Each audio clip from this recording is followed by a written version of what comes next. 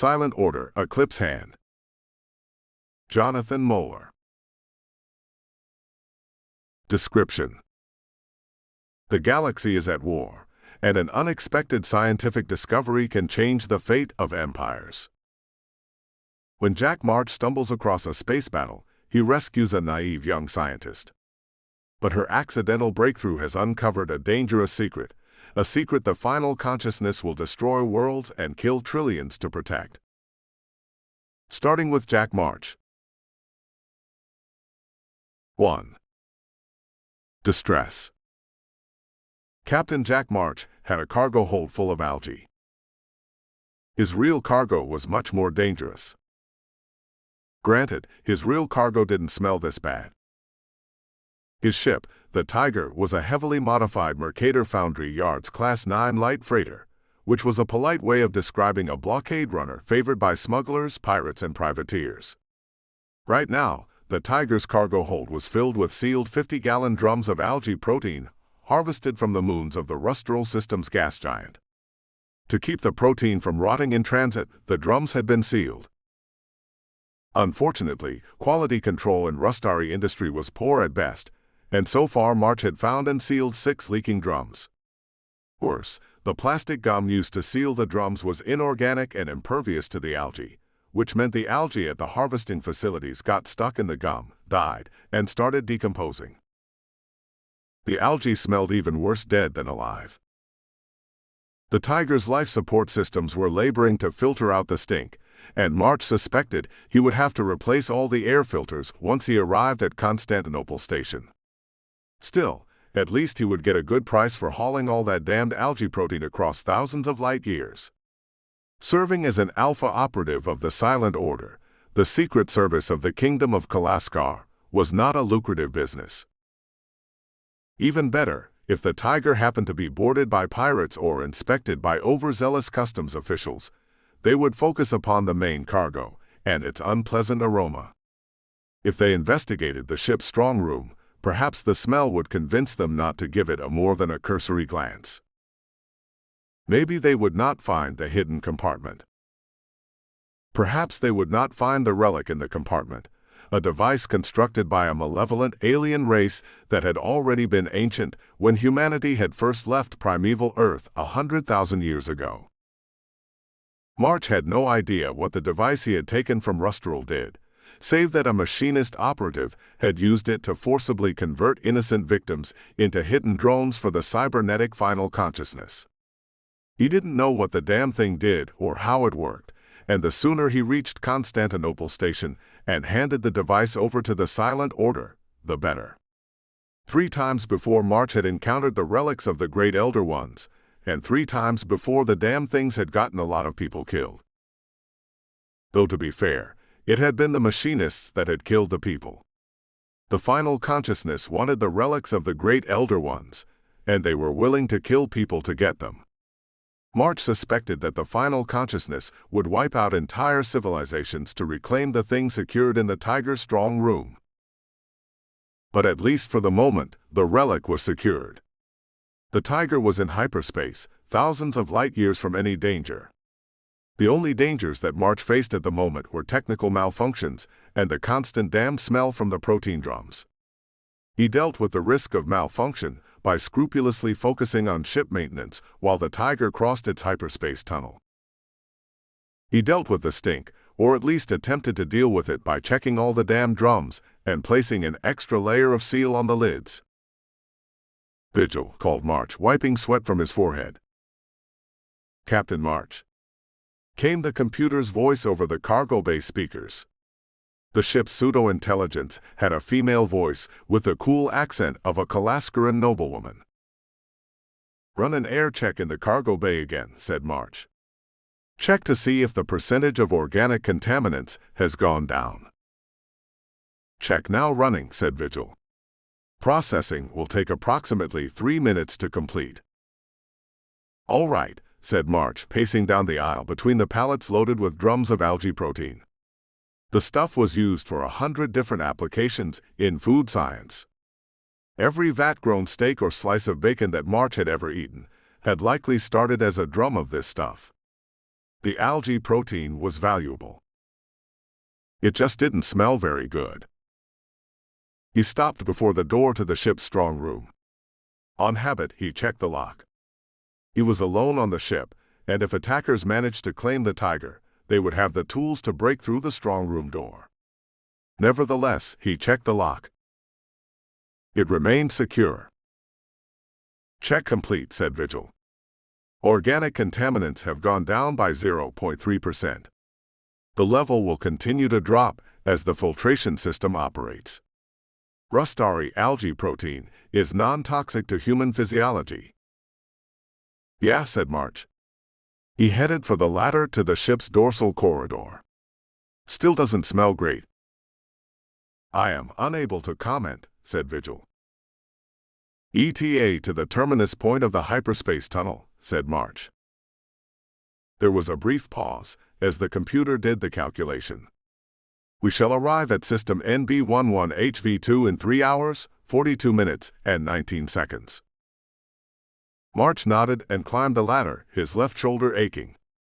Not that he had strained it or injured it. His left shoulder always hurt, the mixture of flesh and bone and cybernetic implant registering as a dull ache to his mind.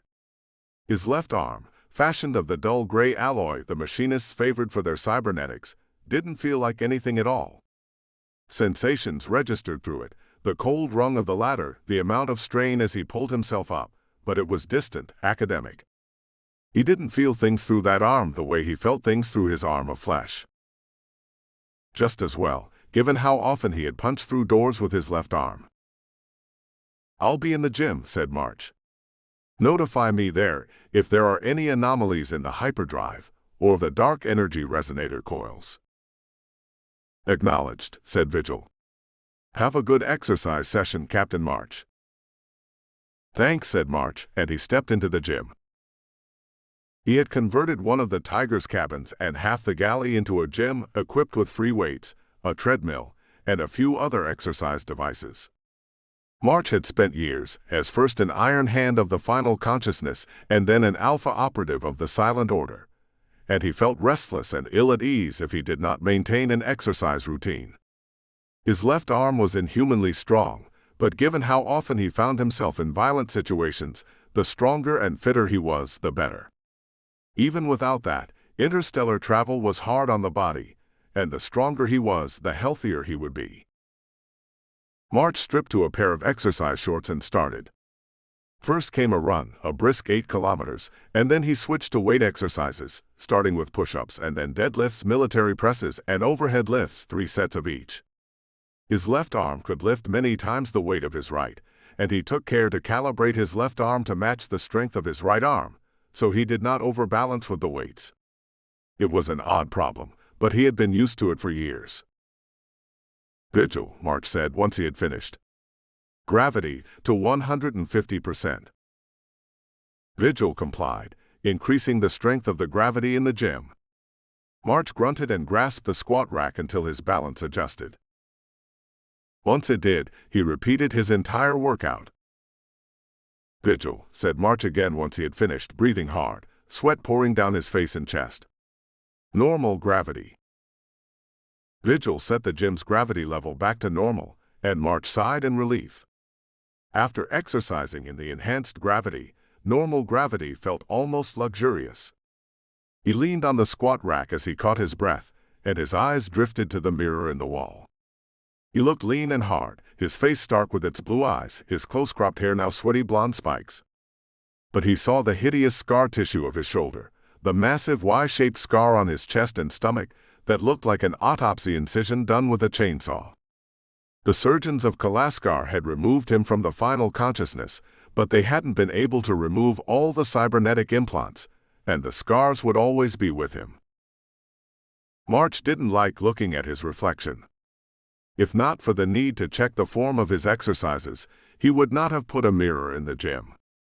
But he preferred the discomfort of looking at his reflection to accidentally injuring himself with improper lifting form.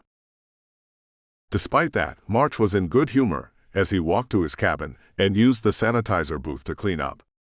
Exercise usually put him in a good mood, or at least dulled the edges of a bad one. His last mission from Sensor had been a success, and stealing away the alien artifact from the machinists was a major victory. After he had cleaned up and shaved, March donned his usual shipboard jumpsuit and headed to the Tiger's flight cabin at the end of the dorsal corridor. The flight cabin was a narrow room with a station for the pilot, another for the co-pilot, a third for a navigator, and a fourth for a tactical officer or an engineer, depending on the crew. Technically, a Mercator Foundry Yards Class 9 light freighter was supposed to have a crew of 6, but March had been operating and flying the Tiger alone for years, which meant he spent more money on maintenance than he would have otherwise. March dropped into the pilot's acceleration chair and powered up the console. Screens lit up, holographic displays showing navigational information and system status. The Tiger still had 32 minutes before it arrived at system NB11HV2, an uninhabited star system claimed by no major or minor interstellar powers. March spent the time going through the usual checklist, making sure the Tiger's ion thrusters, fusion drive, kinetic shields, and radiation shields were ready for action. March also ensured the ship's weapon systems were ready to receive power: the 4 plasma cannons, the central railgun, the dorsal and ventral laser turrets, and the flak launchers. NB11HV2 might have been unclaimed, but anyone could be waiting there. Pirate gangs, renegade mercenaries, Kesrodite slavers, alien raiders, and other such groups often operated out of empty star systems. For that matter, the machinists would know that March had the artifact on the Tiger, and they might have sent a force to intercept him before he returned to Constantinople Station. The odds of finding a single ship in the vastness of the galaxy were immense, but it had happened before, and it had happened often enough that March wanted to be ready for it. He watched the countdown as the terminus point of the hyperspace tunnel approached. Hyperspace travel had many dangers, the dark energy-based creatures that swarmed hyperspace among them. If not for the dark energy resonator, they would possess and mutate any humans on board. A more prosaic danger was a navigational error. March could, in theory, have hyperjumped straight from Rusturul to the Constantinople system, but a single calculation error, multiplied across thousands of light years, and he would miss his target and end up in interstellar space. Better instead to go from system to system, like a man crossing a creek on stepping stones, to use the old analogy. The final minute of the countdown began.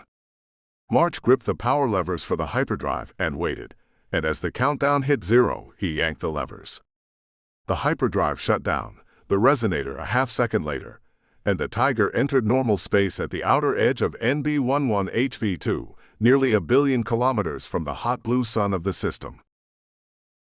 And at once every sensor on the Tiger started blaring with warning. "Proximity alert," said Vigil. "Dark energy sensors and radar registering multiple contacts. Weapons discharge detected. Multiple inbound craft detected." March cursed and started hitting controls, throwing power to the shields and the weapons. The weapons started charging up, the shields building strength. The lights in the flight cabin flickered from the strain on the ship's power grid.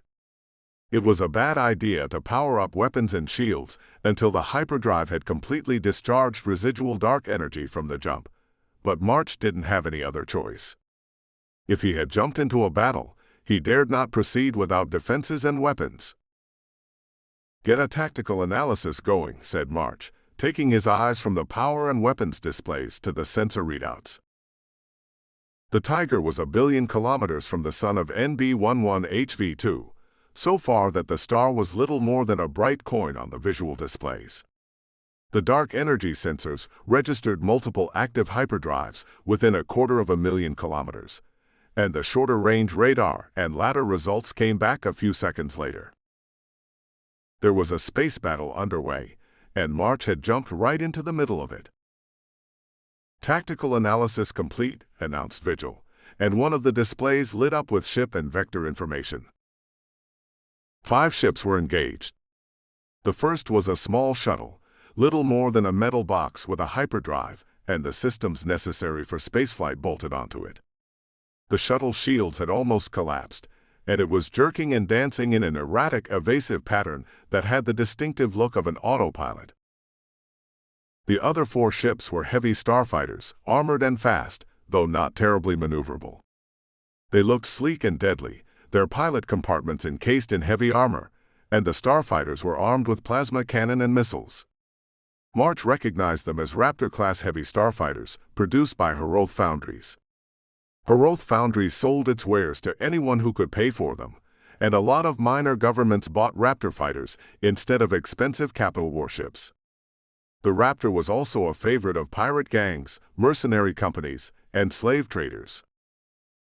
"Any registration data on the Raptors?" said March. "Unknown," said Vigil. "No transponder data available." Right. The Raptors had disabled or stripped out their identity transponders. That meant they were either pirates, mercenaries doing a dirty job quietly, or a black ops team from a government. "The shuttle is broadcasting transponder information," said Vigil, anticipating March's next question. "It is registered to the Sonari City branch of the University of Oradria." March blinked. Oradria. What was an Oradrian shuttle doing here? At the moment, it looked like the shuttle was fleeing for its life. The 4 Raptors were pursuing it, firing in short bursts intended to gradually bleed off the shuttle's radiation shields. The Raptors wanted to disable the shuttle rather than destroy it. March checked the scanners, but he didn't see any capital warships or troop transports nearby. Only one of the Raptors would be able to dock with the disabled shuttle at a time, but the Raptors had a crew of only 4 men. That meant the Raptors did not expect to find much resistance on the shuttle once it was disabled. From this distance, March could not get a reliable life reading on the shuttle, but he didn't think it had more than 2 or 3 humans on it. "2 of the Raptors are targeting the Tiger," reported Vigil as the targeting lock alarm went off. "Acknowledged," said March, reaching for the communication controls. He started broadcasting to the Raptors. "This is Captain March of the registered Kalascaran privateer Tiger. Please identify yourself and state your intentions." There was no answer. Icy certainty settled over him. March had just flown into the middle of an attempted abduction. Had the Raptors been from a law enforcement agency or military, they would have stated their intentions and told him to back off or surrender. Instead, they wanted whoever was piloting the shuttle, and they wanted no witnesses left behind. The Raptors were going to find that harder than they expected. "Incoming hail from the shuttle," said Vigil. March hit the switch to accept the transmission. An image of a human woman appeared on one of his screens. March wasn't sure of her age. Depending on the planet and the level of medical technology and genetic resequencing available, a woman who looked 40 could actually be closer to 90. But based on what March knew of Oradria and its technology, he guessed that the woman was about 30, maybe a little younger. She had thick black hair cut short, and her long face was pale with fear, her dark eyes wide. March had known violence firsthand since he had been a child, and he knew the faces of people used to it. Whoever this woman was, she wasn't accustomed to violence. She looked terrified. Unless March missed his guess, this was the first time the woman had ever been in a fight. "Hello," said the woman, her voice shaking. "Hello, can you hear me? Please, I need help." "I'm Captain March of the Kalascaran privateer Tiger," said March. "State your identity and your intentions." "Please." Aye. She pulled herself together. "My name is Dr. Cassandra Yerzov. I'm a professor at the University of Oradria. Those ships are shooting at me. I don't know." "Why are they shooting at you?" said March. "I don't know," said Cassandra. I just jumped here, and they were waiting for me, and the computer said I had to take evasive action, and I tried to do it, and..." The words came out of her faster and faster. "You're in luck," said March. "They're trying to shoot at me, so I'm going to have to fight. Listen, is your autopilot set to evasive?" I think so," said Cassandra. "Keep it on evasive," said March. He gripped the flight yoke and sent the Tiger around in a tight turn towards the approaching raptors. "I'll deal with the fighters coming after me, and then I'll go after the raptors targeting you. Keep going, evasive. Understand?" "I think so," said Cassandra. "Leave this channel open," said March. He cut the video, but kept the audio live. "I'm starting an attack run." He kicked the fusion drive to maximum, pushing the Tiger towards its highest sublight speed. The shields were fully charged, and the plasma cannons ready. March switched the laser turrets to point defense mode, instructing them to target and disable any incoming missiles. The indicator for the railgun flashed green, the electromagnetic coils ready to fling a 5-meter-long tungsten rod at a substantial fraction of the speed of light. A warning blared through the flight cabin as the Raptors launched a volley of missiles. A firing solution appeared on the displays, and March targeted one of the Raptors and fired. The Tiger shuddered as the railgun spat a tungsten rod. The rod smashed into one of the Raptors, its sheer velocity overwhelming the starfighter's kinetic shielding. The tungsten round sliced through the armored pilot cabin, ripping it apart and killing the occupants, and the rest of the fighter tore apart as the engines ripped free from their mounts and stabbed through the damaged hull. March sent the Tiger into an evasive spiral as the missile shot towards him, and the remaining Raptor did the same, firing its engines to get away from the unexpectedly dangerous freighter. The Tiger's laser turrets opened up, slicing into the ion thrusters guiding the missile's flight, and March triggered the flak cannons at the last minute, throwing out a cloud of deflective particles. The missile slammed into the flak and exploded, the shrapnel hammering into the Tiger's kinetic shielding. The power levels of the kinetic shields dropped, but they held, keeping the shrapnel from striking the ship. The Tiger came out of its spin, and March sent the ship hurtling after the second Raptor. The starfighter went into a wild evasive pattern, but March was on its tail, and he watched as the targeting computer made its calculation. Another firing solution appeared on his screen, and March pulled the triggers. The railgun spat, but this time the shot was not quite as accurate.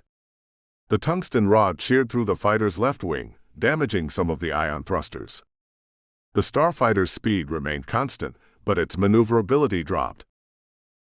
March squeezed the triggers and opened up with the Tiger's plasma cannons. All 4 cannons rained bolts of superheated plasma onto the Raptor. The starfighter dodged, but March kept pouring the fire on.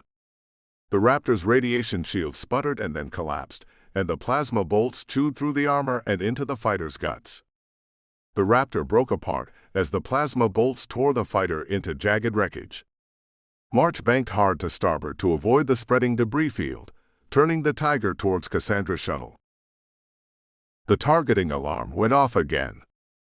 One of the Raptors had broken off its pursuit of the shuttle to target the Tiger, and it had gotten a missile lock. March went evasive at once, throwing out a cloud of flak as the Raptor fired its missiles. The point defense lasers burned down 2 of the missiles, and the flak cloud caught 3 more. But the final missile exploded too close to the Tiger, and some of the shrapnel punched through the kinetic shield. The ship rang like a bell, and a half-dozen red lights flashed on March's displays. He snarled a curse and sent the Tiger through another evasive spiral, risking a glance at the damage reports. Weapons were good, ion thrusters were good, life support was undamaged. That was all he needed right now. He brought the Tiger out of its evasive spin and started firing volleys of plasma bolts at the Raptor. The fighter dodged, twisting into an elaborate spiral. Some models of Raptors had rear turrets installed as aftermarket modifications, and March was relieved that this fighter didn't have that option. Only a few of his plasma bolts struck the starfighter, but that didn't matter, since the Raptor blundered into the path of the railgun. The tungsten round drilled through the starfighter, and it ripped apart from its own velocity, debris scattering in all directions.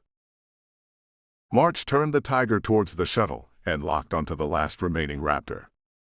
The heavy fighter had been firing at the shuttle during the entire dogfight, and several plasma bolts had stabbed into the shuttle's drive section. March accelerated, and started calculating a firing solution while he glanced at the damage reports scrolling across his displays. Some of the shrapnel had punched through the ship's armor and outer hull, though it didn't look like the inner hull had been breached.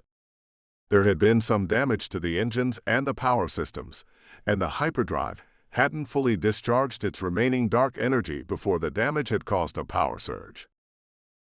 That was bad. That was potentially very bad, especially here in an uninhabited and unclaimed solar system. But March could not spare the time to worry about it right now. He headed towards the remaining Raptor, Vigil calculating a firing solution. The final Raptor had seen enough. The fighter banked away from the damaged shuttle, engines firing as it drove for deep space. Before Vigil could finish the firing solution, the instruments detected a surge of dark energy. The Raptor opened a hyperspace tunnel, invisible to the naked eye, but the dark energy detectors rendered it as a whirlpool of snarling purple and blue energy. Then the Raptor vanished, propelled into hyperspace.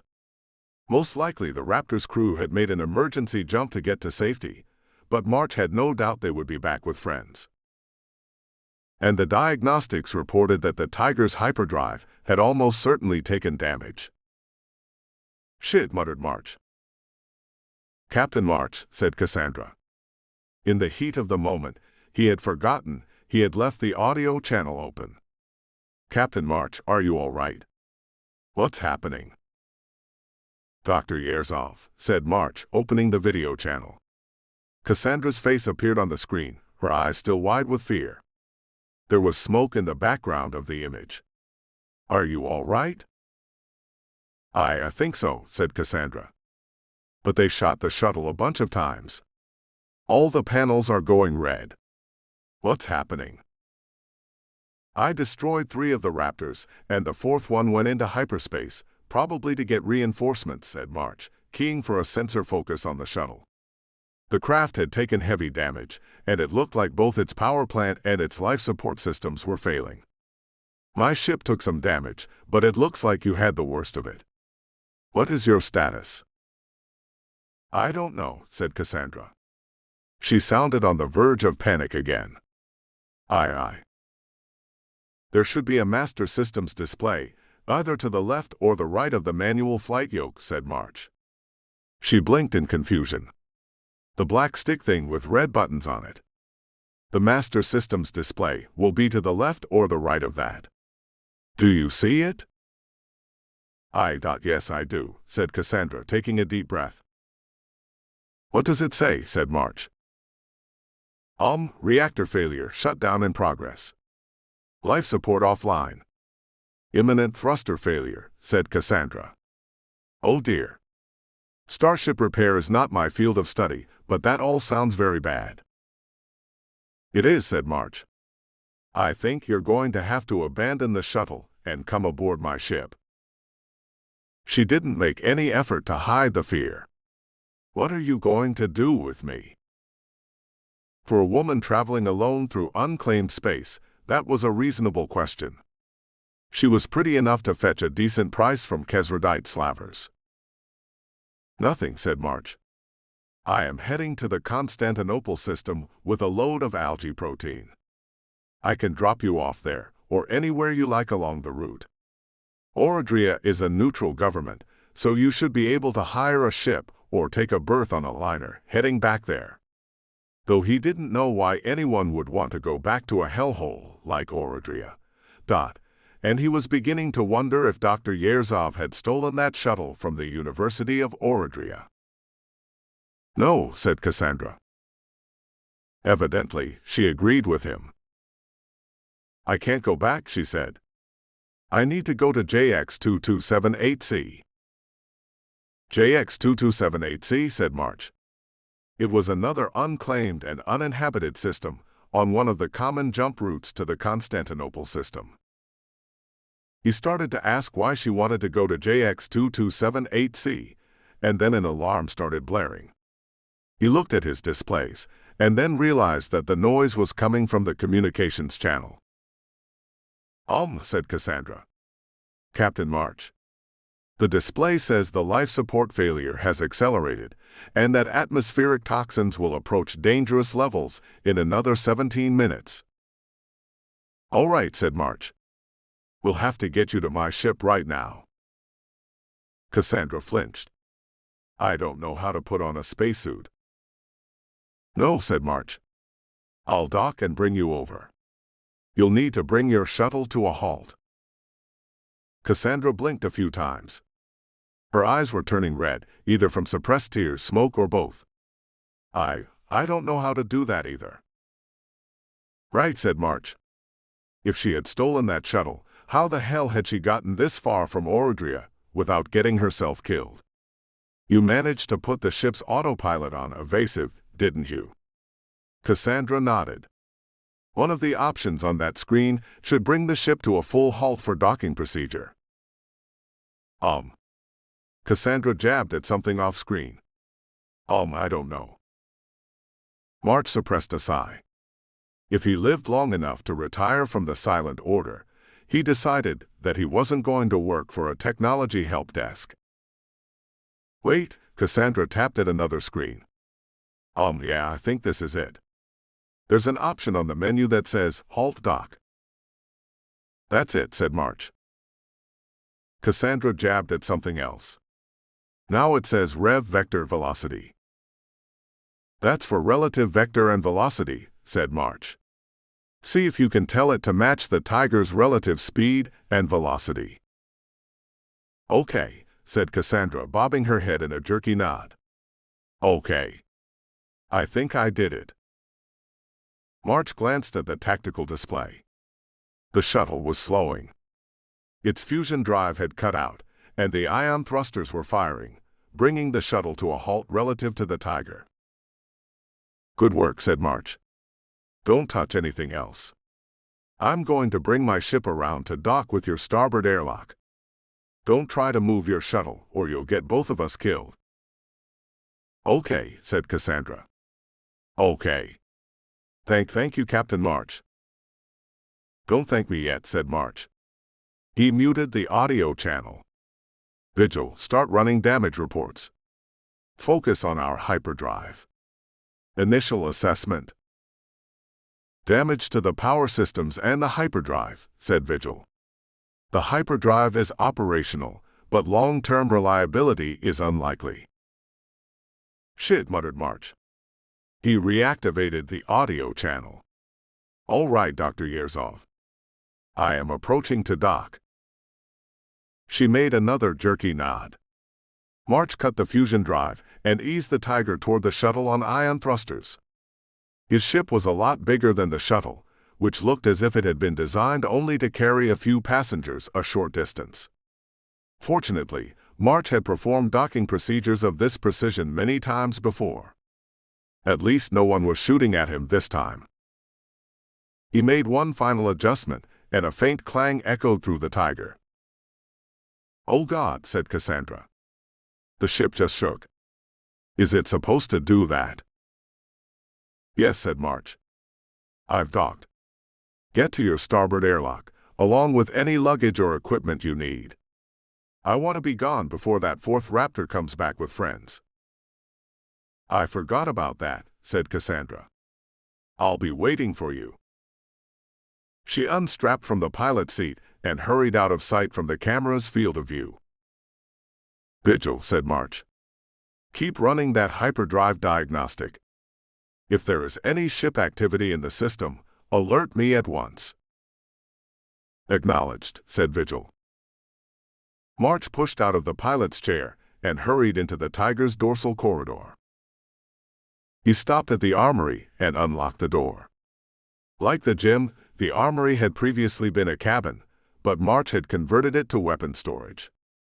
The armory was a small rectangular room, the walls lined with metal shelves, and handguns, rifles, grenades, ammunition, power packs, knives, mines, and more ammunition filled the shelves, all of it labeled and organized. March took a gun belt and slung it around his hips, holstering a plasma pistol on his right side. 2 knives went in hidden sheaths up his sleeves. He didn't think Cassandra Yerzov intended any treachery, and he didn't think this was a trap. But he had been wrong before, and if someone wanted to seize control of the ship, March would give them a warm welcome.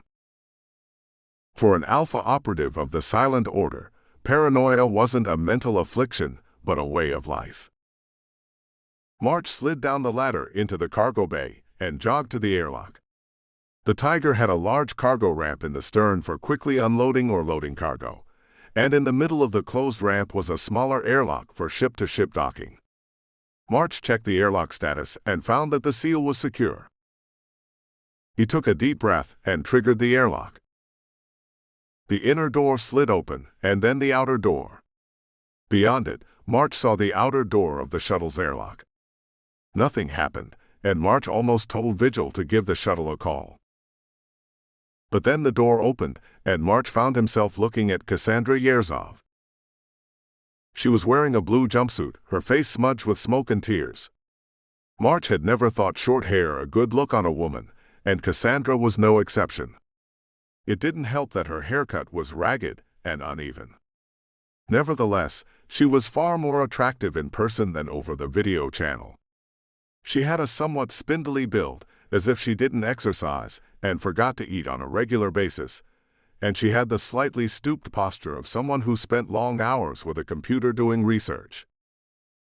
In her right hand, she held a large travel suitcase, and in her left she held the handle for a small metal cart.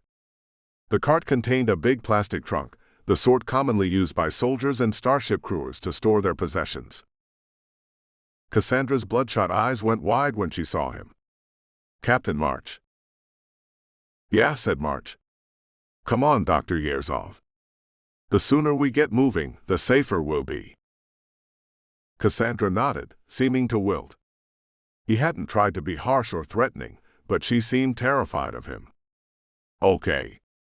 She stepped through the airlock trying to pull the metal cart with her, but the wheels caught on the frame. "Here," said March. Cassandra stepped to the side, and March stepped through the airlock and picked up the trunk. It was heavier than expected, maybe 150 pounds, but his arm of flesh and his cybernetic arm were up to the task. He picked up the case and set it next to the airlock, shoving the metal cart back into the shuttle. "Wow," said Cassandra. "That's really heavy. I think it weighs more than I do." March looked at her, and she blinked and looked down. That was usually an involuntary sign of deception, but no, she wasn't lying. She was frightened of him, of the situation. Which was a logical reaction, since she was alone with an armed man who could overpower her with minimal effort. "Is that everything you need from the shuttle?" said March. Cassandra gave another jerky nod. "Yes." She took a deep breath. "I suppose you're probably wondering what's going on." "I am," said March. "But we need to get out of this system first. Leave your stuff here and come with me." 2. Escape. March climbed up the ladder to the dorsal corridor, and Cassandra followed him. "Where are we going?" said Cassandra. "Flight cabin," said March. "Before we do anything else, we need to get out of here before your friends come back." "Why did they start shooting at you?" said Cassandra. "They were after me." March glanced at her as he walked to the flight cabin's door. Whatever they wanted you for, they also wanted to make sure there were no witnesses. The door hissed open, and he pointed at the co-pilot station. "Sit there, please. We can talk more once we are in hyperspace." Taking her into the flight cabin was a risk, but it was a manageable one. She might try to seize control of the ship or otherwise work mischief. But until March knew what was going on, he wanted to keep an eye on her. She didn't have any weapons, and dripping wet, she couldn't have weighed more than 115 pounds. If she tried anything, he could stop her. Cassandra sat in the co-pilot seat, her arms wrapped around her chest and her legs pressed together. "Vigil," said March, dropping into the pilot's chair. "Status." "Diagnostics complete," said Vigil. "The hyperdrive is functional, but there was indeterminate damage to the components due to—" "Oh," said Cassandra. "Oh dear." When you came out of hyperspace, your hyperdrive didn't have time to completely discharge any remaining dark energy before you had to divert power to weapons and shields. If you took any damage to your power systems, the resultant power surge would have caused damage to multiple hyperdrive components. March looked at her. Cassandra wilted again, and March made himself smile. "I thought you didn't know anything about starship repair," he said. "Well," said Cassandra. She tried to smile and almost did it. "I don't. But I know quite a lot about dark energy and hyperspace mechanics." "Dr. Yerzov's summary is correct, Captain March," said Vigil. Cassandra did smile at that. There was indeterminate damage to the hyperdrive. "I recommend a visual inspection of the hyperdrive at the earliest opportunity." "Acknowledged," said March. "But after we get out of here. Do you have the calculations for the next jump?" "Calculations are complete," said Vigil. "Estimated ETA to the jump point from our current location is 13 minutes at full sublight speed." "Good," said March, feeding power to the fusion drive. "Depending upon the local stellar geography, sometimes it could take a day to transit across a solar system to the next jump location." "Is that another crew member?" said Cassandra. "Who?" said March. "The woman on the speakers." "No, I operate the ship alone," said March. "That's Vigil, the pseudo-intelligence that runs the computer." "Oh," said Cassandra. "Hello, Vigil. My name is Cassandra Yerzov. I am pleased to meet you." "And I am likewise pleased to meet you, Dr. Yerzov," said Vigil. Cassandra smiled. "She's so polite." "People are rude enough," said March, watching the navigation and tactical displays. "No reason to put up with rude computers as well." "I always liked pseudo-intelligences," said Cassandra. "They're less cruel than people." March had no answer for that, so he focused on piloting and running through the hyperspace checklist. The resonator coil and the dark matter reactor were both undamaged, but several components on the hyperdrive gave questionable feedback. Vigil was sure that the hyperdrive would function, but computers were not infallible. The Tiger reached the jump point, and March activated the hyperdrive. The ship shuddered, and then opened its hyperspace tunnel with a surge of dark energy. March looked over the displays once more. The dark matter reactor and the resonator were functioning. The hyperdrive was working, but the diagnostics detected several minor power surges. "That looks like crystallization in either the dark energy surge regulator or the main emitter matrix," said Cassandra, peering at the diagnostic display. "Yeah," said March. At least the dark matter reactor was working.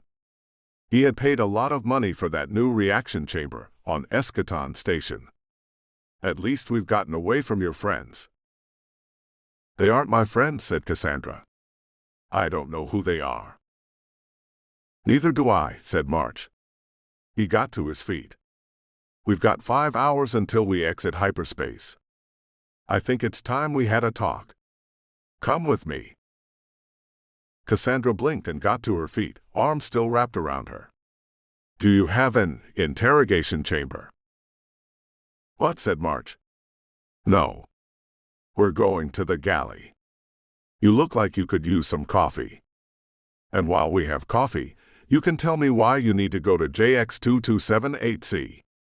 He opened the flight cabin door. "This way." Cassandra looked at him, glanced at the pistol on his belt, and then managed her jerky nod again. She followed him down the corridor. The Tiger's galley wasn't large, since March had converted half of it to the gym, but it had a metal table and a pair of metal benches. March had also made sure to install a good coffee maker. Cassandra sat, still radiating tension. March set down 2 cups where she could see them, and then poured both cups, steam rising from the coffee. "And just to prove it's not drugged," said March. He lifted one of the cups and took a sip. "Oh. Good." Cassandra drew the other mug close, hesitated, and sipped from it. I kind of wondered if you would slip something into it. I mean, flying at the last minute to rescue a girl from unmarked ships? That kind of thing doesn't happen in real life. Look, said March. Unless you shoot at me or try to steal the ship or something like that, I'm not going to hurt you. One of the obligations of privateers is to respond to distress calls and help fight off pirates and raiders. If you want, you can fly with me to Constantinople Station, and you can arrange a flight back to Orodria from there. She swallowed at that, fingers clutching the coffee cup. The thought of Orodria seemed to terrify her. Or I can drop you off someplace along the way. Even JX2278C if you want, though God knows why. There's nothing there but gas giants and a few airless inner system planets. Assuming the hyperdrive doesn't melt down first.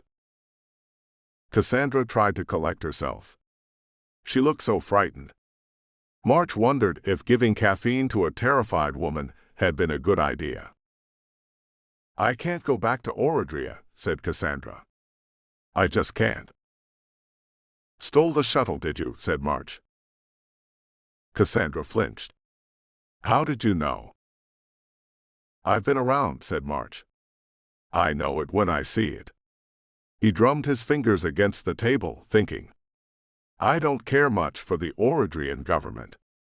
If you've gotten on their bad side, I don't see any reason to help them find you. He shrugged. And if I had wanted you dead, I could have just made an emergency hyperjump when I landed in the middle of your fight. Cassandra thought about it. She seemed overwhelmed, but if she had stolen the shuttle, that meant she had managed to keep a cool head long enough to do it. The Orodrian secret police did not screw around. And everyone had their breaking point. I'll tell you what I can, said Cassandra at last, but it might not be everything. March nodded. But first I have to tell you something, and I need to see how you respond. All right, said March. Cassandra took a deep breath. The starship docked at Bay 19 at 1937 hours on the third Tuesday of the month. March blinked, astonished. Of everything she might have said, he hadn't expected that. Say that again, please, he said. Cassandra nodded, enunciating each word. The starship docked at Bay 19 at 1937 hours on the third Tuesday of the month. Given the context, it was a totally nonsensical phrase. But March recognized it. Every month, the Silent Order established a different series of code phrases operatives could use to identify each other. Since it was a non-secure form of identification, operatives weren't supposed to use them for critical tasks. But the sentence that Cassandra had just used was one of the code phrases. It was supposed to be given to a foreign civilian who had requested the help of the Silent Order. Cassandra stared at him, waiting. And the cargo was 19 pallets of machine parts, 16 cases of life support filters, and 2 crates of pet food, said March, answering with the appropriate counterphrase. Relief flooded through Cassandra's expression. Oh, thank God. Thank God. Wait. She looked embarrassed. Could you repeat that again? And the cargo was 19 pallets of machine parts, said March, enunciating every word as she had just done. 16 cases of life support filters and 2 crates of pet food. Then you are with the Silent Order, said Cassandra, her face lighting up. Did Captain Torrance send you? He must have realized that I was in trouble. I know Captain Torrance, yes, said March. Manuel Torrance was a beta operative of the Silent Order. Alpha operatives like March flew around from trouble spot to trouble spot and tended to have a high mortality rate. Beta operatives served differently, remaining in place long-term in an organization. Torrance was a former Royal Kalascaran Navy officer who had left the Navy and joined Royal Starlines, and last March had heard he was the captain of a starliner. Then he must have sent you to rescue me, said Cassandra. He seemed like a starship captain from a video drama, you know. Last one down with the ship and all that. Very Kalascaran. I know Captain Torrance, said March. We've worked together in the past, but I haven't spoken to him in nearly a year. I'm on my way to Constantinople Station, and until an hour ago, I had no idea that you even existed." Cassandra blinked. "Really? Then he didn't send you. It was just a coincidence." "Seems that way," said March. "Oh," said Cassandra. She looked shaken. "If you know that phrase and counterphrase, you're entitled to the order's help," said March. "If you tell me what's going on, I might be able to help you." "Okay." Cassandra nodded and swallowed. "Okay. I was supposed to meet Captain Torrance at System JX2278C. "I think you should start from the beginning," said March.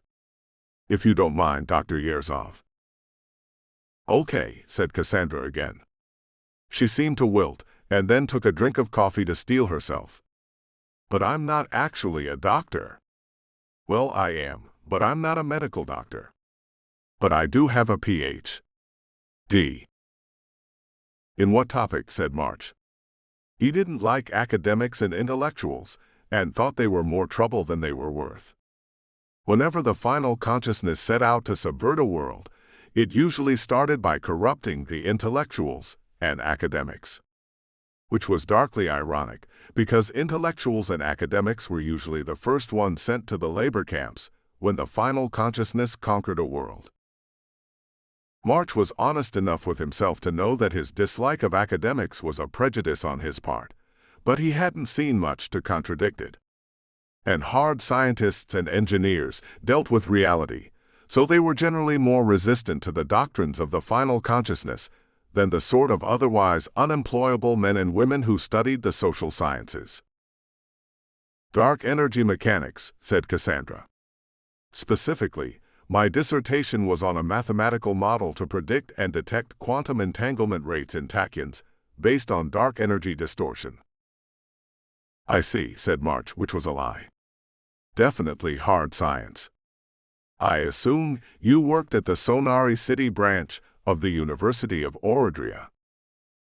"How did you know that?" said Cassandra. "If you didn't talk to Captain Torrance." Suspicion flickered over her expression. "Because your shuttle's transponder was registered to the Sonari City branch of the University of Oradria," said March. Suspicion turned to embarrassment. "Oh yes, of course. I probably should have found a way to disable that. I've never stolen a starship and fled for my life before." "You worked at the university," said March. "Yes," said Cassandra. "Technically, I had the rank of instructor. I did have to teach, but only one section of undergraduate physics. Boring. I could do it with my eyes closed. But my main work was in the research laboratory." Animation came over her features as she started to describe her work. "The faculty research committee thought my work had promise, so I got a grant from the military to pursue it." "What were you working on?" said March. "On finding a way to miniaturize tachyon relays," said Cassandra. She began to slip into a lecturing tone. Likely, she had used that tone while teaching her class of bored undergraduates. "As you know, in the 100,000 years since mankind left primeval Earth, the only known method of interstellar communication we have ever devised is through quantum entanglement tachyon relays. Quantum entanglement works on the underlying principle that an effect applied to one particle is instantaneously transmitted to a linked particle, regardless of the distance between them." "I've heard of that, yes," said March.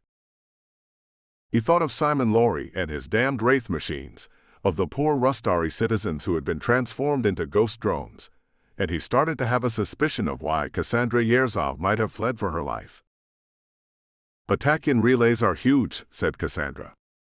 "They have to be built planet-side, can't be carried aboard ships, and have only a limited bandwidth for transmitting information. I wanted to work out a way to miniaturize them." "And you did," said March. "That kind of technological breakthrough could be worth an unfathomable amount of money." "Unfortunately, no," said Cassandra. All my experiments failed. However, I stumbled on something unusual during my last few rounds of testing. What I wanted was a way to miniaturize a tachyon relay. What I got instead was a reliable method of detecting a quantum entanglement effect. March blinked. Something uneasy started to stir in his mind. I thought that was impossible, said March. I thought the only way to detect a quantum entanglement effect was to observe it. Cassandra shrugged. So did I. So did everyone else. But I hypothesized that a quantum entanglement effect in this universe would cause observable side effects in hyperspace. Like ripples, for lack of a better term. I thought those ripples could be used for additional transmission bandwidth. I wrote out a mathematical model to detect them, and I built a detector out of off-the-shelf parts. And I was very pleased that the device worked.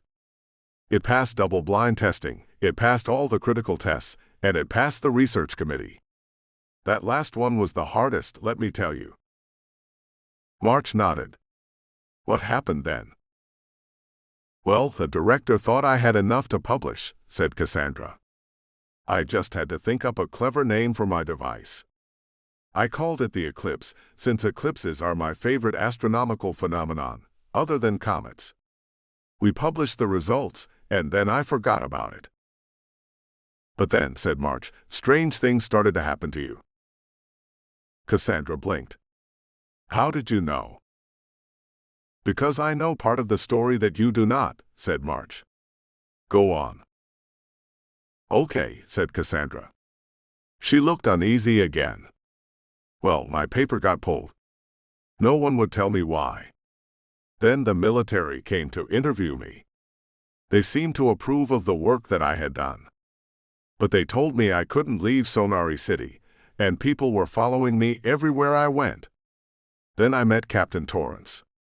I was sitting in a coffee house near the Sonari City spaceport, thinking about maybe leaving Orodria for a while, when he sat next to me.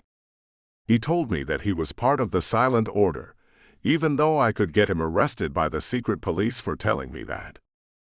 He said that I had discovered something dangerous to both the Orodrian government and the final consciousness, and they would kill me for it. She swallowed. I didn't believe him, but I didn't tell anyone. Then the next day, I met President Murden. He's, the president of Orodria, if you haven't heard of him. I have, said March. President for life Paul Murden, I understand. Tell me more. He was waiting in my lab at the university with his security people, said Cassandra.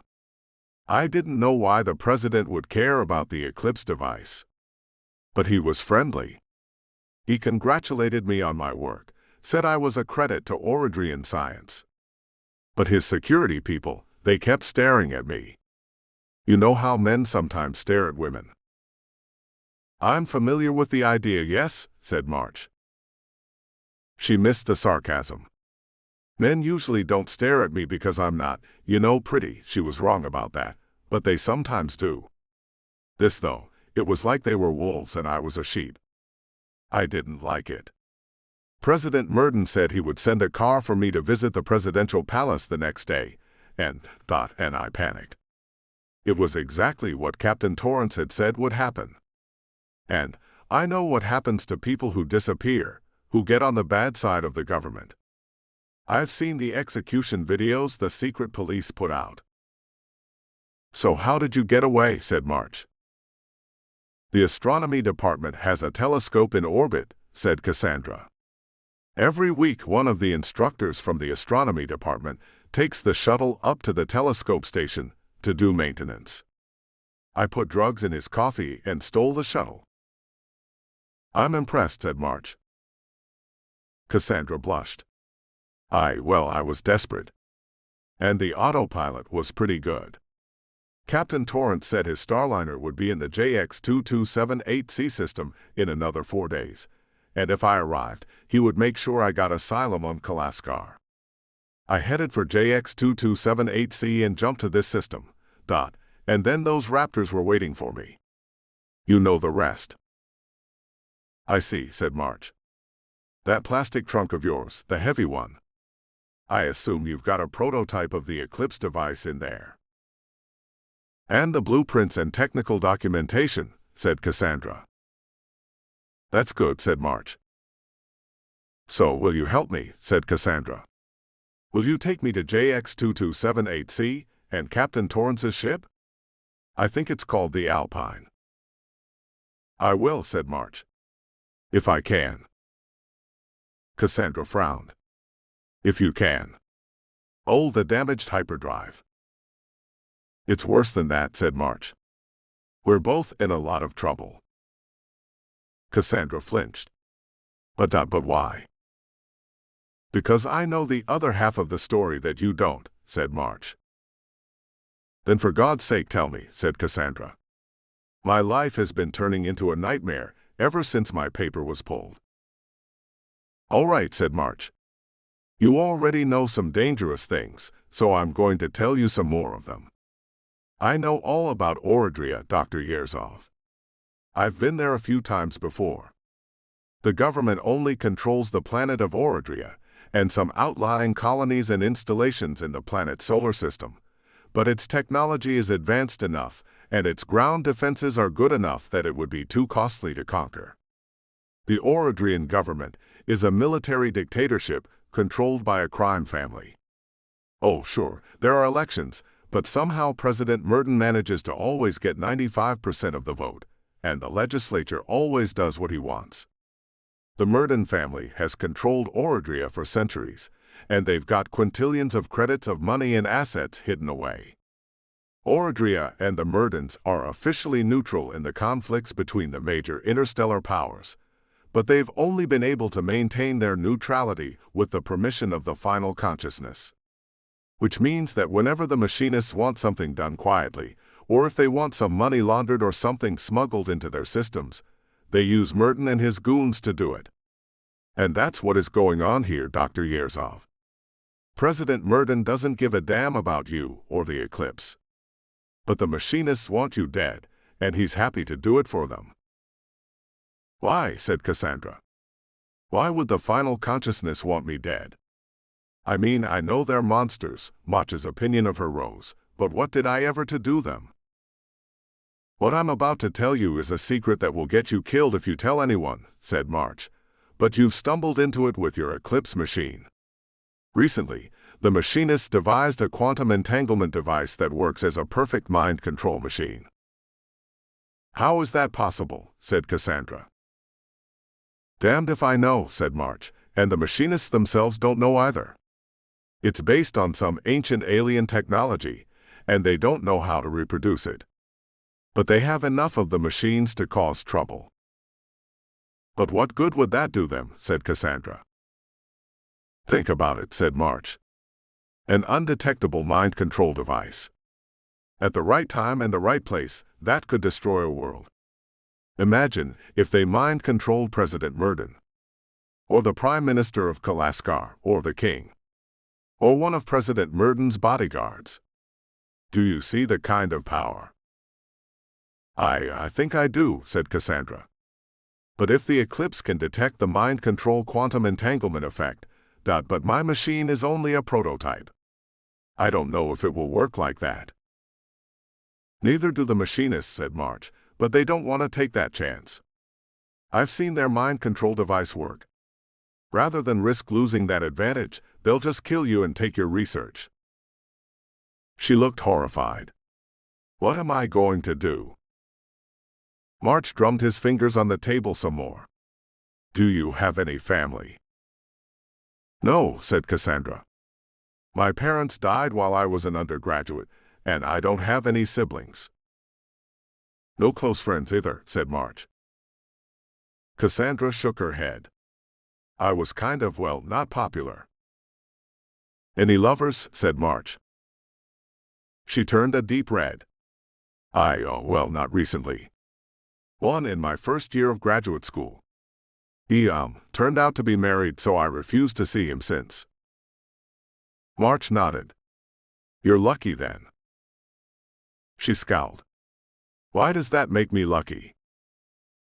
Because that means you're not going to get pictures of your friends or your family or your lover strapped naked to a chair with electrodes stapled to them, said March. I know how Murden's secret police operate.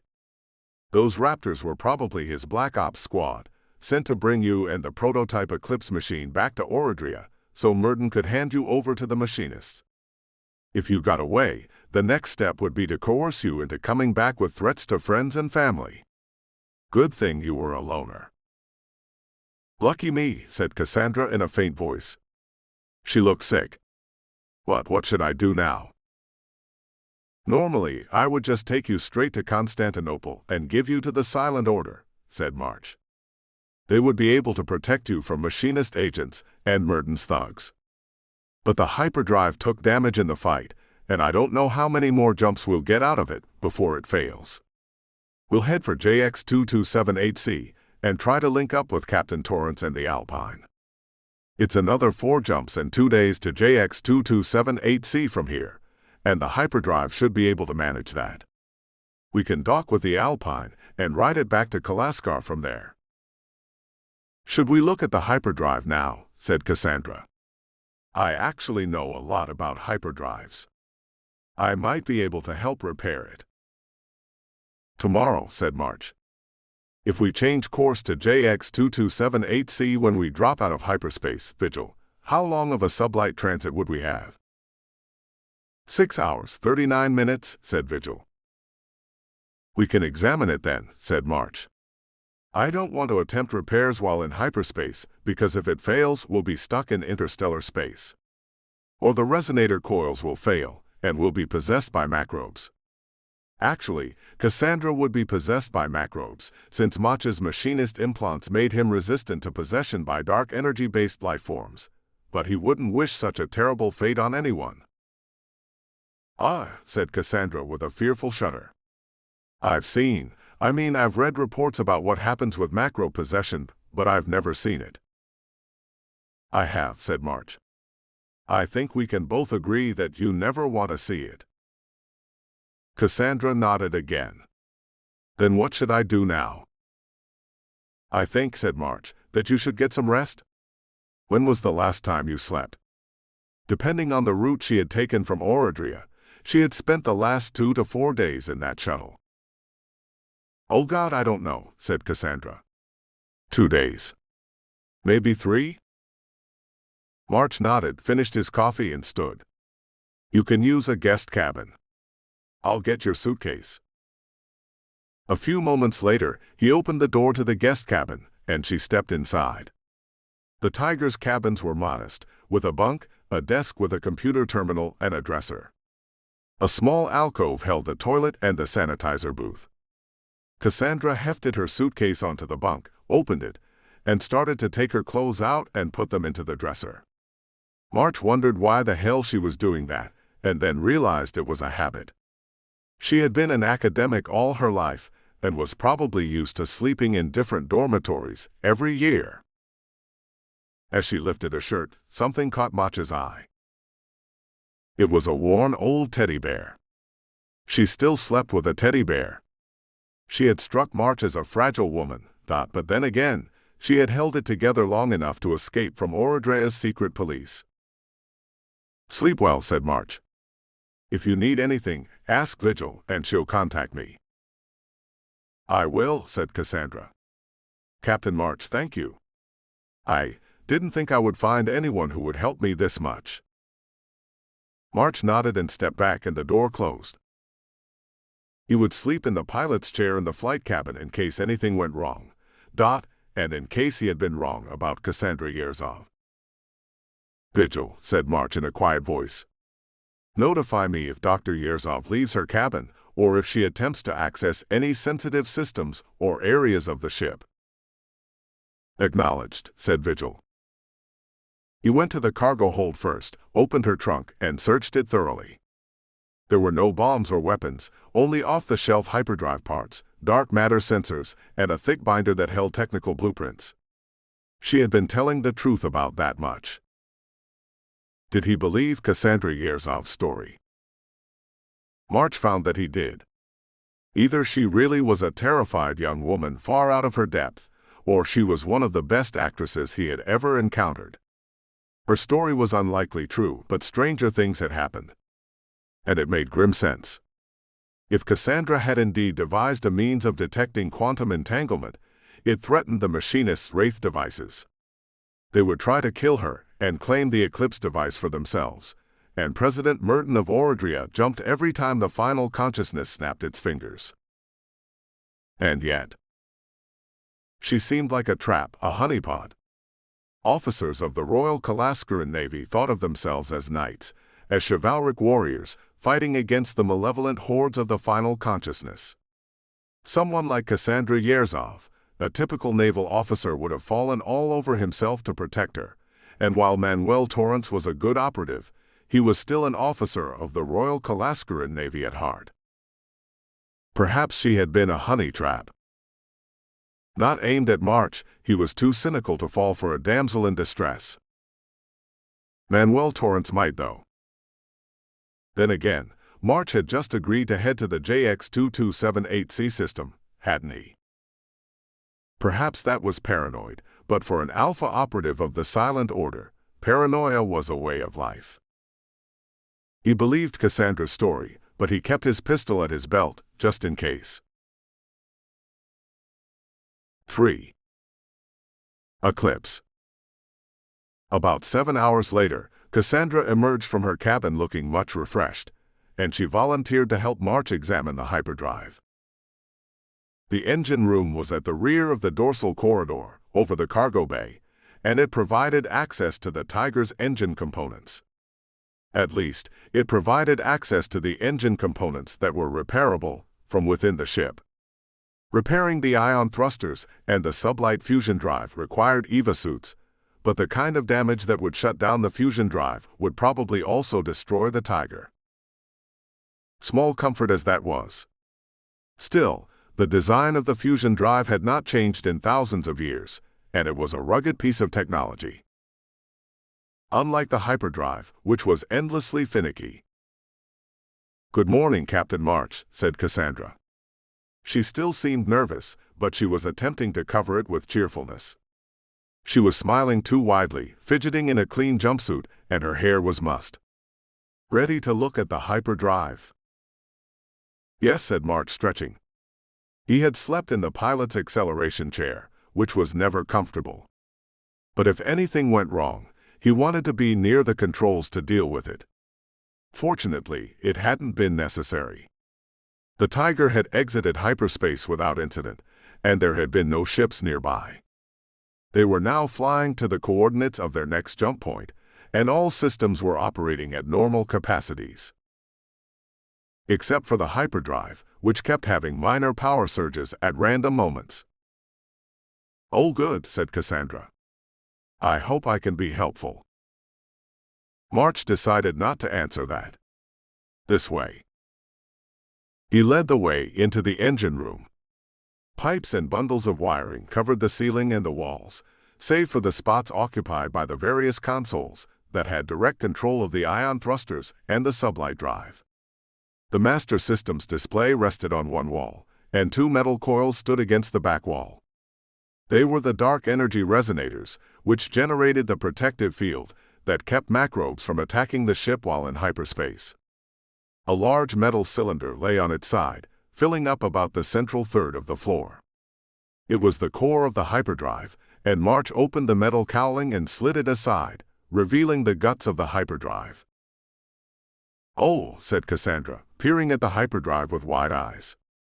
"Let's see." March decided to ignore her. She might have a doctorate in dark energy mechanics, but that did not translate into the hands-on knowledge to repair a damaged hyperdrive. He crossed to one of the consoles, retrieved a laptop, and plugged it into the computer access port on the hyperdrive. The diagnostic program booted up, and March waited for the results to start scrolling across the screen. "This is a Mercator Foundry Yards Traveler Model 9 mid-weight hyperdrive," said Cassandra. March blinked in surprise. "No, my mistake. Model 10. She pointed at the exposed machinery. "Those two extra power couplings. Mercator only added those with the Model 10 in the Traveler line." March blinked again. How the hell did you know that? Cassandra stared in confusion, and then she laughed. Oh. Well, I do have a doctorate in dark energy mechanics. I don't know how it works on other worlds, but at the University of Oradria, that includes 3 semesters of practical hyperdrive maintenance and repair. Huh, said March. He hadn't expected that. Supposed it showed the dangers of making assumptions. I don't know why it is surprising, said Cassandra, her attention on the innards of the hyperdrive. Of the graduates of the university's physics program, about 2/3 of them go to work for Oradrian drive yards. Oradrian hyperdrives are the best produced in human space. Which is one of the reasons that President Merton can do whatever he wants, said March. The company makes the best hyperdrives, but there are strings attached. Oradrian Drive Yards sells their hyperdrives to whoever bribes Merton and his family. That's enough revenue to keep the planetary economy afloat, pay for his secret police, and bribe his cronies. Cassandra did not respond. Perhaps she was offended by March's analysis of her planet's political situation. More likely, she had not paid any attention to politics until her government had decided to kill her. You should really replace this with an Oradrian hyperdrive, said Cassandra. Do you have an M-field reader? Amused, March straightened up, retrieved an M-field reader from a cabinet under one of the consoles, and passed the stubby black box to her. If you had an Oradrian hyperdrive, said Cassandra, you would have 17% greater efficiency and 9% reduced transit time through your hyperspace tunnels due to dark energy conservation. The Oradrian government, said March, is not terribly interested in selling hyperdrives to Kalaskar. Or Kalaskaran privateers, for that matter. I would offer to help you get one, said Cassandra, but I suppose I am a wanted criminal now. She waved the M-field reader over some of the components. I think I see the problem. Go on, said March. The diagnostic program hadn't finished yet. The dark energy surge regulator, said Cassandra, pointing at the component in question. When your ship took shrapnel damage, all the dark energy hadn't drained out of it. The power surge caused partial crystallization in the component. About 37%, I'd say. Maybe a little less. The laptop beeped. The diagnostic program had found 35% crystallization in the dark energy surge regulator. I think you're right, said March. Cassandra moved to the side and pulled up a section of the metal grill floor, gazing at the black sphere of the dark matter reactor. It doesn't look like your dark matter reactor has suffered any damage. Good, said March, confirming her results on the diagnostic program. I paid a lot of money for it. She frowned as she peered at it. That's not a standard design for a Mercator Foundry Yard's dark matter reactor. Long story, said March. The dark matter reactor's fine, but it's the hyperdrive that's the problem. Cassandra closed the grill. With a 30 to 40% crystallization, the drive will get another 3 to 7 jumps before the regulator fails entirely. When that happens, the drive will no longer be able to open a hyperspace tunnel without a critical failure, and you'll need to install a new regulator. Do you have one? March sighed. I do. It's installed in a parallel circuit to the main one. Cassandra gaped at him, turned back to the hyperdrive, and lifted the M-field reader. It was totally destroyed by the power surge. Yeah, said March. But keeping the spare in a parallel circuit is not accepted repair procedure, said Cassandra. March sighed. It's not. But if you're in a firefight and the main regulator is damaged, having a backup one ready in the circuit can save your life. Or it can fry one of the regulators and partially crystallize the others, said Cassandra. That is not accepted repair procedure. I thought you didn't know anything about starship repair and maintenance, said March. I don't, said Cassandra. I'm familiar with hyperdrive design and repair, though. She paused. Though I suppose hyperdrives, by definition, are in starships. Captain March, what are we going to do? It's 3 more jumps from here to system JX2278C, said March. Almost certainly, the hyperdrive will make it that far. We'll link up with Captain Torrance and ride the Alpine back to Kalaskrin space. Even if we miss the Alpine, JX2278C is close to Kalaskrin space. The Royal Navy patrols it regularly. If we keep a distress call running, we'll probably run into a Kalaskrin destroyer, sooner rather than later. Oh, said Cassandra. She blinked a few times. I just hoped we could get to safety, that's all. We're not safe until we're in Kalaskrin space, said March. For that matter, they wouldn't be safe until March had gotten that relic of the Great Elder Ones out of the cargo hold and Cassandra to the Silent Order or the Ministry of Defense. But no one's shooting at you right now. That's true, said Cassandra. I suppose I should look on the bright side. She gave him a brittle smile. I just keep thinking how I'll never see Orodria or Sonari City again. I mean, I didn't like it very much, but it was home, and I'll never get to go back now. If you had stayed there, you would have been shot, said March. Or they would have handed her over to the machinists, scooped out half of her organs, replaced them with cybernetics, and turned her into a drone connected to the hive mind of the final consciousness. Getting shot might be preferable to that. I know, said Cassandra. I think about my life, you know. I didn't have anyone. It's like you said. If President Murden killed me or handed me over to the final consciousness, no one would have known. No one would have cared. March shrugged. You realized the truth and you ran for it. That's braver than most people can manage. Maybe, said Cassandra. Help me reattach this cowling, said March. She nodded and picked up the other end, and together they slid it back into place over the hyperdrive. Well, said Cassandra, straightening up, now I suppose there's nothing left to do but wait to see if we'll starve to death, or if the President's secret police will find us. Or you could show me your Eclipse device, said March. Cassandra frowned. Why would you want to see it? Because I'm curious, said March.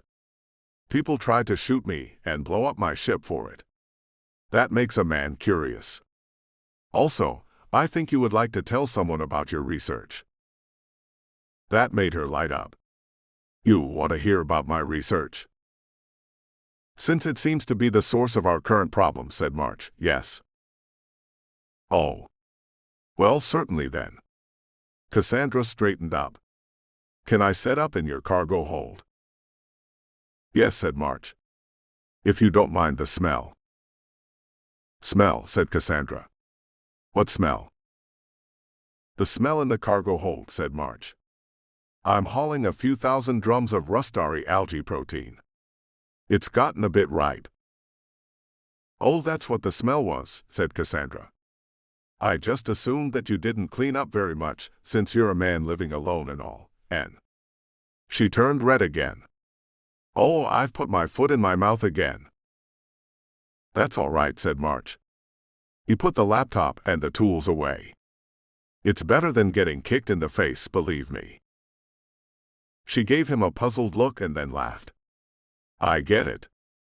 I don't think I've ever met someone like you. March shrugged. Let's be grateful for small favors. They left the engine room and descended to the cargo hold.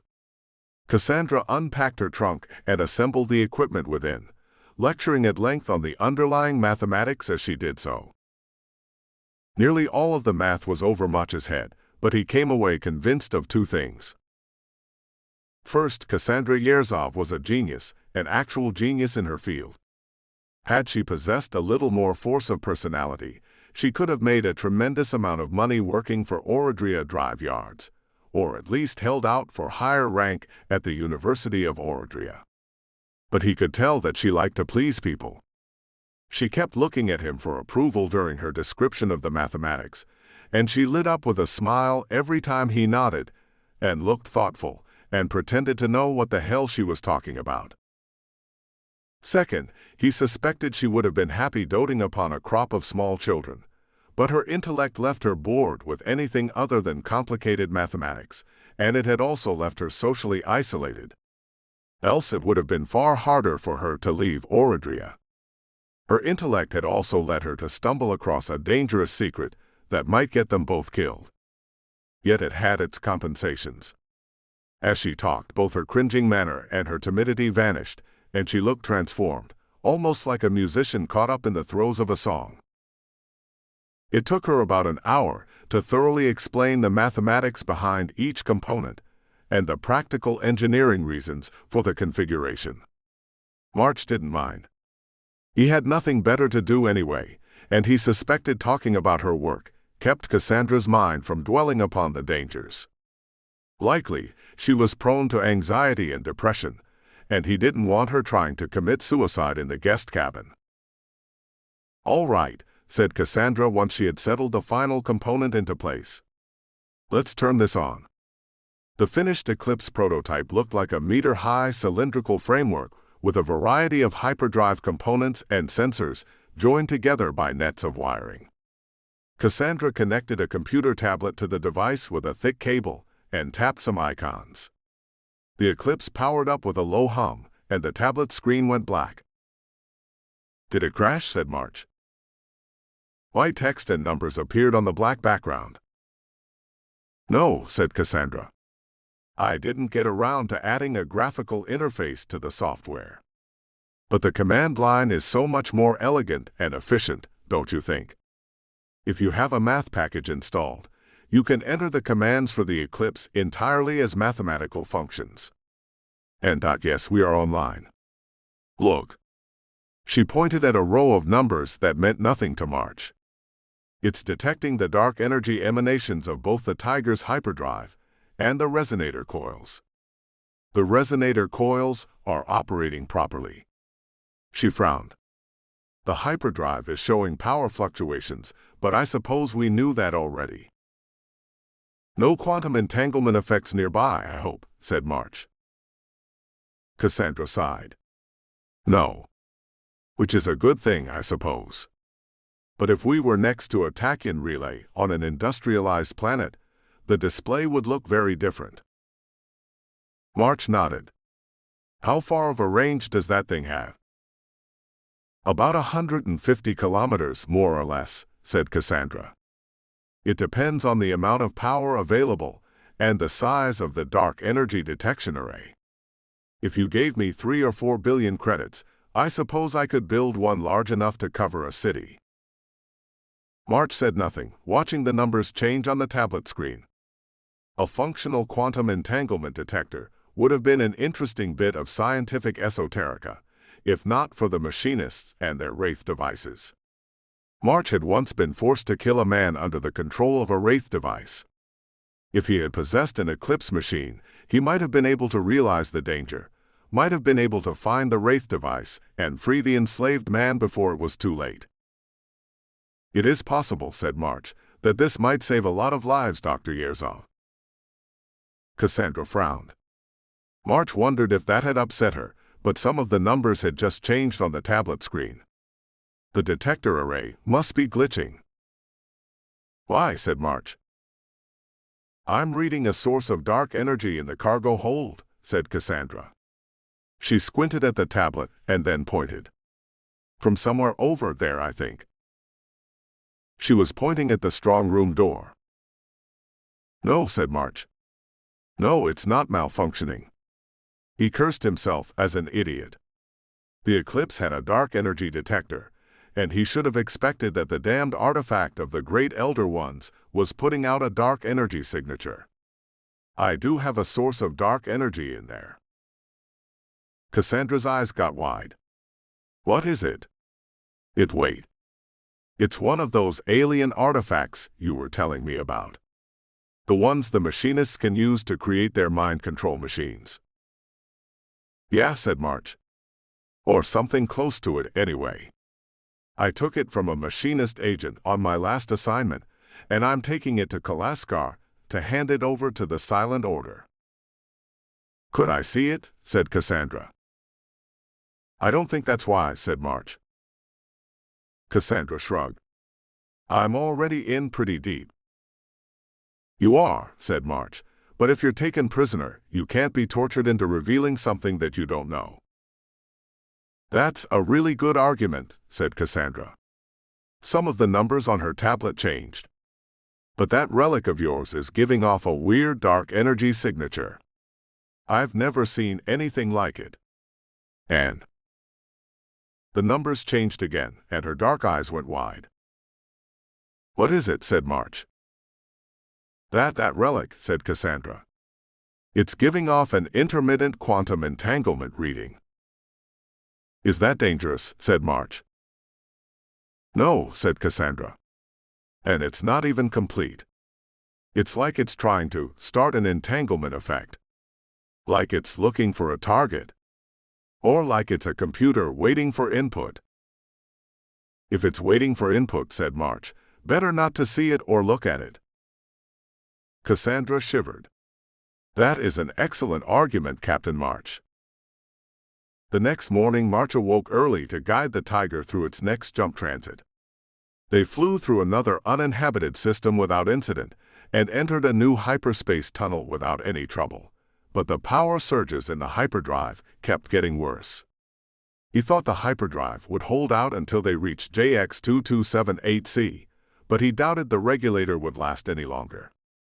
Hopefully, Captain Torrance and the Alpine were waiting for them. If not, March would have to put out a distress call and wait. JX2278C was close enough to Kalaskaran space that March had no doubt a ship would arrive long before he and Cassandra ran out of food, but he knew that Oradrea's secret police would not have given up. For that matter, the machinists would be looking for the Eclipse device, Cassandra, and the relic March had taken from Simon Laurie on Rusterl. He hadn't intended to have so many high-value targets aboard a ship with a failing hyperdrive, but it had worked out that way. Still, for the moment they were safe in hyperspace, and there was nothing March could do about any of their problems, so he changed to a t-shirt and shorts, went to the gym, and started his exercise routine. Likely he would finish before Cassandra awakened.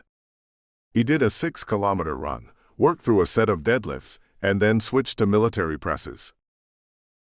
He was holding the barbell over his head when the door opened behind him. Reflexes demanded that he turn and see what was happening, but he was holding a lot of damned weight over his head. March carefully lowered the barbell, keeping his form correct, and eased it back down to the floor. He turned, breathing hard, and saw Cassandra standing in the door, staring at him, her mouth hanging open a little. She looked mortally embarrassed, but also fascinated, as if she liked what she had just seen. That could be a problem. "I'm sorry," she said. "I'm really sorry. I didn't mean to interrupt." I heard a thumping noise. That would have been March dropping the weights back to the deck, and I went to see what it was. I thought the air handler might be failing, and... March waved a hand. "It's all right. I thought you would still be sleeping." Well, I was. But then I got up." She didn't seem to know where to put her eyes or what to do with her hands. For her sake, March was glad he had worn a t-shirt. He didn't like anyone to see his scars, but the poor woman was blushing to the roots of her hair. "And then I heard the noise and you." "Can you do me a favor?" said March, thinking of something to deflect her discomfort. Cassandra bobbed her head, looked at him, looked away again. "Could you check the hyperdrive? See how much more the regulator has crystallized." "Yeah," said Cassandra. "I can do that." She turned towards the door, hesitated, and then turned back to him. "Can I ask you something?" "Sure." Bafflement replaced embarrassment. "Why are you doing that?" It was his turn for confusion. "Doing what?" She waved a hand at the gym. "Just lifting heavy things. It sounds like a lot of work." "It is." Her frown widened. It can't be fun. It isn't. But enjoy it anyway. That doesn't make sense. March shrugged. Sometimes a man likes a challenge. But why do it? Said Cassandra. March shrugged again. Any number of reasons. Take your pick. The human body wasn't intended for spaceflight, so it's good to stay fit. I find myself in violent situations more often than I would like, so I need to be strong and quick. It helps maintain optimal health. It also clears the mind. Shakes out the cobwebs, I heard someone say. Those are all good reasons, said Cassandra. But it's not 4.4. March waited. Vanity, said Cassandra. Just so you'll have big muscles. Her eyes went wide. Not that you don't have muscles. I mean, you do. And they're nice. Her eyes went even wider. Oh God, I'm making an ass of myself. March laughed despite himself. Now you're laughing at me, said Cassandra. Yes, said March. He tapped his left arm with his right hand. See this? It is kind of hard to miss, said Cassandra. I didn't want to ask about it. I figured you had lost the arm in an accident or something. Or something, said March. It left a lot of scars. So lifting weights for vanity would be a waste of time. I guess, said Cassandra. When I was in school, I hated physical education, you know. I was always so clumsy. And the other girls made fun of me all the time for liking math and physics. I could never do anything right. And they spent so much time exercising so they would look pretty. I didn't want to do that. My most valuable thing is my brain.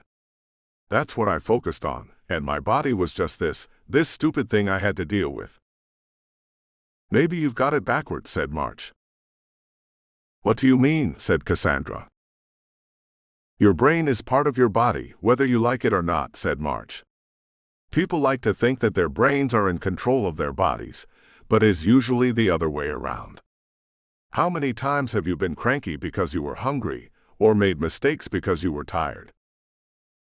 She nodded. If you want to think clearly, said March, it helps to take care of yourself. I never thought of it that way, said Cassandra. Could you show me? Show you what? Said March. How to lift weights. He blinked. What, right now? I don't have anything better to do, said Cassandra. And I don't think you would make fun of me when I screw up. Not the way the gym teachers did.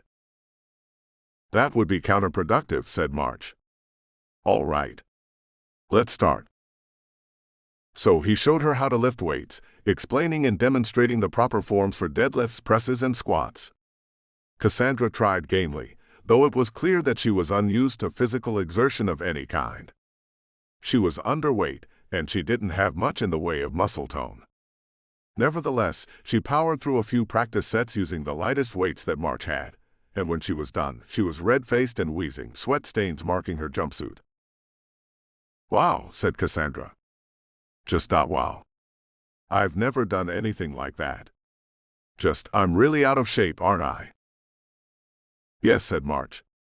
I imagine research doesn't leave much time for exercise. She put her hands on her hips and blew out a long breath.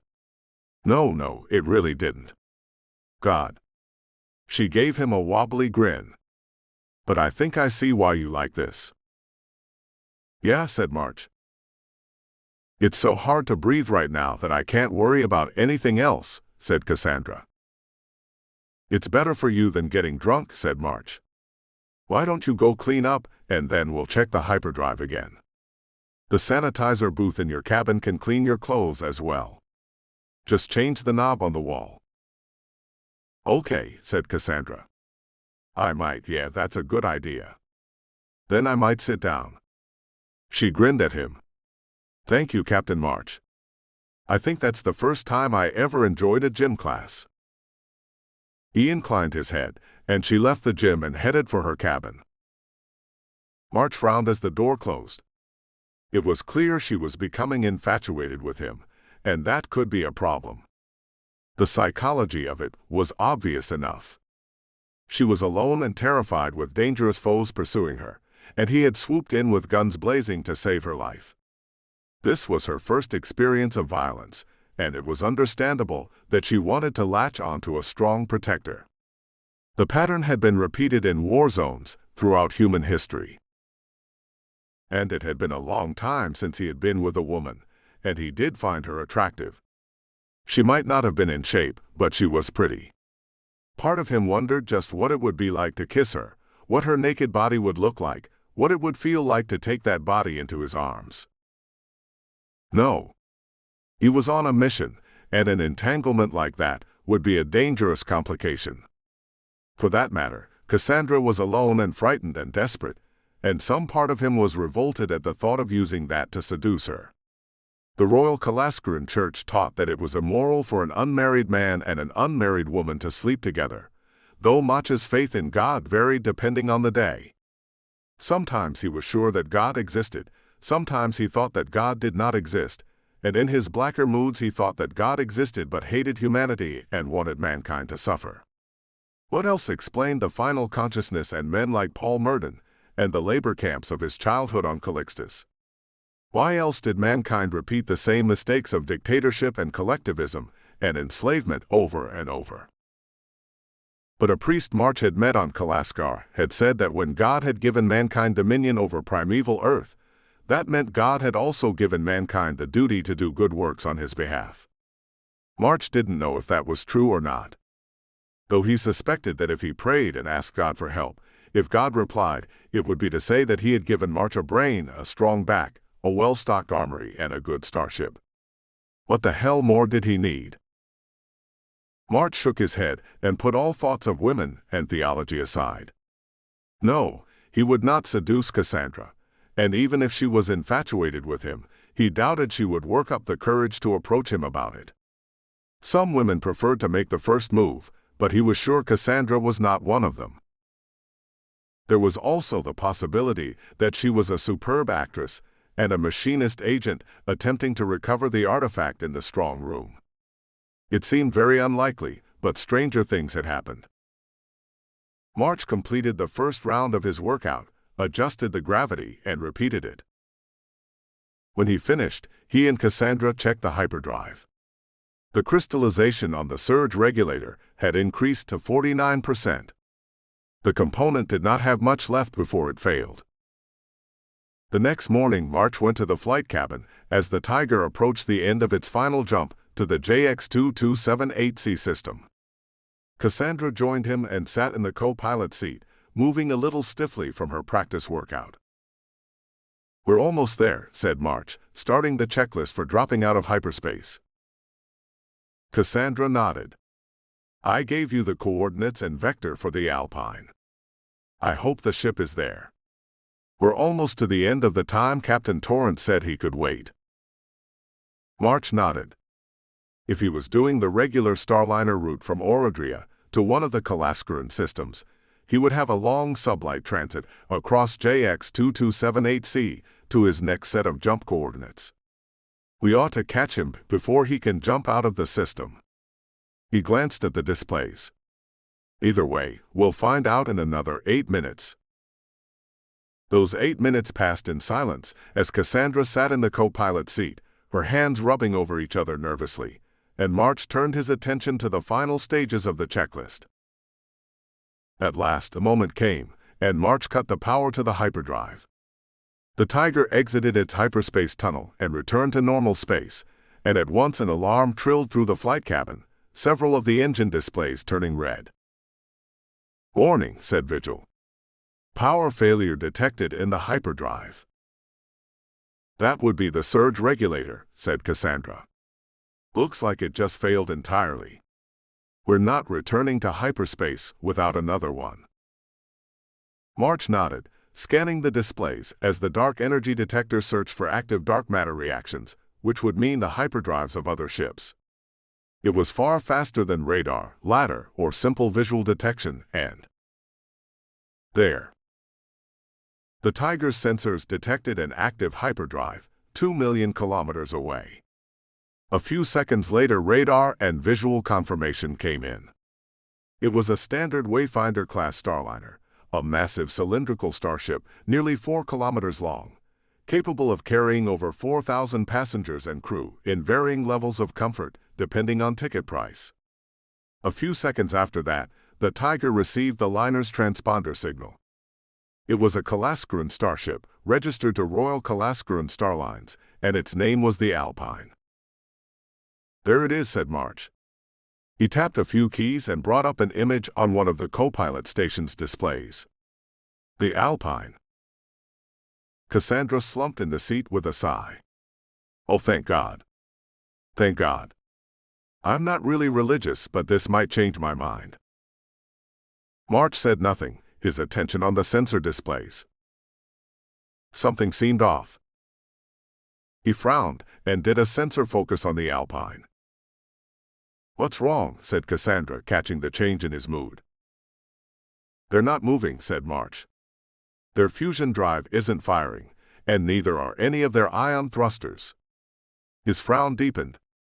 "And their shields aren't on either. They should at least have a minimal kinetic screen up for meteors and space debris." Cassandra swallowed. Were they attacked?"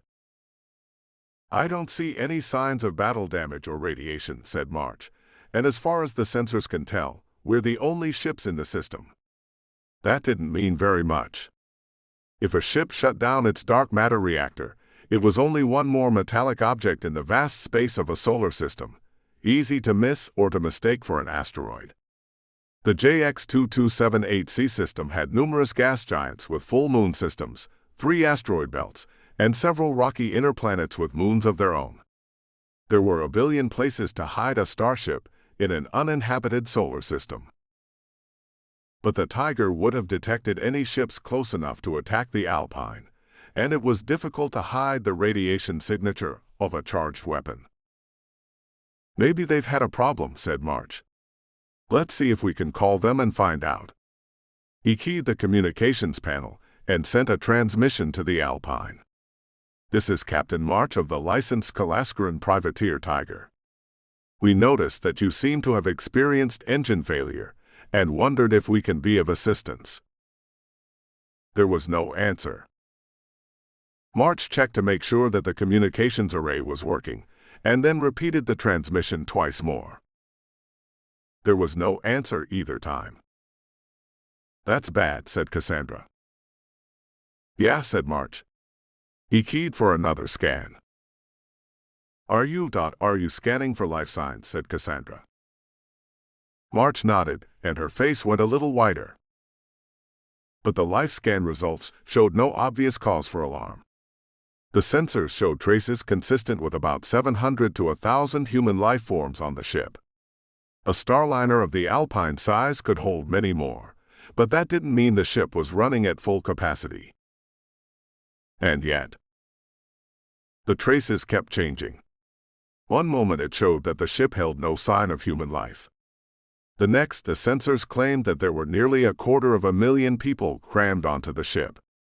The second after that, it returned to about 700. "It's not supposed to do that, is it?" said Cassandra. "No," said March. "Vigil, diagnostic on the sensor suite." "All sensors are operating within normal parameters," said Vigil. "Any sign that the damage to the hyperdrive caused trouble with either the sensors or the communications array," said March. "No," said Vigil. "All 3 systems are segregated from one another. Any malfunction capable of damaging all 3 would have caused catastrophic damage to the Tiger." "Yeah," said March, thinking it over. The most probable explanation was that the sensors and the communications equipment were working. That meant that no one on the Alpine was answering calls, and that something very, very strange was happening on the ship. "What are we going to do?" said Cassandra. March tapped a key on the communications panel and tried hailing the Alpine one last time. There was no response. "All right," said March. "I don't see any other way around it." We're going to have to dock with the Alpine and figure out what happened. Cassandra blinked. Is that safe? Probably not, said March, but we don't have any other choice. If they're in trouble, we're obliged to assist them. And the hyperdrive needs a new surge regulator. Without the Alpine, we're not getting out of JX2278C.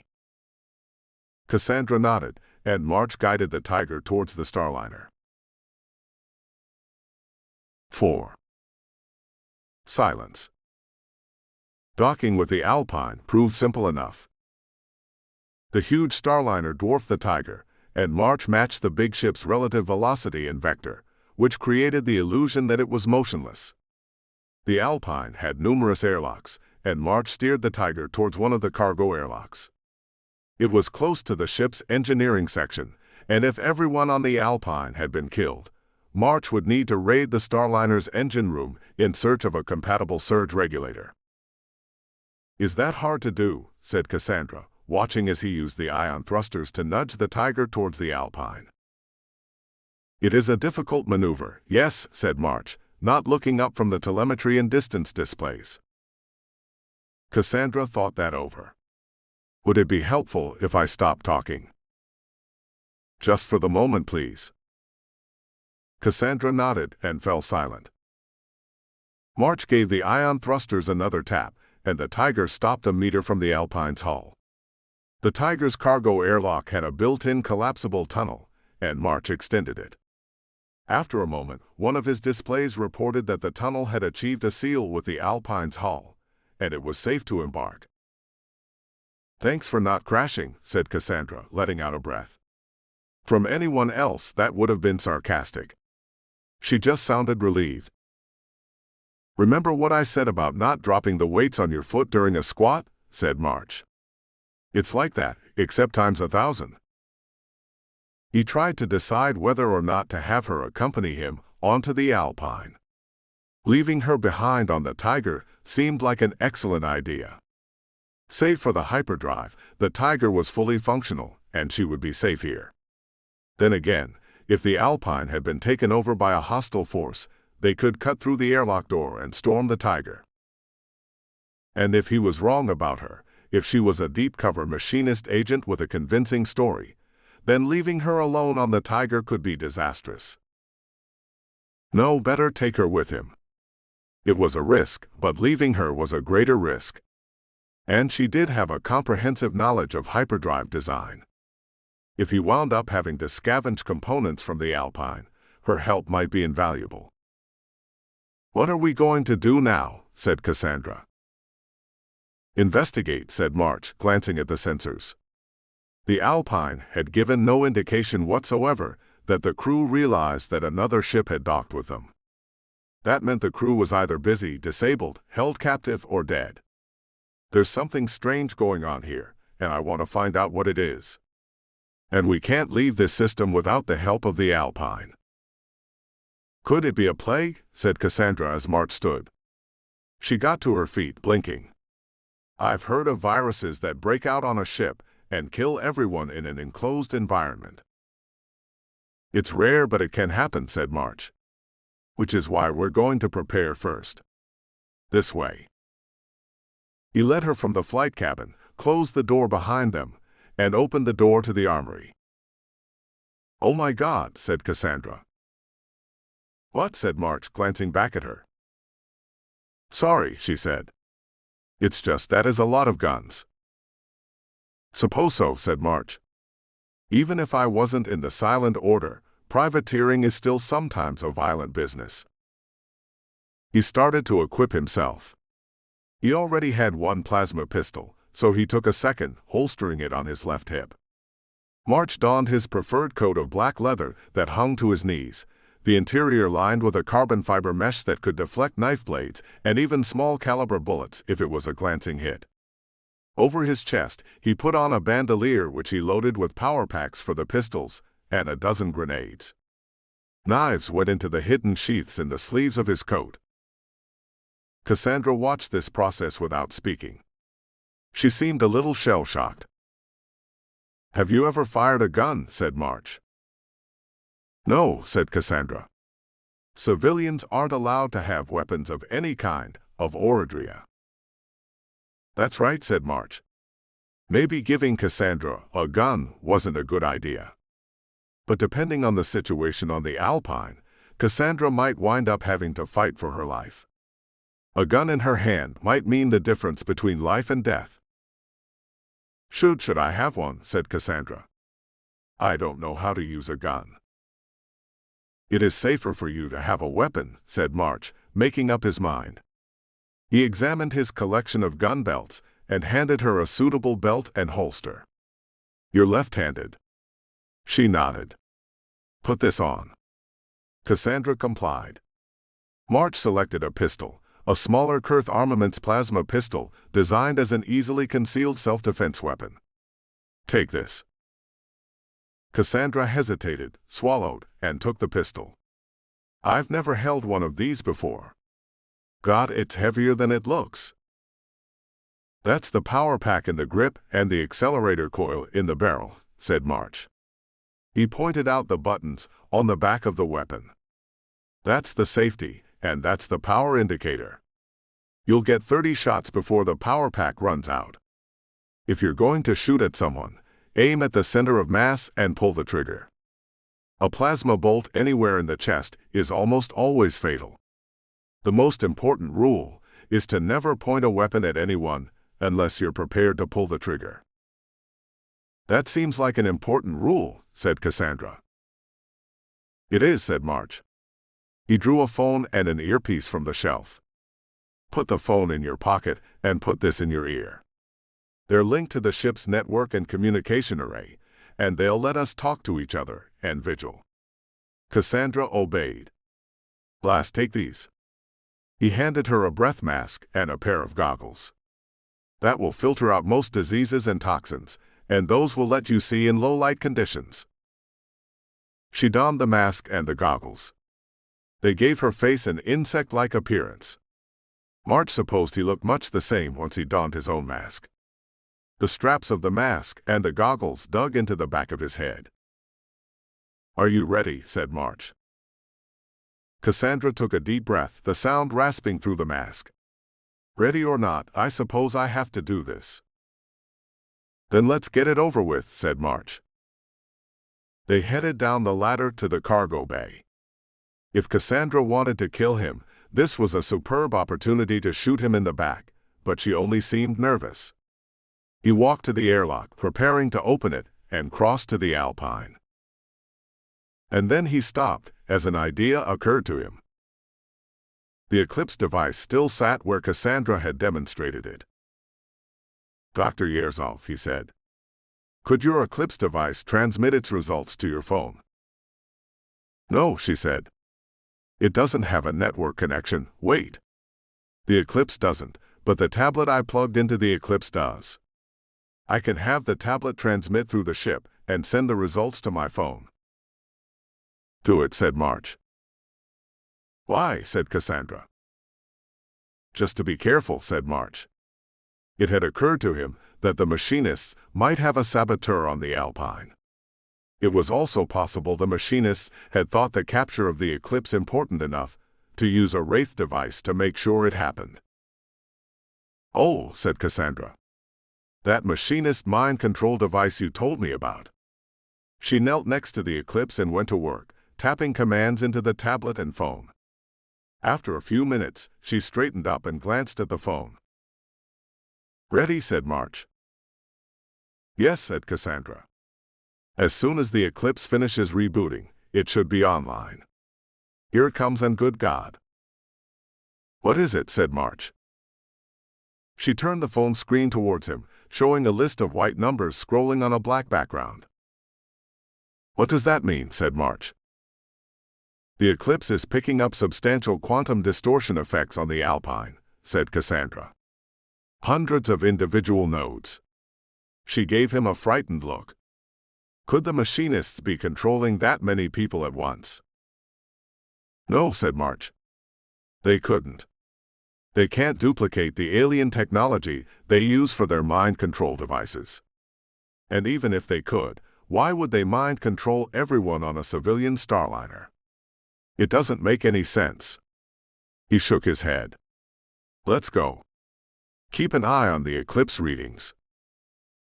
She gave him a jerky nod. March crossed to the airlock, cycled the inner and outer doors, and stepped into the short tunnel connecting to the Alpine. The outer door of the airlock was adorned with a sober-looking logo of Royal Kalaskuran Starlines, and below that, in red block letters, was the procedure for opening the airlock door from the outside. March flipped open a small metal hatch, revealing a control panel with large buttons for the gauntleted hands of men in spacesuits. He entered the cycle command, and the door vibrated as the chamber beyond filled with air. Then the outer door slid open. "Huh," said March. "If the ship was under attack, that should have been locked down." He hit the button. The outer door closed, the inner door slid open, and they stepped onto the Alpine. And nothing seemed out of place.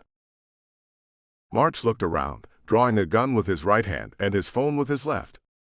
The corridor was wide, designed to allow drones to move back and forth from the cargo bays without hindrance, the floor and walls unadorned metal. The passenger areas of the ship would be far more luxurious. He lifted his phone.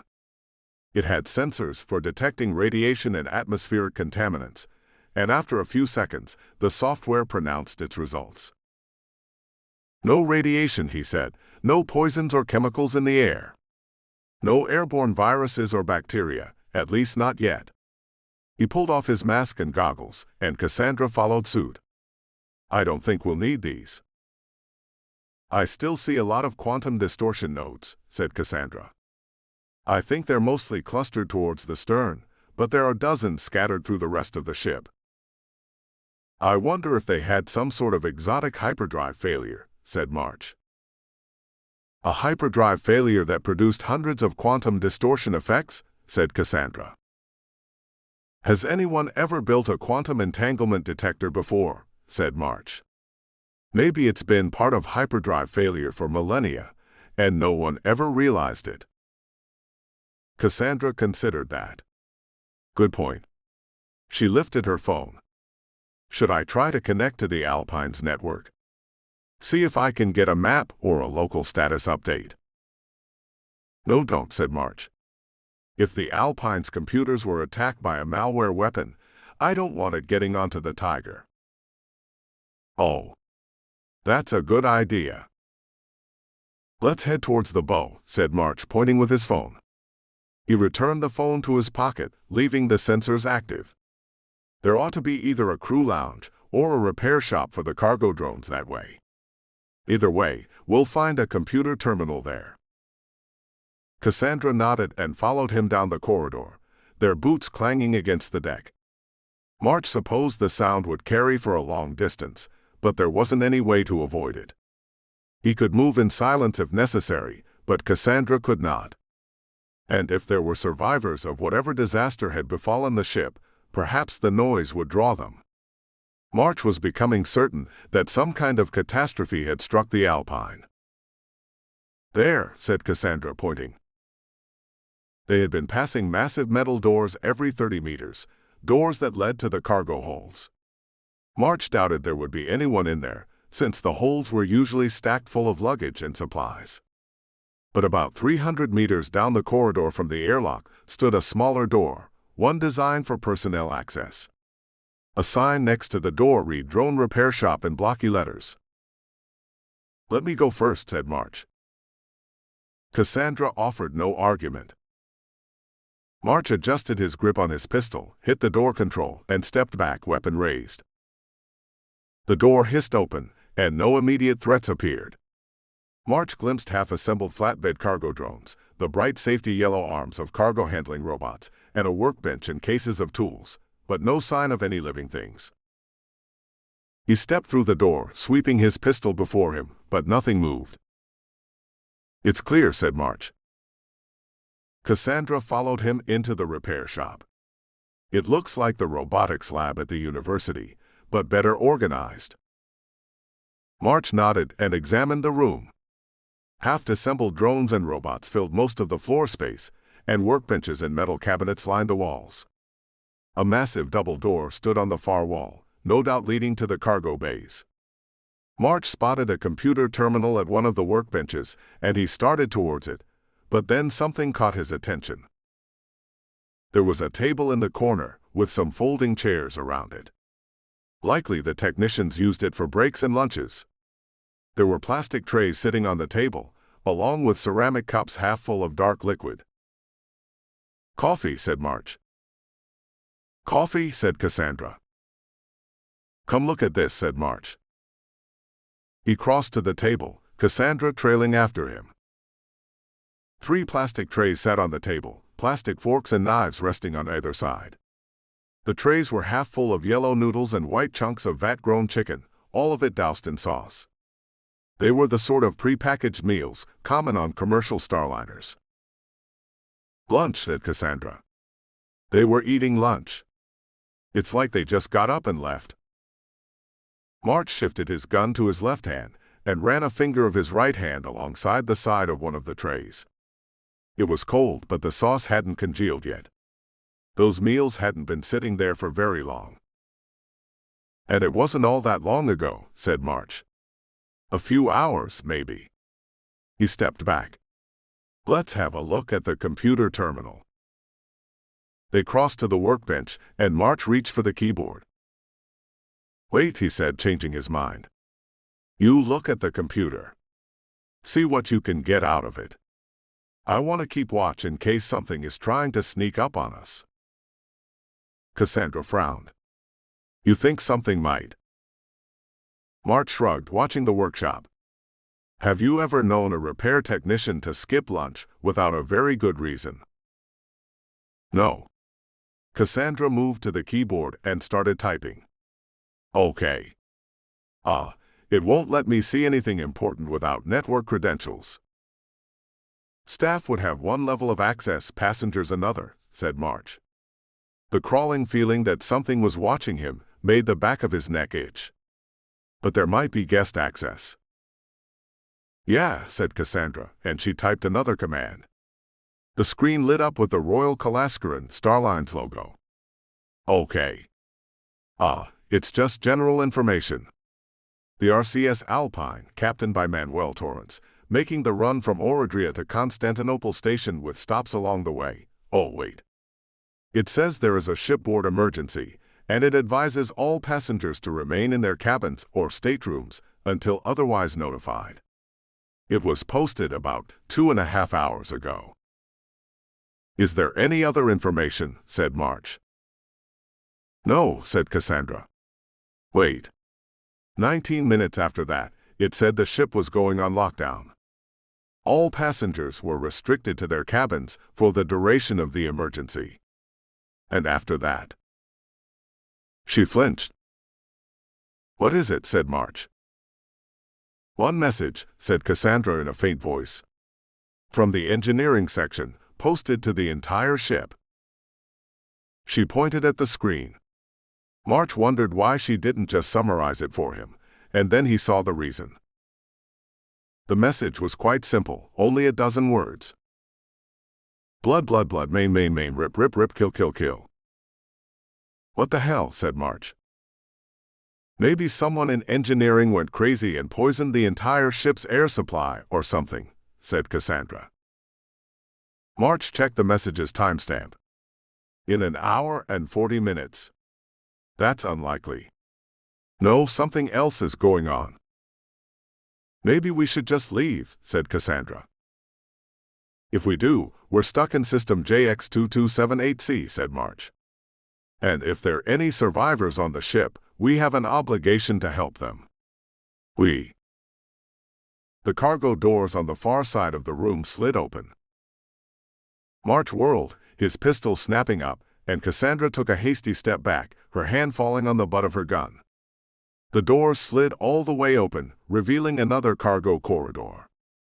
An idle flatbed drone sat in the corridor, but otherwise, March could see nothing through the doors. Nothing moved, and after a moment the doors slid closed again with a clang. "Aren't those doors motion-controlled?" said Cassandra. "Yeah," said March. He spotted the motion sensor mounted on the top of the frame. The doors slid open again and then shut once more. Nothing had changed in the corridor beyond. "Maybe they're malfunctioning," said Cassandra. She looked at her phone. "Maybe," said March. "Or maybe something that we can't see is triggering them." "Ah," said Cassandra. She pointed at the numbers on her phone screen. "If I'm reading this right, there's a quantum distortion effect right on top of us." "Or in the cargo corridor," said March. The things they had seen aboard the Alpine so far started to click together in his mind. The complete radio silence, the lack of visible damage, the abandoned meals, the ship-wide announcement, the strange message from the engineering section.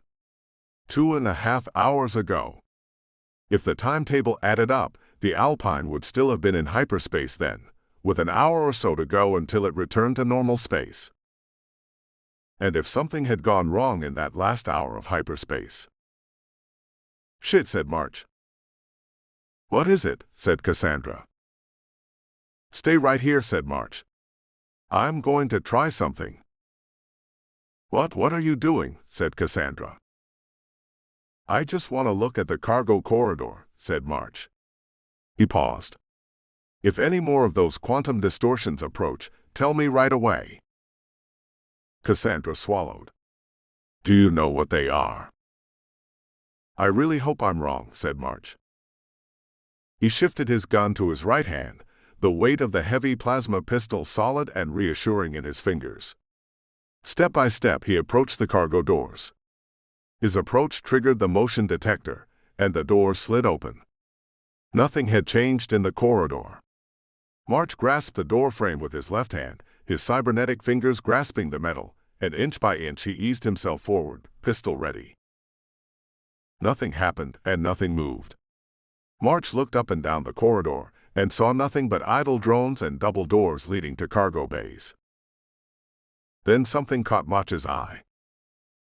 The deck was metal, and in places it gave off a faint blue gleam. But that didn't make any sense. All the lights in the corridor were harsh and white, standard utility lighting for the service and maintenance areas of a starship. But where was blue light coming from? Why? The realization struck him. God damn it, he was an idiot. March looked at the ceiling. He caught a glimpse of something huge and gray and misshapen, blue light shining in patches on a dull carapace. Then it moved, falling from the ceiling like a thunderbolt. Only reflex and March's careful preparations saved his life.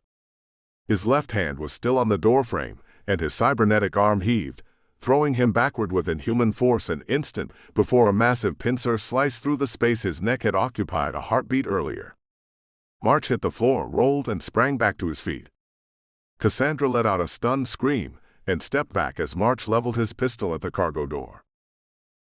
"Oh God," said Cassandra. "Oh Jesus. What is that thing?" "You know what it is," said March. A thing from a nightmare scuttled into the repair shop, ducking a little to fit its misshapen bulk through the doors. It looked like a twisted hybrid of spider, scorpion, slug, and human. 8 jagged legs propelled the armored, glistening bulk of its abdomen forward, clicking against the metal deck. A scorpion's tail rose from the back of the creature, its end adorned with multiple barbs. A pair of massive pincers jutted from the creature's front, each one large enough to slice March in half without much trouble. Dozens of lumpy tumor-like growths covered the creature, and each one glowed with a strange blue light. It didn't look alien. March had spoken with dozens of alien races in his travels, and some of them had been frankly hideous to human eyes. But there was always a reason for their appearance, and their physiology suited their environments. The creature standing at the other end of the repair shop had no such harmony in its physiology. It was a thing of nightmares, of chaos and madness and lunacy. The human torso jutting from the front of the creature rather reinforced that impression. Instead of a head, the torso of a human man jutted from the front of the creature. The skin had turned a sickly corpse-like gray, more of those glowing tumors dotting the flesh. The expression was twisted into a mask of hunger and glee, the eyes shining with blue light. The torso wore the shredded remnants of a technician's jumpsuit, the patch of royal Kalascaran starline still visible on the shoulders. March suspected that 2.5 hours ago, the creature had been a man, eating his lunch at the table. The creature skittered forward a meter, its barbed tail waving, and looked at them. "Metal arm," it said. The voice sounded normal, conversational. "You have a metal arm." "That's right," said March. The creature would be violent, but it would also be insane. Perhaps it would let them go without a fight. "I see we're interrupting your lunch break. We'll come back later."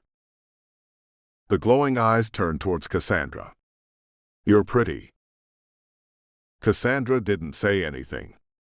She looked frozen with horror. "I want to rip off all your clothes," said the creature.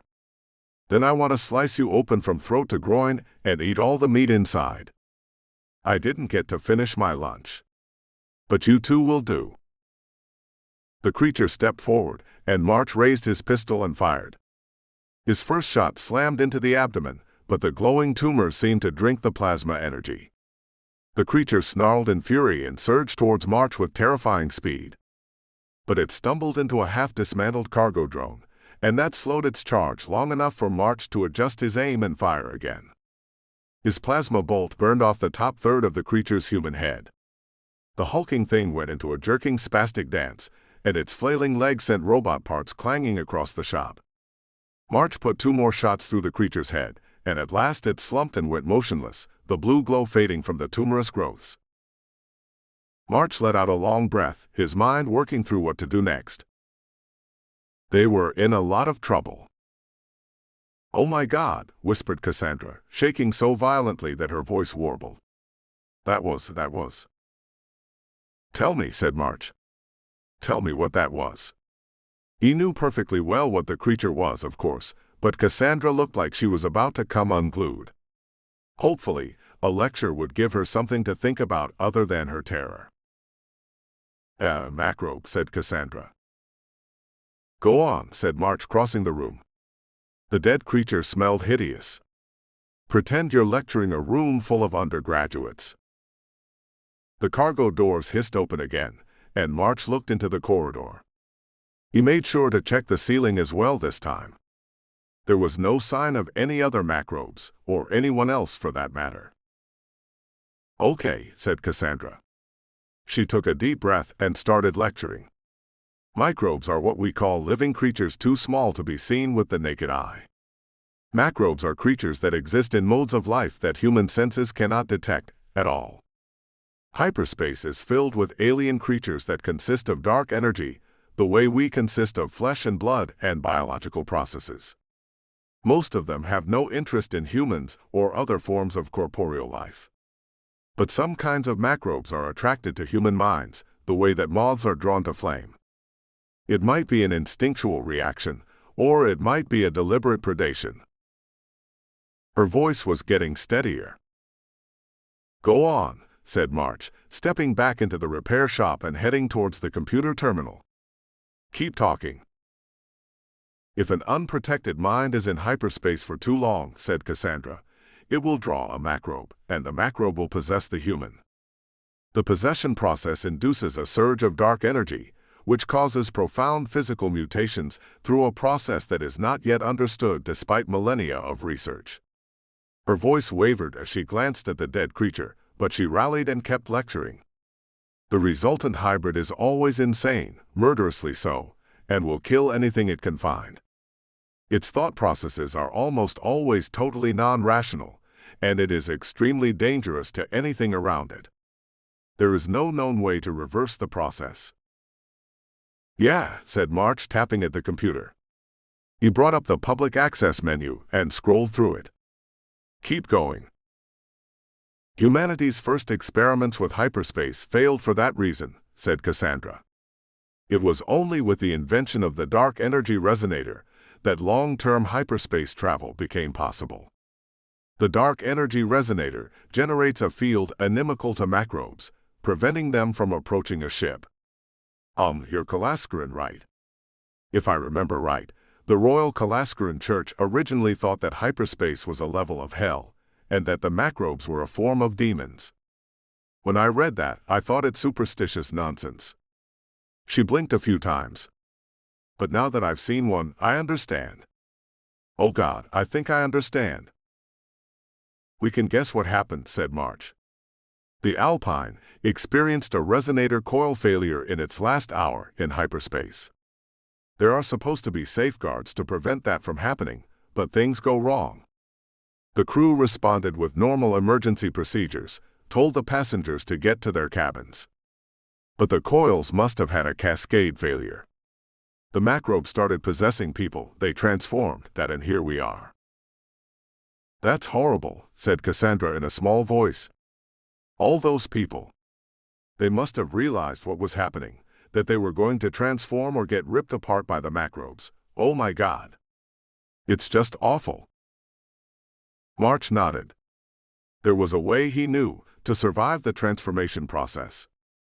The navigators of the Royal Kalaskaran Navy, the Navy's elite starship pilots, were each bonded to a macrobe in a form of symbiosis, and somehow both the navigators and the macrobe survived the process with their sanity intact and without physical mutations. Yet March didn't know how that worked. It was one of the most closely guarded secrets of the kingdom of Kalaskar. He was pretty sure that no one on the Alpine had known the secret as well. Which meant there could be hundreds, even thousands, of those creatures on the ship right now. What are we going to do? Said Cassandra. March didn't know. They needed to get off the Alpine as soon as possible, but they also needed a surge regulator for the hyperdrive. The Alpine was the only place to get one, but it was now filled with dangerous creatures. For that matter, there was a chance there were survivors, and if there were, March was obliged to help them. Then a thought occurred to him. You detected a quantum distortion in the corridor, said March. Is it still there? Cassandra blinked, frowned, and tapped her phone a few times. No. It vanished. March nodded. I think it vanished because I killed the creature. The macro possession must generate the quantum distortion effect that the Eclipse is detecting. But that's impossible, said Cassandra, her face taking the dreamy expression it did when she was thinking hard. But that the macrobes are dark energy-based creatures, and when they possess a human, they're pulled into our universe, what we call normal space.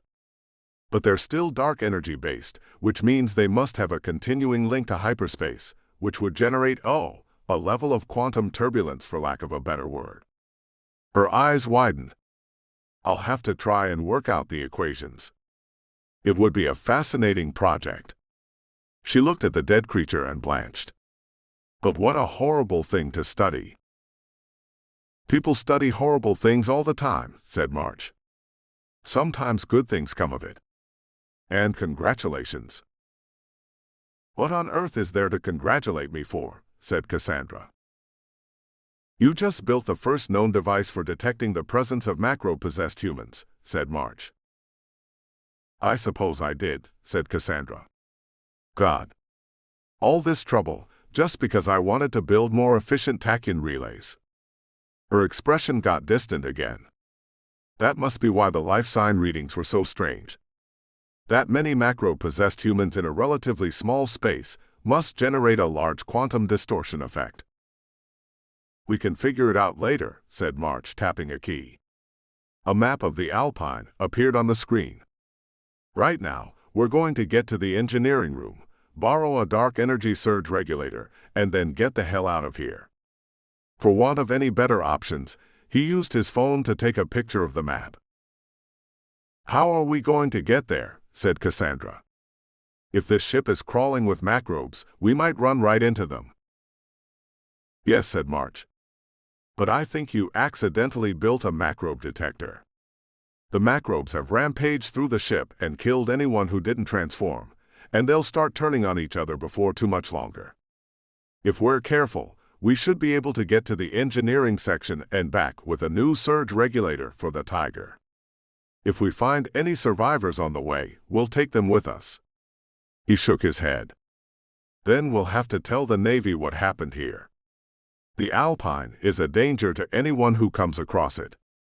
The meanest, smartest macrobes will survive the fighting, and they'll kill anyone who boards the ship. Do you think anyone survived? Said Cassandra. I don't know, said March. In truth, he doubted that anyone had survived. A majority of the humans aboard the ship would have been possessed and transformed, and the first thing the newly insane hybrids would have done would be to slaughter, and sometimes eat, anyone they could catch. But if they did, we'll bring them with us. He gestured at the map. We'll have to double back past the airlock to the Tiger, and head for the engineering section from there. Cassandra swallowed again. What if they break into the Tiger? They can't, said March.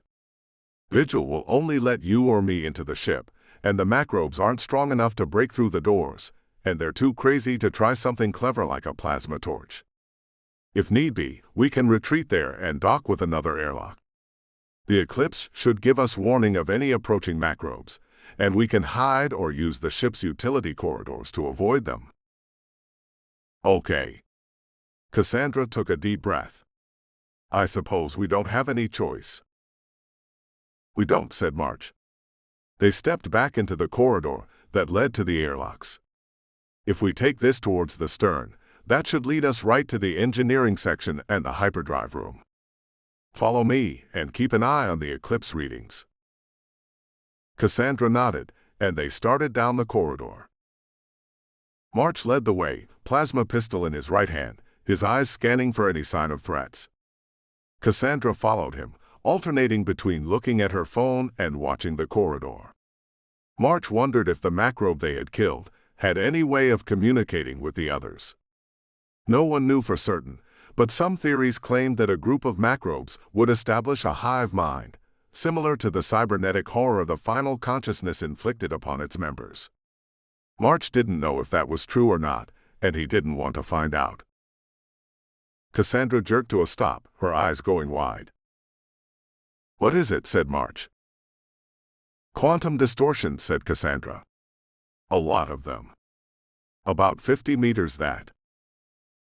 60 meters further down the corridor, one of the cargo bay doors slid open, and nightmares spilled out.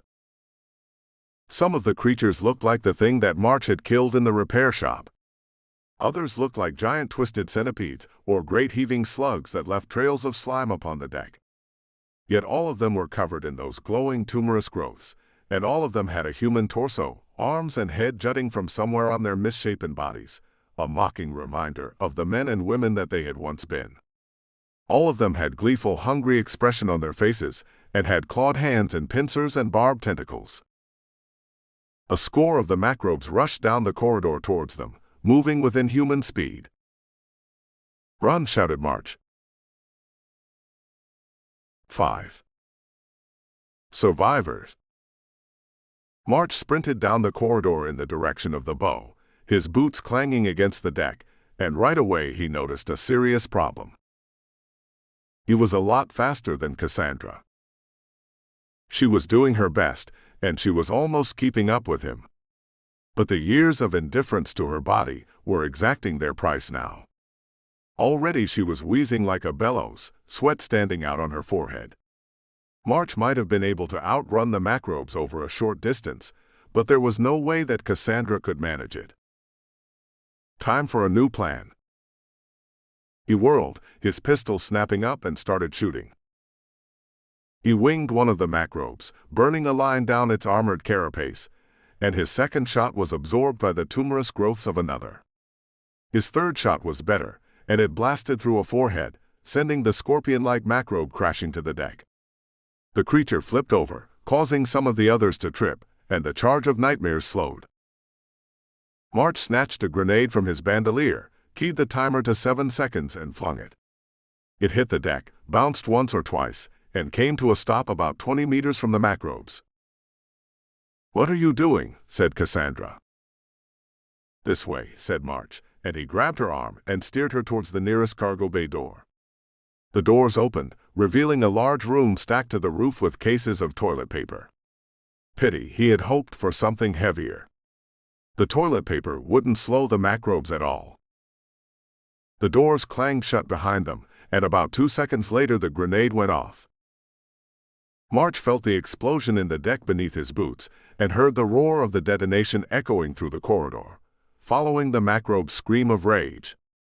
He didn't know how many of them he had killed or wounded, but he knew it wouldn't be nearly enough. "Next corridor," said March. "Quick." Cassandra tried to answer, gulped down another breath, and only nodded. March went through the doors and into the interior cargo corridor, pistol held ready before him. Nothing moved in the corridor, and he looked up and down and across the ceiling. They were alone for the moment, but towards the stern, he saw the gleam of ghostly blue light. An instant later, he heard the rattling click of claws or perhaps pincers against the deck and walls. "There's more of them down there," said Cassandra, glancing at her phone. "Maybe another half a dozen." "Yeah." March jogged down the corridor, Cassandra stumbling after him. Just a little further, he thought. Here. Between two cargo bay doors was a narrow access door, and March seized it with his left hand and wrenched it open. Beyond the door was a ladder, an access route between decks that allowed technicians to check the pipes and the machinery between the decks. "They won't be able to fit in there," said Cassandra. "That's the plan," said March, urging her through the opening. He squeezed in after her and closed the door behind him. Most of the macrobes shouldn't be able to fit inside, but some of them likely could compress their interior structures like a rodent squeezing through a narrow space. Best not to linger to find out. "Guess it's just as well I lifted all those weights," said Cassandra. "Good practice for climbing the ladder." An alarming thought occurred to March. "Can you climb the ladder?" "With those things chasing us," said Cassandra. "I'll run right up the wall." March nodded and started climbing, Cassandra right behind him. Climbing a ladder while holding a pistol was always something of a challenge, but his left arm had a strong enough grip that he could manage it. They climbed up to the next deck, but the Eclipse detected multiple quantum distortions behind the door. The sign next to the door said that this deck held kitchen service areas, no doubt to prepare mountains of food for the ship's buffet lines, and March doubted that deck had any access to the engineering areas. The next deck held economy-class passenger cabins, and Cassandra thought there weren't any quantum distortions within 100 meters. By then they started hearing banging and clanging from the door on the cargo deck. The macrobes that had survived the grenade were hammering at the door, trying to get into the access shaft. March didn't think they could get through the door, and even if they did, he didn't think they could fit into the shaft. But he didn't want to find out if he was wrong. "Here," said March, triggering the access door to the economy deck. It slid open with a soft hiss. "Hopefully we can head towards the stern and take one of the lifts to the engineering section." "Can macrobes use lifts?" said Cassandra. "Probably," said March. "The smarter ones can remember how to use them." He glanced up and down the corridor. It might have been economy class, but it looked far more luxurious than the cargo areas of the ship. A blue carpet covered the floor, and the walls had been painted a neutral off-white color. The doors to the individual cabins had been fitted with plastic molding, cleverly designed to look like actual wood. Or they might try climbing up the lift shafts. The deck looked quite pleasant. Except March could smell blood in the air. "Any macrobes?" said March. "None nearby," said Cassandra. "All right." March stepped into the corridor and looked up and down, but didn't see any macrobes. He did, however, spot some spatters of blood at a corner a dozen meters away. "Brace yourself." "Why?" "I think we're about to see something unpleasant." March led the way, gun ready, and went around the corner. "Oh God," said Cassandra. A man in the white uniform of a Royal Kalascaran Starline steward sat slumped against the wall. At least, the uniform had started out white. Now it was absolutely drenched in congealing blood, and there were only a few white spots left on the sleeves and trousers. The steward had been ripped open from throat to crotch, and ribs jutted from the ruin of his chest. "Macrobe did this," said March. "Ripped him open and started eating. The lungs, heart, and intestinal tract were all missing. Least it would have been quick from the massive blood loss. Those final few seconds, though, would have been filled with horror and agony." "Oh God," said Cassandra again, one hand going to her mouth. "That is obscene." "Yes," said March. He took her forearm and eased her further down the corridor, stepping over the massive wet stain on the carpet. "I'm really glad I didn't eat breakfast," said Cassandra in a soft voice. "The first time you see someone die like that is the hardest," said March. He had been 5'6", was that it? Someone had been arrested for stealing food rations at the labor camp, and the machinist soldiers had beaten the man to death with their bare hands. With their enhanced strength, the man's death had been neither quick nor clean. "Do you ever get used to this kind of thing?" said Cassandra. March had, more or less. "Most people don't," said March. "Hopefully we can get off the Alpine before we see too much more." March glanced at the cabin doors as they passed, wondering if he should stop to check them. If the crew had told the passengers to take shelter in their cabins, there might be survivors within them. Yet the passengers might have transformed, and could even now be lurking behind the closed doors. For that matter, March was unsure of the limitations of Cassandra's Eclipse device. It might have glitches she didn't know about yet, or it might be unable to detect a sleeping macrobe. In her agitated state, Cassandra might read the numbers on her phone wrong and accidentally send them into a group of macrobes. No, better to avoid unnecessary risks. March had an artifact of the Great Elder Ones in his hold, a device that could detect the Wraith's mind-controlling effects, and the genius scientist who had built the device. His chief responsibility was to get them all safely to Kalaskar. Though if the opportunity to help any survivors presented itself, March would take it at once. A double door at the end of the corridor slid open at their approach, and they stepped into a lounge area. It looked like the lobby of a nice hotel. There was a desk at one wall adorned with the sign "Guest Services," and overstuffed chairs and couches stood in circles. A row of massive screens hung from another wall, showing the ship's onboard entertainment. One display showed an attractive woman, waxing enthusiastic about the variety of foods on the ship's buffet. A second showed an advertisement for the ship's shopping promenade, and a third showed a children's cartoon involving talking animals in a magic forest or something. There were stuffed animals and plastic trucks scattered below the display with the cartoon. March saw Cassandra staring at the scattered toys, her eyes wide. For her sake, March really hoped they weren't about to find any dead children. Come to think of it, he didn't want to see that either. "Anything nearby?" said March. Cassandra checked her phone. "No." "Ah, that big group of macrobes from the cargo corridor is still following us. I don't think they've figured out how to get up to this deck, though. And there are at least a couple dozen macrobes on this deck, though I think they're more towards the bow." March nodded. "We'll head for the top deck." He pointed towards 3 lift doors on the far side of the lounge.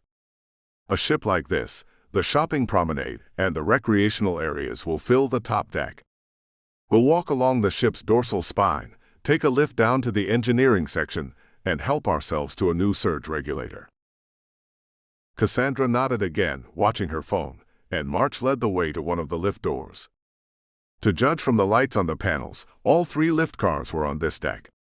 He picked the door on the left, hit the call button, and stepped back, pistol raised. That turned out to be a good idea. The door slid open, revealing a macrobe. This one had once been a woman. Whoever she had been, she now looked like an enormous centipede, the bulk of her body coiled behind her in the lift, the razor-edged legs leaving scratches in the gleaming metal of the lift car. The human torso jutting from the head of the centipede wore the shredded remnants of a white steward's jacket, and long claws jutted from her fingers. Glowing blue tumors dotted both the brownish-gold body of the giant centipede and what was left of the human torso. The creature was motionless, save for a steady heaving of its flanks as it breathed. Asleep. The creature was asleep. The thought just had time to cross Mach's startled mind when the Macrobee's face snapped up, the blue glowing eyes opening wide. The woman's face must have been lovely once, but now it was twisted with the glowing blue tumors, and further distorted with the maddened, hungry expression the Macrobes all shared. March squeezed off a shot at the Macrobe, but the creature was too quick. His plasma bolt missed her head and burned a hole in her armored carapace, and that only seemed to make her angry. The Macrobe surged forward like an avalanche of stabbing legs, and her jaw unhinged, yawning larger than her entire head as black fangs erupted from her gums. She was going to bite off Mach's head. He reacted at once, punching with his left hand. The Macrobee's jaws hammered with terrific force on his left forearm, and he heard Cassandra scream. Had the creature bitten his right arm, it would have snapped the limb right off. But the alloy the machinists used in their cybernetics was far stronger than mere flesh and bone. Far stronger than even the black, dagger-like teeth of a Macrobe, as it turned out. The fangs snapped against his arm, and the Macrobe jolted. Mach's fingers seized the Macrobee's jaw, and he wrenched the creature's head down. The blue glowing eyes went wide with surprise, and dozens of legs braced against the sides of the lift car, preparing to spring. Before the Macrobe could move, March jammed the emitter of his plasma pistol against the creature's forehead and squeezed the trigger 3 times. The final bolt blasted out the back of the creature's head, and the Macrobee's coiled body sagged into itself, the legs going limp. March stepped back and wrenched his left arm free from the Macrobee's head. That made a mess.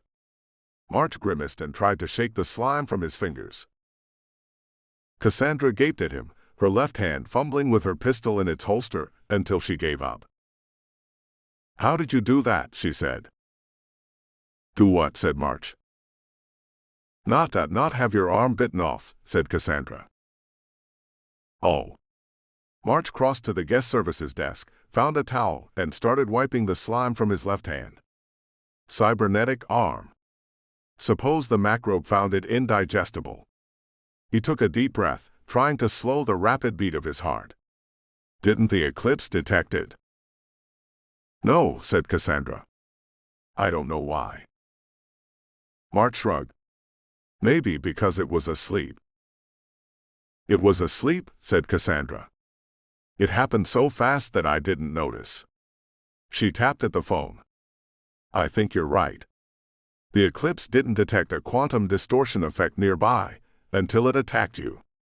"I guess. Yes, on a theoretical level, that makes sense.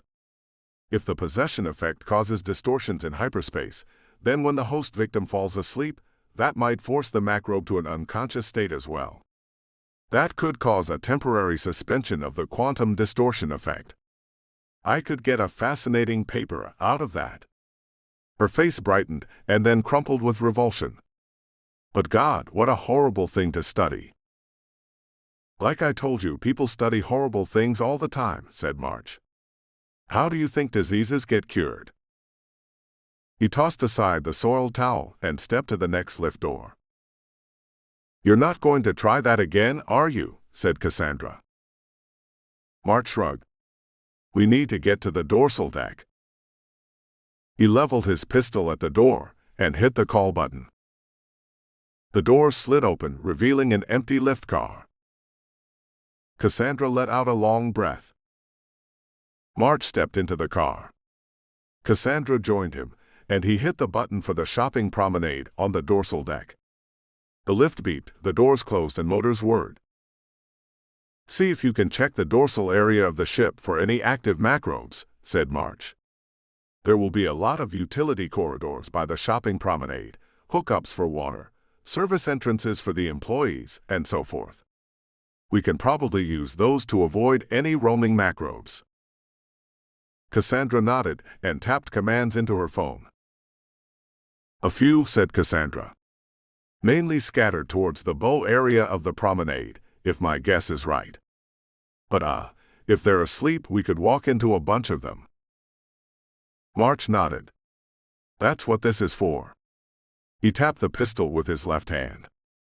A screen over the control panel flared to life, playing loud music. Cassandra flinched and shrieked in surprise, and March's gun snapped up to point at the screen. The attractive woman from the commercial about the retail promenade appeared on the screen, smiling as she gestured at a busy-looking shop behind her. "Welcome to the RCS Alpine," said the woman. "As a valued guest aboard our Starliner, you are entitled to 15% off select categories of exclusive merchandise in our welcoming." "For God's sake," muttered March, and he drove his left fist into the speaker below the monitor. There was a sputtering noise, a pop, and the woman's image fell silent as she offered 20% off appetizers at any of the promenade's restaurants. Cassandra let out a shaky laugh. "I thought that was another macrobe for a minute." She hesitated. "Can I tell you something?" "If you like," said March, glancing at the control panel. "But bear in mind that we only have another 2 minutes of ride left, and this isn't really the time for personal confession." "No," said Cassandra. "But I'm scared. I've never been this scared in my life. I wasn't this scared when the starfighters almost shot down my shuttle." "Good," said March. "How is that possibly good?" "Means you're not an idiot," said March. "That's good. Only an idiot wouldn't be scared. I'd rather be at my favorite restaurant on Constantinople Station, drinking coffee and having vat-grown eggs for breakfast. Not here punching macrobes to death." He looked her in the eye. "The fear keeps you from doing stupid things. But we're in a serious mess here. The only way out is to keep moving. Listen to the fear, but don't let it tell you what to do. Because if you do, you'll run and try to hide somewhere, and then you're dead." She hesitated. "You've done this kind of thing a lot." "Afraid so." "How do you keep from getting terrified?" "Who says I'm not?" said March. "But I have my mission. My duty is to finish the mission. That's what I think about. And you're better at dealing with fear than you think." "And how do you know that?" March snorted. "The Orodrian secret police have a fearsome reputation. But you stole a shuttle from under their noses and got a dozen hyperjumps from Orodria before they caught up with you. I'm sorry to disappoint you, Dr. Yerzov, but you already have experience dealing with fear." She blinked and burst out laughing. "If that's disappointing, you should disappoint me more often." The lift beeped, the whir of the motors fading. "Ready?" said March, leveling his pistol at the doors. "Yeah," said Cassandra. "Then wait behind me." She didn't argue. March kept his gun pointed at the doors with his right hand, his left drawn back into a fist to strike. The lift came to a stop, and the doors slid open with a gentle hiss. Nothing happened. March stepped forward, pistol ready, and scanned his surroundings. They had arrived on the shopping promenade, and March had to admit the woman in the commercial had not been exaggerating. It was indeed a nice-looking promenade. A curved roof of transparent metal stretched overhead, offering a splendid view of the stars. The wide floor had been covered in tiles that almost looked like polished marble.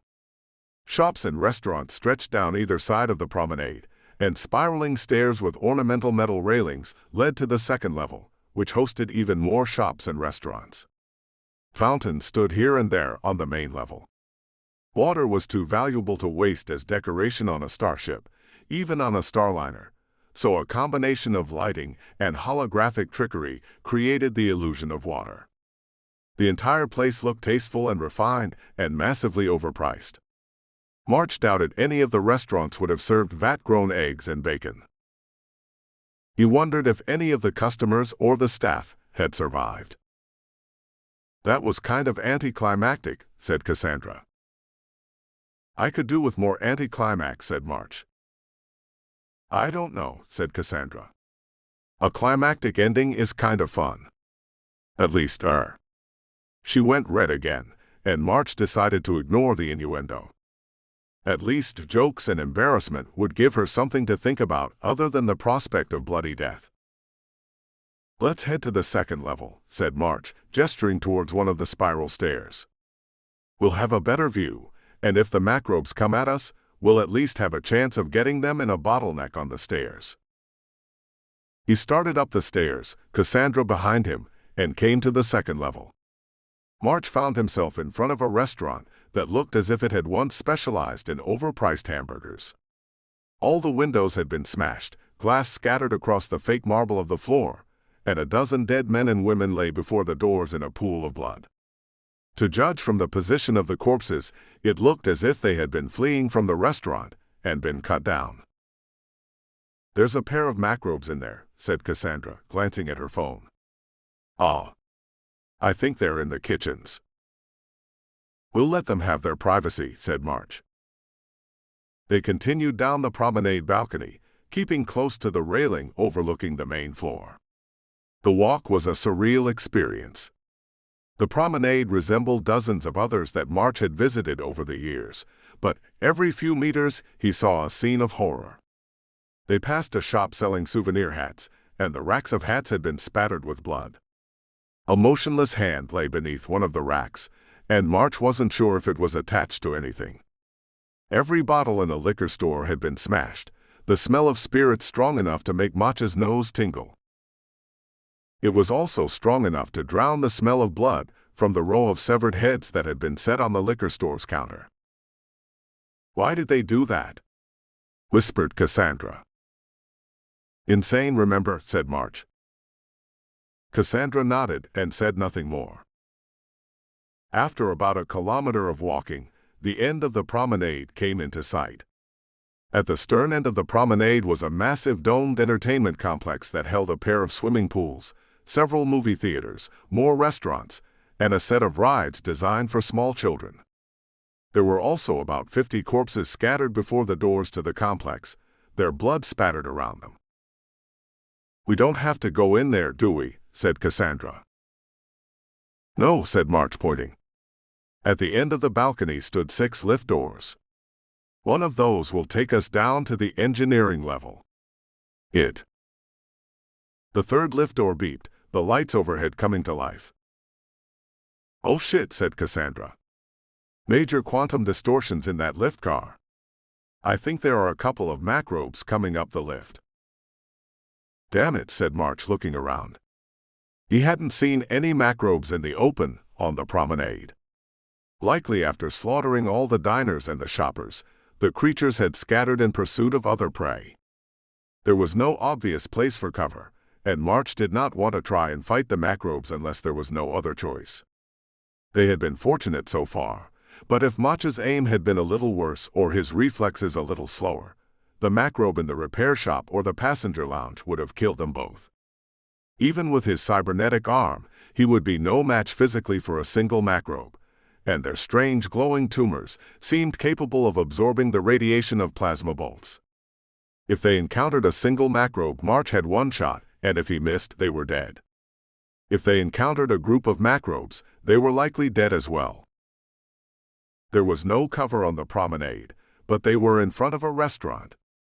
It was a big place with glass walls and a long grill running along the far wall. The restaurant sign proclaimed that it sold grill-seared steaks and vegetables. There were nearly 100 tables and as many booths, and that meant there were dozens of hiding places. "Any macrobes in there?" said March. The lift beeped again. "No," said Cassandra. "Not unless they're sleeping." "We'll have to take that chance," said March. He pulled open one of the glass doors and stepped inside. Thankfully, the interior of the restaurant smelled not of blood but of grill smoke and cooked meat. March didn't see any bodies, and the aisles between the tables and chairs were narrow enough that the typical macrobe couldn't have moved through the dining room without creating a mess.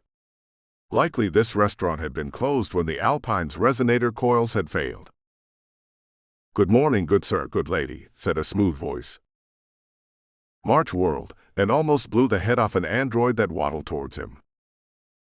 It was only about 5 feet tall, humanoid, and encased in a chunky white shell, that gave it a humanish appearance without triggering the uncanny valley effect.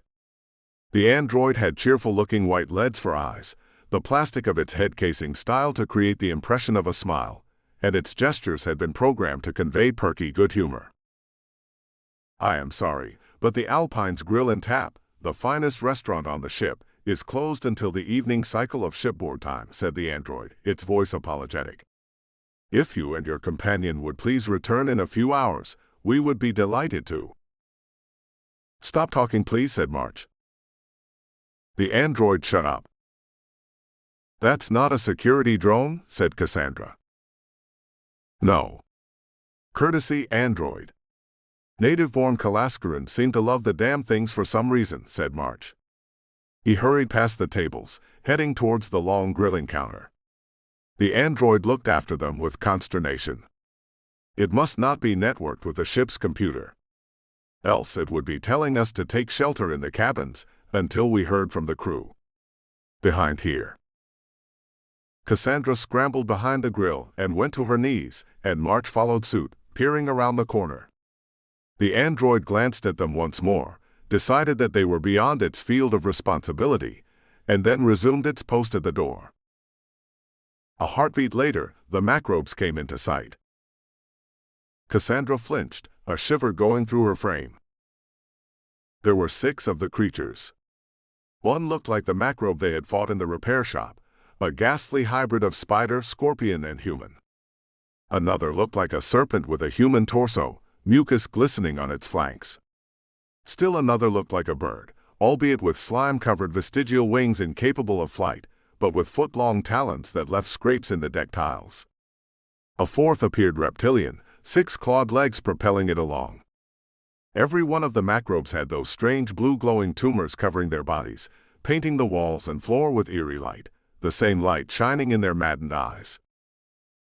Cassandra kept tapping at her phone, and March realized she was configuring the computer tablet back on the Eclipse to record its observations in the log files. Despite the peril, a flicker of amusement went through him. The woman was indeed a scientist. Likely she would keep recording data right up until the moment something killed her. Which might come soon. The spider-like macrobe turned and smashed the glass doors into glittering shards with casual strength. The creature climbed through the wreckage and into the restaurant, glass shards grating beneath its spiked legs. The courtesy android hurried forward. "Pardon, good sir," said the android. "Please refrain from damaging the property of Royal Kalaskaran Starlines. Remain where you are until a manager can speak with you. Are you in need of emergency assistance?" The macrobe considered this. "Flesh," the creature said at last, its blue glowing eyes regarding the android. Its voice was the worst part of all. It seemed so normal coming from the macrobe distorted flesh. March's fingers tightened against the grip of his gun. Did the creature know that he and Cassandra were here? "We serve a variety of meat, sir," said the android, "seasoned and prepared to your liking." "Human flesh," said the macrobe. It stepped forward, the other creatures looming behind it. "I am sorry, sir," said the android, "but the consumption of human flesh, whether by humans or alien species, is strictly forbidden in the kingdom of Kalaskar and is prosecuted to the fullest extent of the law." "In the previous life," said the macrobe almost conversationally, "I remember the taste of meat, the taste of vegetables, the taste of bread and fruit. But the previous life was only a dream. I have awakened now. I hunger, and there is only one thing that can sat my hunger. Human flesh, hot and raw and dripping." The android started to repeat its warning about the illegality of cannibalism. "What is the appetizer for the feast?" said the macrobe. "Destruction." With that, 2 of its legs speared the courtesy android through the chest. The android continued its warning for a few words, and then went limp, the leads in its eyes going out. The macrobe made a contemptuous flick of its legs, and the android crashed into a table, silverware clattering and glass shattering. The macrobe prowled further into the restaurant, nostrils flaring, tumors pulsing. The other creatures followed. March tapped Cassandra on the shoulder, and she looked at him, eyes wild with fear. He leaned close and whispered into her ear, praying that the macrobe didn't have unnaturally good hearing. "Not if you can see the kitchen door behind us," hissed March. She nodded. "I'm sliding a grenade with a 5-second fuse across the floor. When it goes off, we're running for the kitchen. Nod if you understand." She nodded again. March slipped a grenade from his bandolier, set the fuse for 5 seconds, and peered around the corner of the grill. The macrobes remained bunched together by the shattered doors, looking around and sniffing the air. He slid it across the floor like a hockey puck. His aim was good, and the grenade slid to a halt right beneath the abdomen of the spider-like macrobe. March ducked back behind the grill. 2 seconds later, the grenade went off. In the enclosed space of the restaurant, the roar of the explosion was tremendous. The blast shattered more of the front windows, and silverware and broken plates tumbled in all directions. The spider-like macrobe must have been torn apart in the explosion, because March saw 2 of its legs and chunks of its armored carapace bounce across the floor. The other macrobes roared in fury, and March jumped to his feet and risked a look towards the doors. The explosion had killed the spider-like macrobe and wounded the 5 others. As one, they turned to look at him. "Go," said March. He raised his pistol and fired, and his aim was good. The blast scorched through the head of a snake-like macrobe, and the creature collapsed. Cassandra got to her feet, and together they ran for the kitchen door, March firing over his shoulder. The surviving macrobe surged after them, kicking aside chairs and tables in their haste. They burst through the door and into the kitchen. Stainless steel counters gleamed under bright white lights, and March took a quick look around. On the other side of a long counter, he spotted a row of commercial freezers, and next to the freezers. "There," said March. He ran across the kitchen, Cassandra following, and came to a narrow access door next to the freezers.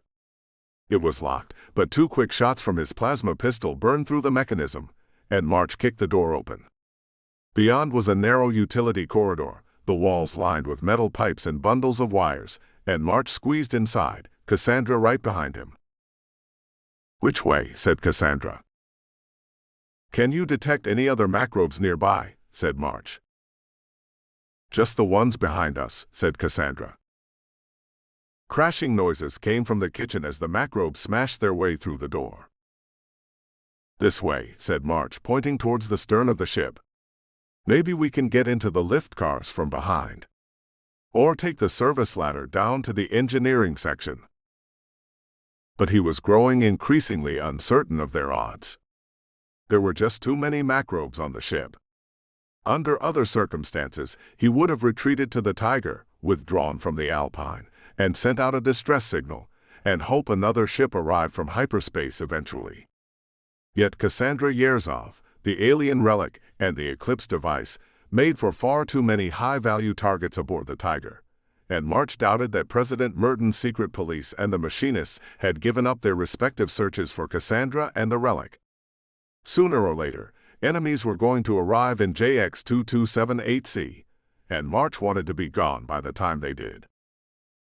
Though if he and Cassandra were dead by then, the enemy could help themselves to the Tiger and its cargo.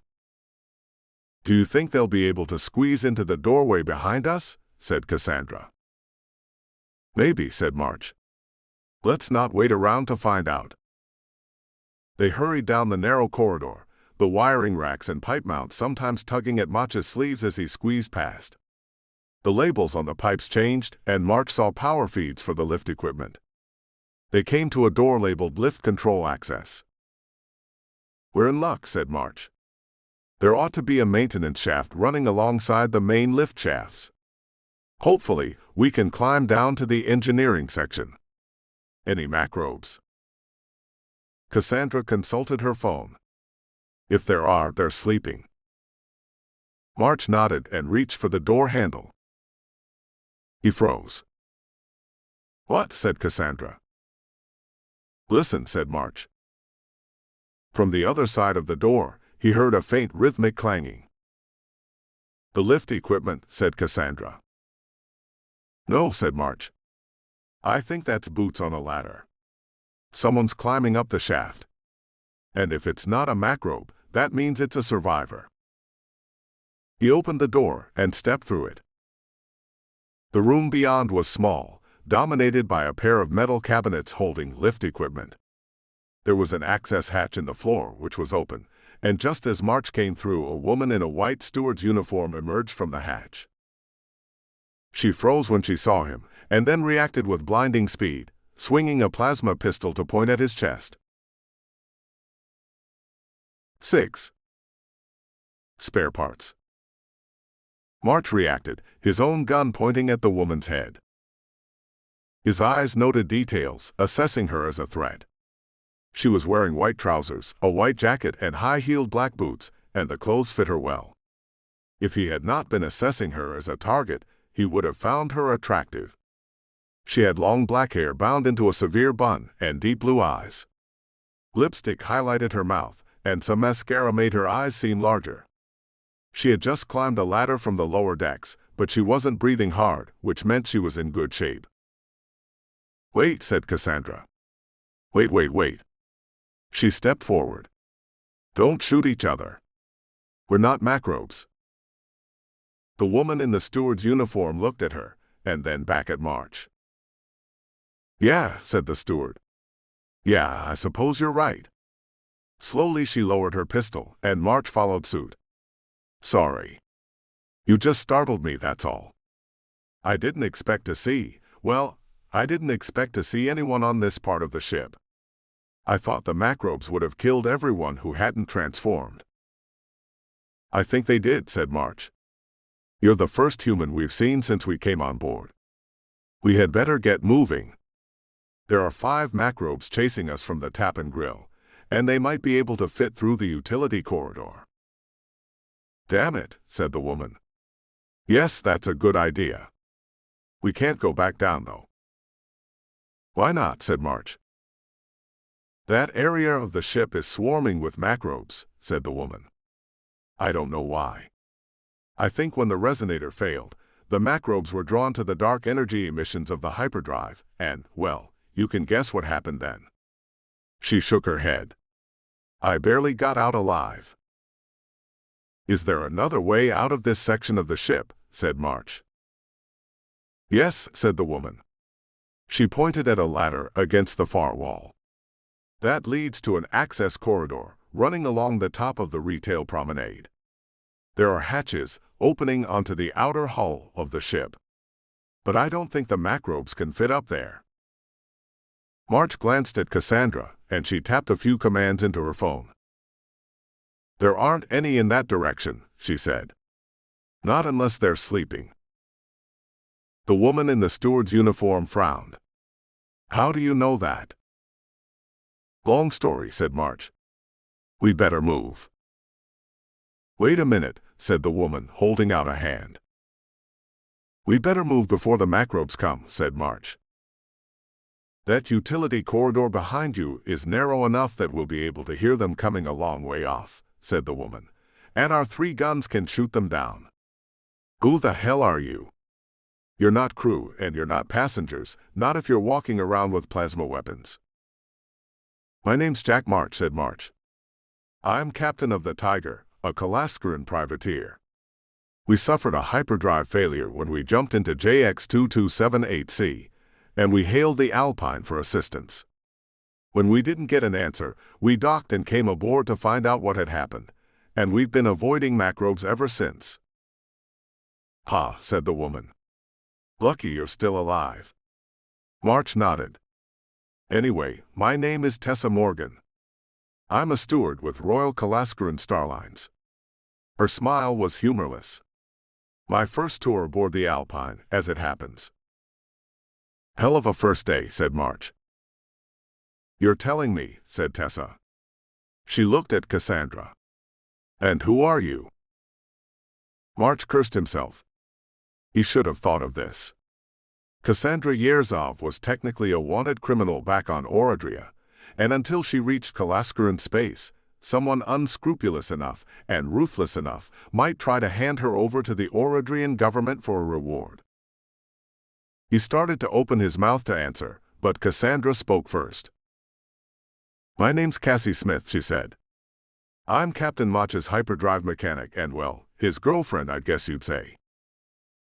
March blinked. His girlfriend. Then his surprise turned to approval. She had kept her cool and come up with a convincing lie to explain her presence, something March had neglected to do. "Huh," said Tessa. "I wouldn't have expected that." "Why not?" said Cassandra with indignation. "Just running into a privateer captain on board the Alpine," said Tessa. "And that a privateer captain would bring his girlfriend with him into danger." March shrugged. "I wasn't expecting the Alpine to be overrun with macrobes. This access corridor of yours, where does it go?" "Towards the bow of the ship," said Tessa. Before everything completely went to hell, the captain announced over the crew channel that he was setting up a barricade in one of the banquet rooms. The banquet rooms are closer to the bow of the ship, past the retail promenade and some of the gyms. If we take the access corridor, we can hopefully avoid any macrobes in the area and rejoin the captain and the other survivors. She grimaced. "If there are any other survivors." A clang came from the utility corridor behind them. "It's time to go," said March. "I'll go first," said Tessa, holstering her pistol and turning towards the ladder. "My crew access will let me unlock the hatch, and we can close it again behind us." March nodded, and Tessa scaled the ladder with ease. His eyes lingered on her for just a moment, noting that the white trousers fit her legs very well, and then he looked at Cassandra. She seemed embarrassed and mouthed the word sorry with exaggerated care. "It worked, didn't it?" murmured March. "What was that?" called Tessa. He heard the beeping as she punched buttons on a keypad. "Did it work?" said March. "Hang on," said Tessa. There was a click, and she pushed open the hatch. "Yeah. Come on. We need to move." March scaled the ladder, pistol in hand, and Cassandra followed him. The access corridor was narrow and dimly lit, but there were no bundles of wires and pipes around them. March suspected they were between the inner and outer hulls of the ship, and only a few meters of metal separated them from the void and radiation of deep space. Tessa slammed the hatch shut, which locked with a satisfying click.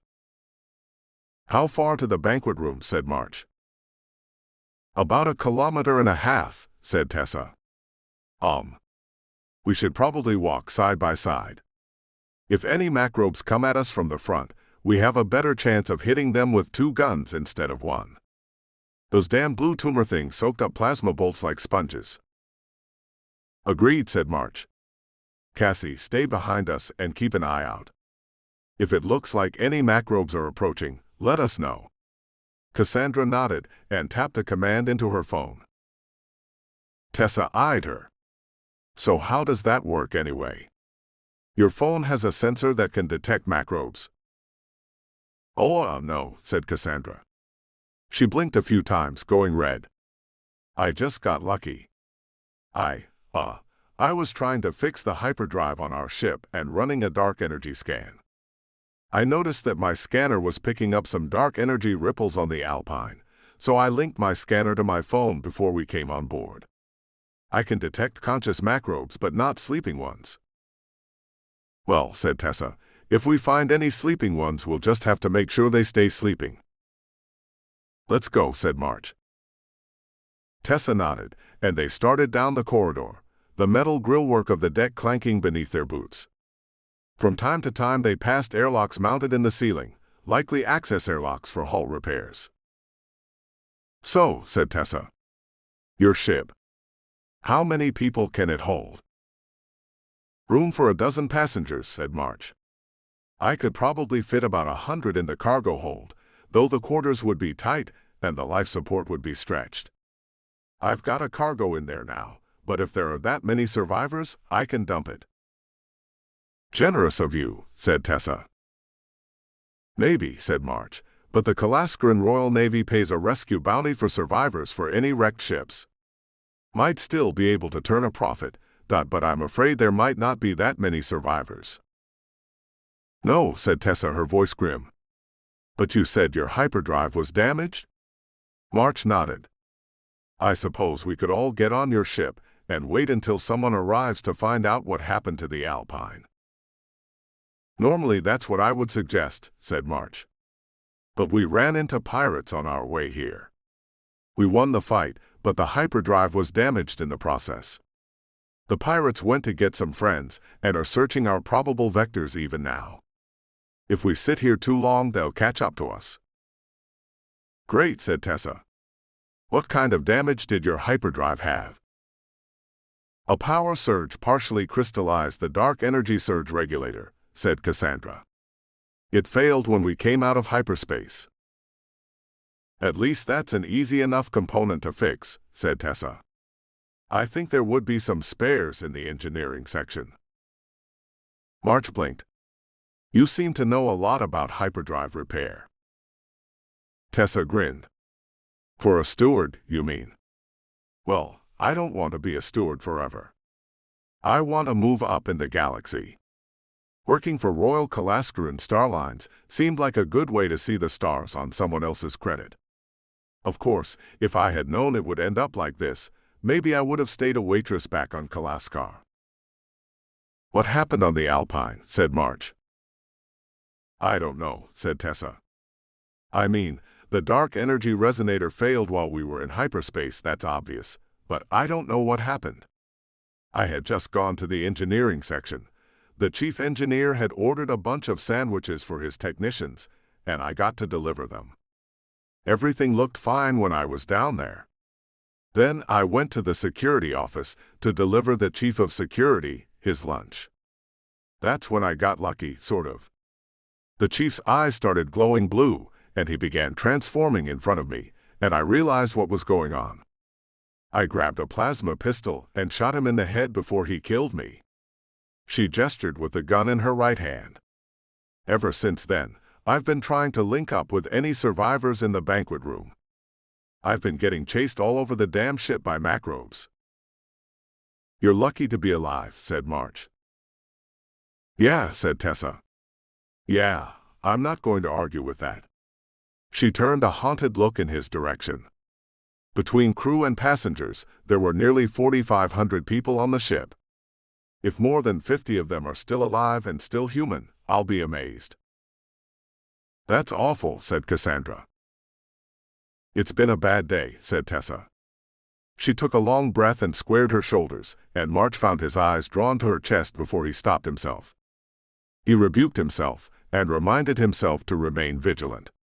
A law enforcement officer he had met on Kalaskar had told him that a common cause of vehicle accidents for men was looking at pretty girls who happened to be walking by, which the Ministry of Security put down as distracted driving.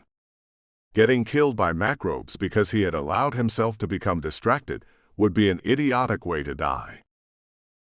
Still, none of the macrobes had gotten into this part of the ship, and Cassandra and the Eclipse ought to be able to warn them if any of the creatures approached. Yes, said March. God willing, we can keep it from getting any worse. Out of curiosity, said Tessa. What's your cargo, if you're willing to dump it? Rustari algae protein, said March. Tessa laughed. God. How do you deal with the smell? It's been a challenge, said March. I'll probably have to change out every air filter in the life support system when we're done. Tessa glanced at Cassandra. Good day to be a hyperdrive mechanic and not a life support technician, yeah. The smell has been strong, said Cassandra. You didn't mind visiting Rusterol, said Tessa. I hear the entire place is an inefficient mess. Her lip crinkled with disgust. And that the citizens of Rusterol are all fat, greasy cows because of the free narcotics they get from the government. I don't know how anyone can live like that. I didn't mind visiting Rusterol. I can turn a profit shipping the algae, said March. Her comment about the citizens did not sit well with him. He didn't like Rusterol, but the government of the planet had deliberately set out to make its citizens as apathetic and dependent as possible. Rusteral's epidemic of metabolic diseases was a result of the citizens' addiction to the government-provided sugar drug, and it was a rare individual who managed to recover from sugar addiction. But March had seen the citizens in their electric carts, their eyes glassy and their faces slack from the sugar, and he had felt sorry for them. He disliked cruelty. It reminded him of the labor camps on Calixtus. He also disliked how Tessa's questions were becoming more and more probing. "You said you were a waitress," said March. "How did you go from that to a steward on the Alpine?" "Oh, well," said Tessa. "Long story. I grew up in a little town back on Kalaskar. I waited tables at the local diner for a while after I finished school, but I got so bored. All the other girls were settling down and marrying veterans from the Royal Navy or the Royal Army, and that just seemed so dull. I wanted to see other worlds than Kalaskar. So I quit my job and hired on with Royal Kalaskaran Starlines. I started out as a cook, and after my last tour, I got promoted to steward. My long-term plan is to work my way up to pilot." She shook her head. "And then this happened." She looked at him and grinned. "I don't suppose you're hiring?" "What?" said March. "For your ship," said Tessa. "I might need a new job after this, and it must be hard to run a freighter with just a pilot and a hyperdrive mechanic. I'd even be willing to sign on at half wages to learn the trade, so to speak." "I'll consider it," said March, though there was no way he would trust Tessa Morgan with anything until he knew more about her. "But let's focus on staying alive first. Else the only people who will have a job on the Tiger are the new owners who will buy it from the Royal Navy salvage yards after we're all killed." "That is a good point," said Tessa, and they lapsed into silence. After another kilometer down the narrow corridor, Tessa stopped and scrutinized one of the hatches. "This looks right. This should take us to one of the gyms just outside the shopping promenade. From there we can follow the main corridors to the banquet room, or use the utility passages if there are too many macrobes." "All right," said March. "I'll go first." "Not going to argue," said Tessa. She unlocked the hatch and stepped back. March opened it and descended the ladder. The access shaft was empty, with no signs of either macrobes or injured humans. March reached the bottom of the shaft and opened the door, gun held before him. On the other side of the access door was a cavernous gym, with hundreds of treadmills and ellipticals and various machines for performing specific strength exercises lined up in rows. March had always preferred free weights himself. Huge screens hung from the walls. About half showed more of the ship's onboard video programming that March had seen in the guest lounge and in the lift car, and the other half showed a pretty woman in black coat and skirt narrating some sort of historical documentary. About 20 corpses lay scattered on the floor and across the exercise equipment, many of them torn apart. The smell of blood was not quite strong enough to drown out the antiseptic smell of cleaner, and March spotted a pair of small housekeeping drones on treads circling through the gym, diligently spraying down the machines that had been covered in blood. There was no sign of any macrobes, sleeping or otherwise. "Looks clear." March called up the shaft. "I don't detect any macrobes nearby," said Cassandra. "Let's move then," said Tessa. "We ought to get away before they come back." March waited as the women came down the ladder. Cassandra went first, breathing hard as she caught her breath and balance. Tessa stepped off the ladder with smooth grace despite her high-heeled boots and gave Cassandra a sunny smile. Cassandra's answering smile was much thinner and much less cheerful. "I'll go first," said March. They crossed the gym, avoiding the pools of blood, the corpses, and the diligent little cleaning drones, and came to the doors. Like the doors of the grill and tap, they were massive slabs of glass. Unlike the doors of the grill and tap, they were still intact and opened onto a wide, broad corridor. March saw the entrance to the shopping promenade on his left. In the distance, he glimpsed the blue glow of macrobes moving across the balconies of the promenade. "This way," said Tessa, pointing. They hurried down the corridor, March glancing back every so often towards the entrance to the shopping promenade. None of the macrobes seemed to have noticed their presence. Perhaps that was because of the blue carpet. Their footfalls did not clang and clatter against it as they had in other portions of the vast starship. "There," said Tessa, pointing again. To the left stood a large pair of double doors. Above them was mounted a sign that said "Fine Dining." "The banquet rooms are behind those doors. If any survivors heard the captain, they'd have made their way here by now." "There are also a few macrobes behind that door," said Cassandra, gazing at her phone. "How many?" said March. Had the survivors been overwhelmed already? If a large group of survivors had gathered in one of the banquet rooms, a group of macrobes might have been drawn towards them like sharks towards blood in the water. "2," said Cassandra. "Maybe 3. They're standing close together, so it's hard to tell." Tessa frowned.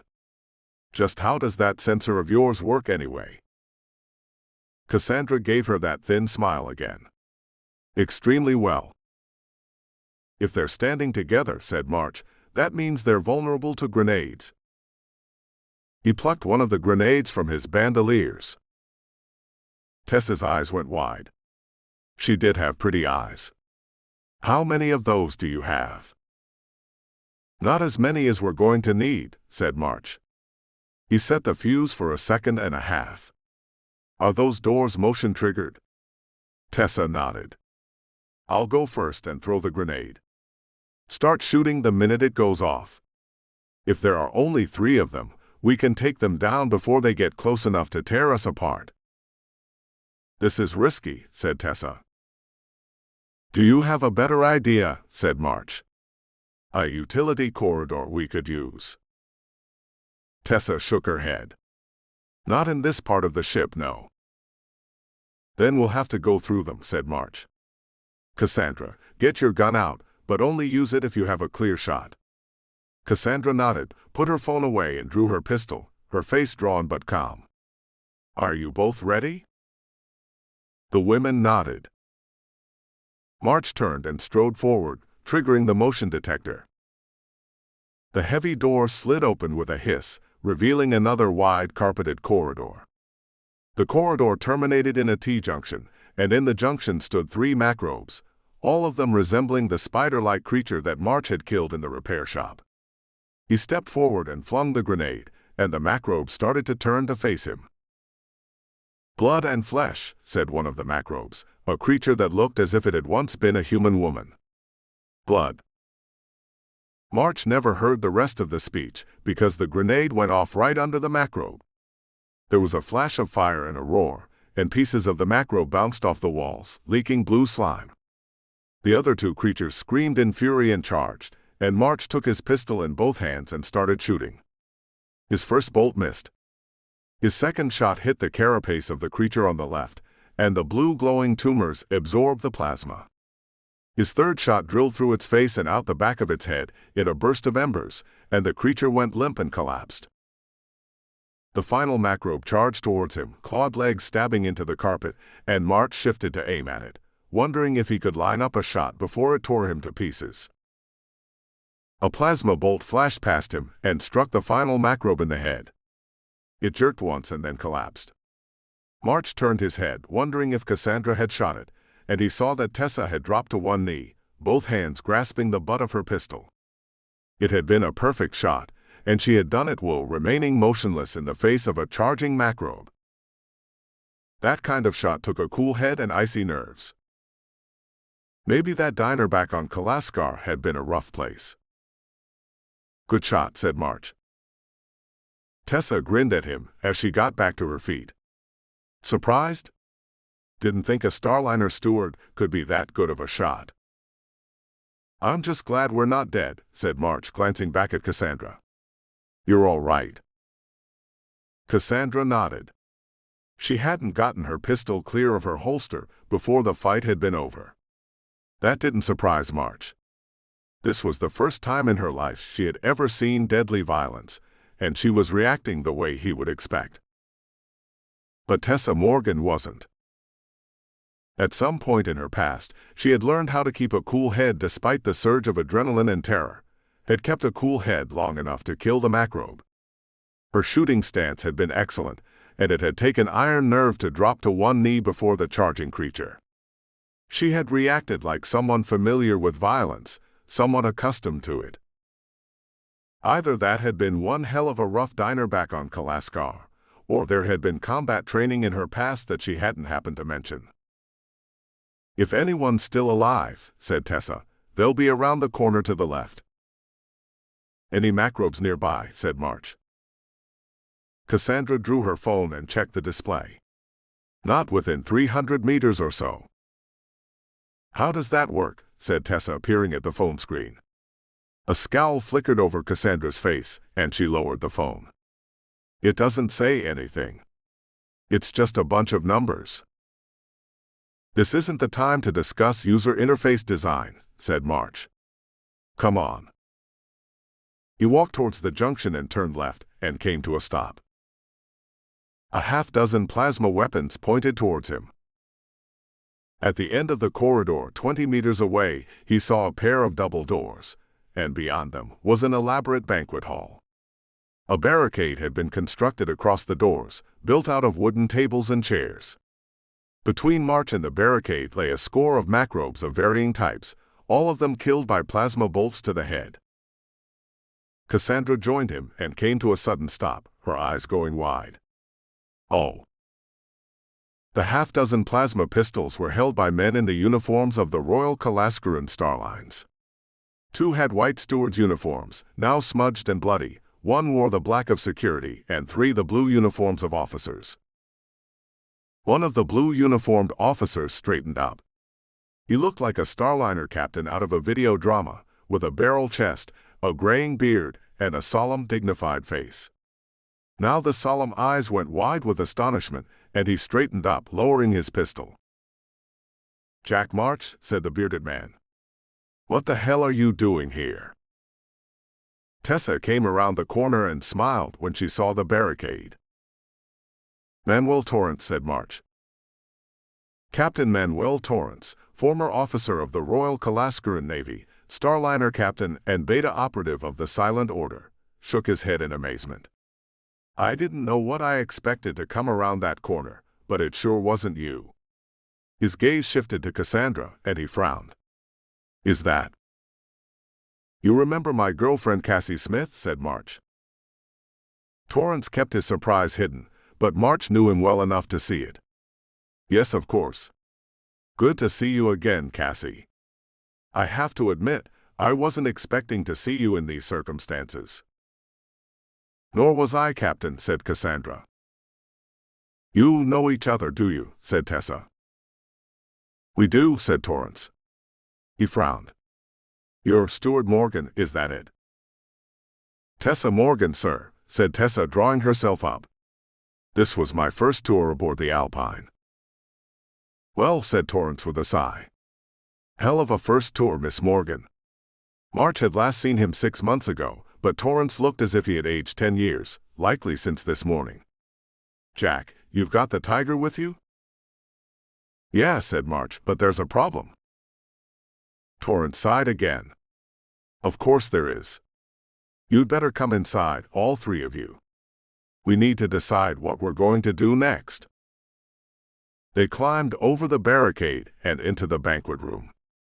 It looked absurdly peaceful for such a grim situation. Actual polished wood had been placed over the deck, no doubt to provide a better surface for formal dances. There was a bandstand in one corner, and a long buffet table that currently held piles of prepackaged vacuum-sealed meals. A group of families with small children sat huddled in the corner around a video screen, the children watching the documentary from the gym with a woman with a black coat and skirt talking about alien history. There were some stewards in their white uniforms, a few more men in black uniforms and blue uniforms, but not all that many. March glanced at Torrance. The older man's expression was bleak. "Yeah. 4,500 people on the ship, and we only managed to save 47 of them. Maybe there are more, sir, said Tessa. She looked shaken. You were the last 3, said Torrance. We managed to get past the computer failure and access the internal sensors. It's impossible to scan for those damned macrobes, but you 3 were the only other human life signs we picked up anywhere on the ship. We were trying to figure out whether or not we could get to you, but you kept moving around, and then you showed up. Sir. A young man in a black security uniform jogged over. He had the distinctive stance of a former Royal Marine. Likely he had joined Royal Kalaskuran Starlines after finishing his tour with the Marines. More survivors. One more reader, said Torrance. But this is Captain March, a friend of mine. He has a privateering ship, and I hope we can get the survivors onto his ship and off the Alpine. Good luck for us that you found us, Captain March, said Reader. He grimaced. Bad luck for you, I suppose. Keep an eye on the barricade, said Torrance. Once Captain March and I decide what to do, we'll need to move in a hurry. But until then, I don't want those macrobes taking us off guard. Yes, sir, said Reader.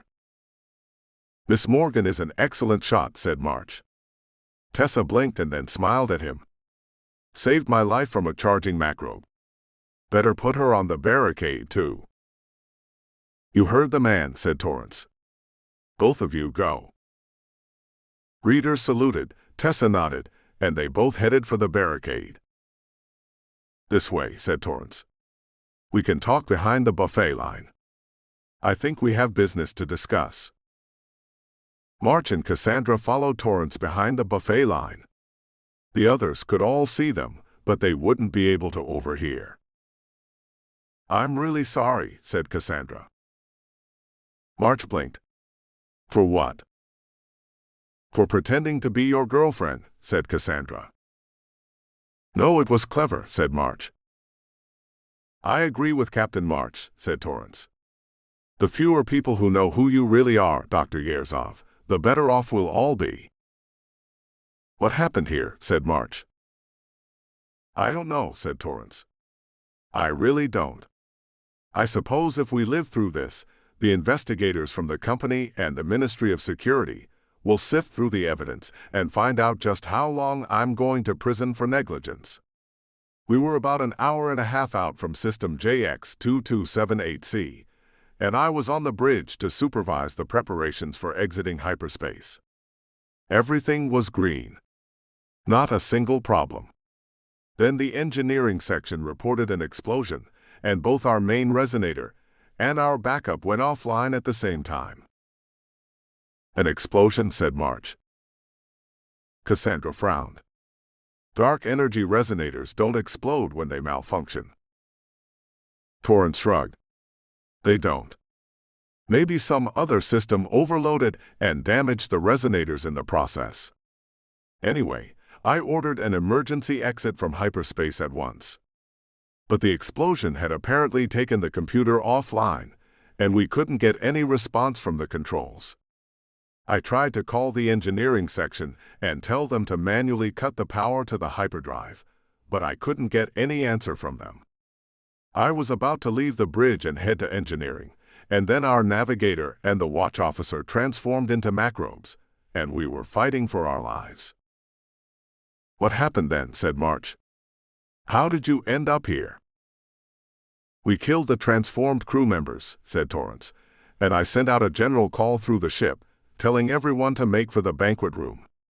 By then, I figured we only had about 50 minutes until the Alpine arrived at JX2278C, and hopefully we would drop out of hyperspace before too many of the crew and passengers were transformed and killed. I wanted to get to engineering and figure out what the hell had happened, but we were attacked by the macrobes. I was driven into the banquet room with everyone I could find, and we've been here ever since. That's horrible, said Cassandra in a quiet voice. I've been flying for decades, Dr. Yerzov, said Torrance. First with the Royal Navy and then with Royal Kalaskuran Starlines. I've never seen a disaster like this, not once. Dark energy resonators don't explode, said Cassandra. They'll crystallize or simply fail, but they don't explode. And a computer failure at the same time, said March. That's a hell of an unlikely coincidence. That's occurred to me as well, said Torrance. You think it was sabotage, said Cassandra, aghast. Who would do that? I don't know, said Torrance. Sabotaging a resonator like that, it's madness. Absolute madness. A machinist agent would be ruthless enough to do it, but anyone who sabotaged a resonator coil while in hyperspace would be in danger of macro possession or getting killed by the possessed. It's suicide. A planted bomb then, said March. A bomb that could have been put on the Alpine before it left port. It's possible, said Torrance. I just don't know. It should be impossible. The engineering crew visually inspects the hyperdrive, the dark matter reactor, and the resonator coils before every jump. A bomb that powerful should have been found. Yet I don't know. He shook his head. Hopefully the inquest and the flight recorder data can figure it out. Right now, we need to focus on saving anyone who can still be saved. Which leads me to my question. I thought I might find Dr. Yerzov waiting for us in a shuttle at system JX2278C. I didn't expect her to turn up with you. I was flying back from Rusterl on other business for the order, said March. When I got to system NB11HV2, I found 4 Raptor starfighters chasing a shuttle registered to the University of Oradria. Torrance looked at Cassandra. Then you did listen to me. I knew President Murden would try to kill you because of your paper. The machinists have been taking a big interest in anything involved with dark energy or quantum entanglement lately. I didn't know if you would believe me or not. Everything happened the way you said it would, said Cassandra. The questions, the meetings, all of it. I realized that if I went to the presidential palace, I would never come out again, so I stole one of the university's shuttles and fled the system. I was going to meet you at JX2278C and formally request asylum from the Kingdom of Kalaskar, but things went wrong. I jumped right in the middle of 4 Raptor starfighters chasing her, said March. It was obvious they didn't want any witnesses because 2 of them broke off from the shuttle and tried to shoot me down. I destroyed 3 of them, and the 4th got away, but my hyperdrive's dark energy surge regulator was damaged in the fight and partially crystallized. Torrance frowned. Don't you have a spare? He does, said Cassandra, but it was wired into a parallel circuit next to the active regulator. Torrance blinked. Really? That's not good maintenance practice, Jack. March sighed. Since we're stranded here, I'll not argue. Anyway, after the fight, I picked up Dr. Yerzov, and she told me what was going on. We decided to head for JX2278C and link up with you for a ride back to Constantinople Station. When we arrived, we couldn't hail anyone on the ship, so we docked to find out what happened. Since then, we've been trying to find any survivors, or at least a route to the engineering section, so we could scavenge a functional regulator. Then we ran into Morgan, and she brought us here. You said the 4th Raptor got away, said Torrance. March nodded. Did an emergency jump. That's a problem, said Torrance. Well, another one anyway. President Murden has several squadrons of Raptor-class heavy starfighters he uses for assassinations and covert jobs. He won't have given up looking for Dr. Yerzov. The machinists want her dead, and her research suppressed too badly for that. If you ran into them at system NB11HV2, they'd probably do a search pattern along possible hyperspace vectors into Kalaskran space from there. And JX2278C is right on one of those vectors, said March. They'll turn up sooner or later, said Torrance. Under other circumstances, I'd say we could all just go aboard the Tiger and wait until a Kalaskran destroyer arrives on patrol. But if the Oradrian secret police arrive or the machinists show up, they won't hesitate to destroy both the Alpine and the Tiger. Maybe we could get everyone on board the Tiger and go hide in the inner system, said March. JX2278C is a big place. Lots of asteroids, gas giants, and moons. If we land on one of the larger asteroids or smaller moons, they might never find us. And we might never detect a Kalascaran destroyer when it came into the system, said Torrance, and miss our only chance of getting a ride home. No, I think your plan is our best bet. We get to the engineering section, help ourselves to one of the surge regulators, install it on your ship, and get the hell out of JX2278C. He gestured at the barricade. But you see the problem. There are probably 1,000 macrobes roaming around the ship. They're all insane, and they don't cooperate with each other, but if they see us, they'll swarm us. Dr. Yerzov might be able to help with that, said March. Her Eclipse machine can detect the presence of macrobes. Really? Said Torrance, blinking. I thought conventional life sensors didn't work on possessed humans. Their physiology is in too much of a state of flux, or something like that. The Eclipse prototype detects quantum entanglement effects, said Cassandra. But I think the fusion of macrobe and human creates a quantum distortion effect in hyperspace. The Eclipse can pick up on those distortion effects, and I can use the Eclipse to pinpoint the effect with a degree of accuracy. See? She turned her phone screen towards Torrance. All I see are some numbers, said Torrance. Am I the only one who uses the command line? Said Cassandra with some asperity. Does everyone else insist on using the graphical interface? This saves valuable processor cycles and... It works, said March. If this is an experimental trial, then it's been a successful one. I've seen the device work. It can't detect sleeping macrobes, but it can detect any conscious ones.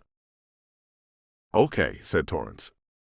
I'm not a scientist, but I'll take your word for it.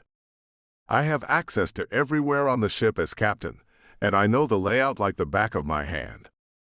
If Dr. Yerzov's device can detect the macrobes, we can probably sneak around them and get to the engineering section. Where is the Tiger docked? Starboard cargo corridor, said March. One of the airlocks there. Torrance grimaced. I wish it were closer. No, wait, that will work. It's a long way to the engineering section from here, but it's not that far from the engineering section to the Tiger. I suggest that we go to the engineering section, get a spare regulator, and head for the Tiger. The Tiger can then circle around the Alpine and dock with one of the access airlocks near here. He pointed towards the ceiling. Getting the survivors across the ship without losing any of them would be nearly impossible. But if you bring the Tiger here, we can get them off the Alpine without anyone else dying. Agreed, said March. We should start as soon as possible. Dr. Yerzov, said Torrance. If you could show me how to read your display, that would be helpful.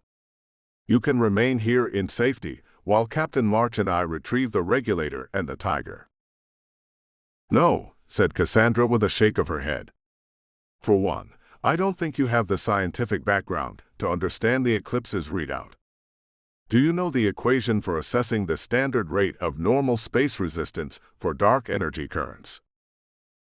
I didn't even know there was such an equation, said Torrance. Then the Eclipse's readout won't make any sense to you, said Cassandra. She took a deep breath.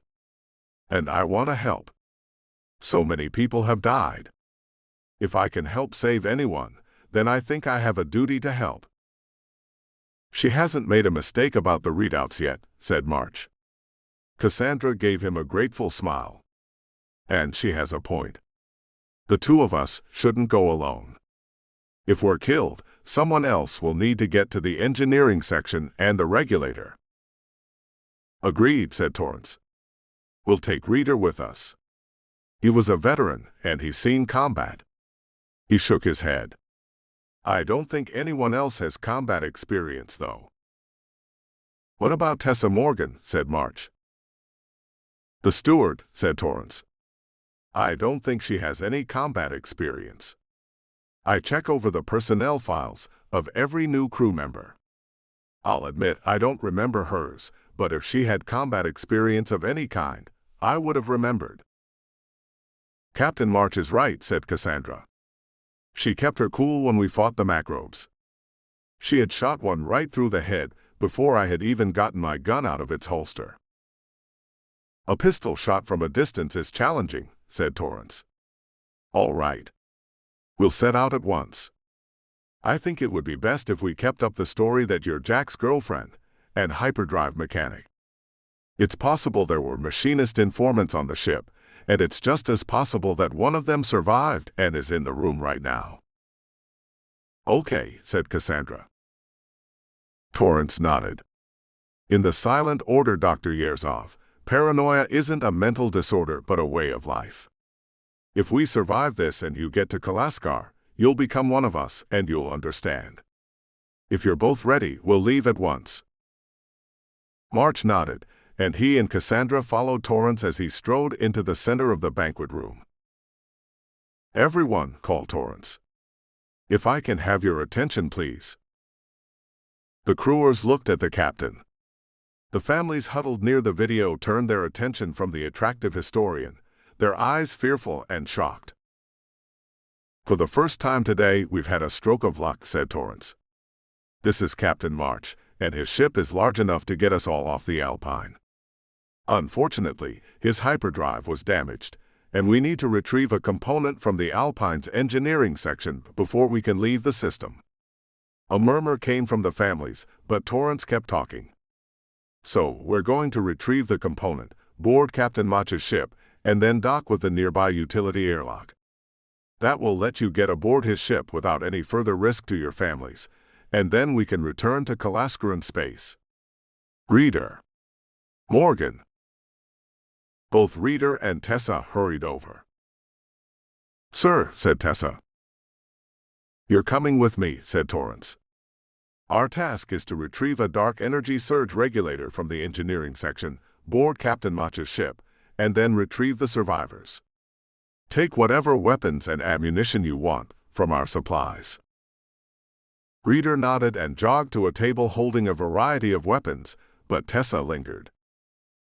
How will we avoid the macrobe, sir? Said Tessa. Don't worry, Stewart, said Torrance. Cassie's jury-rigged dark energy detector seems able to sense when macrobes are nearby.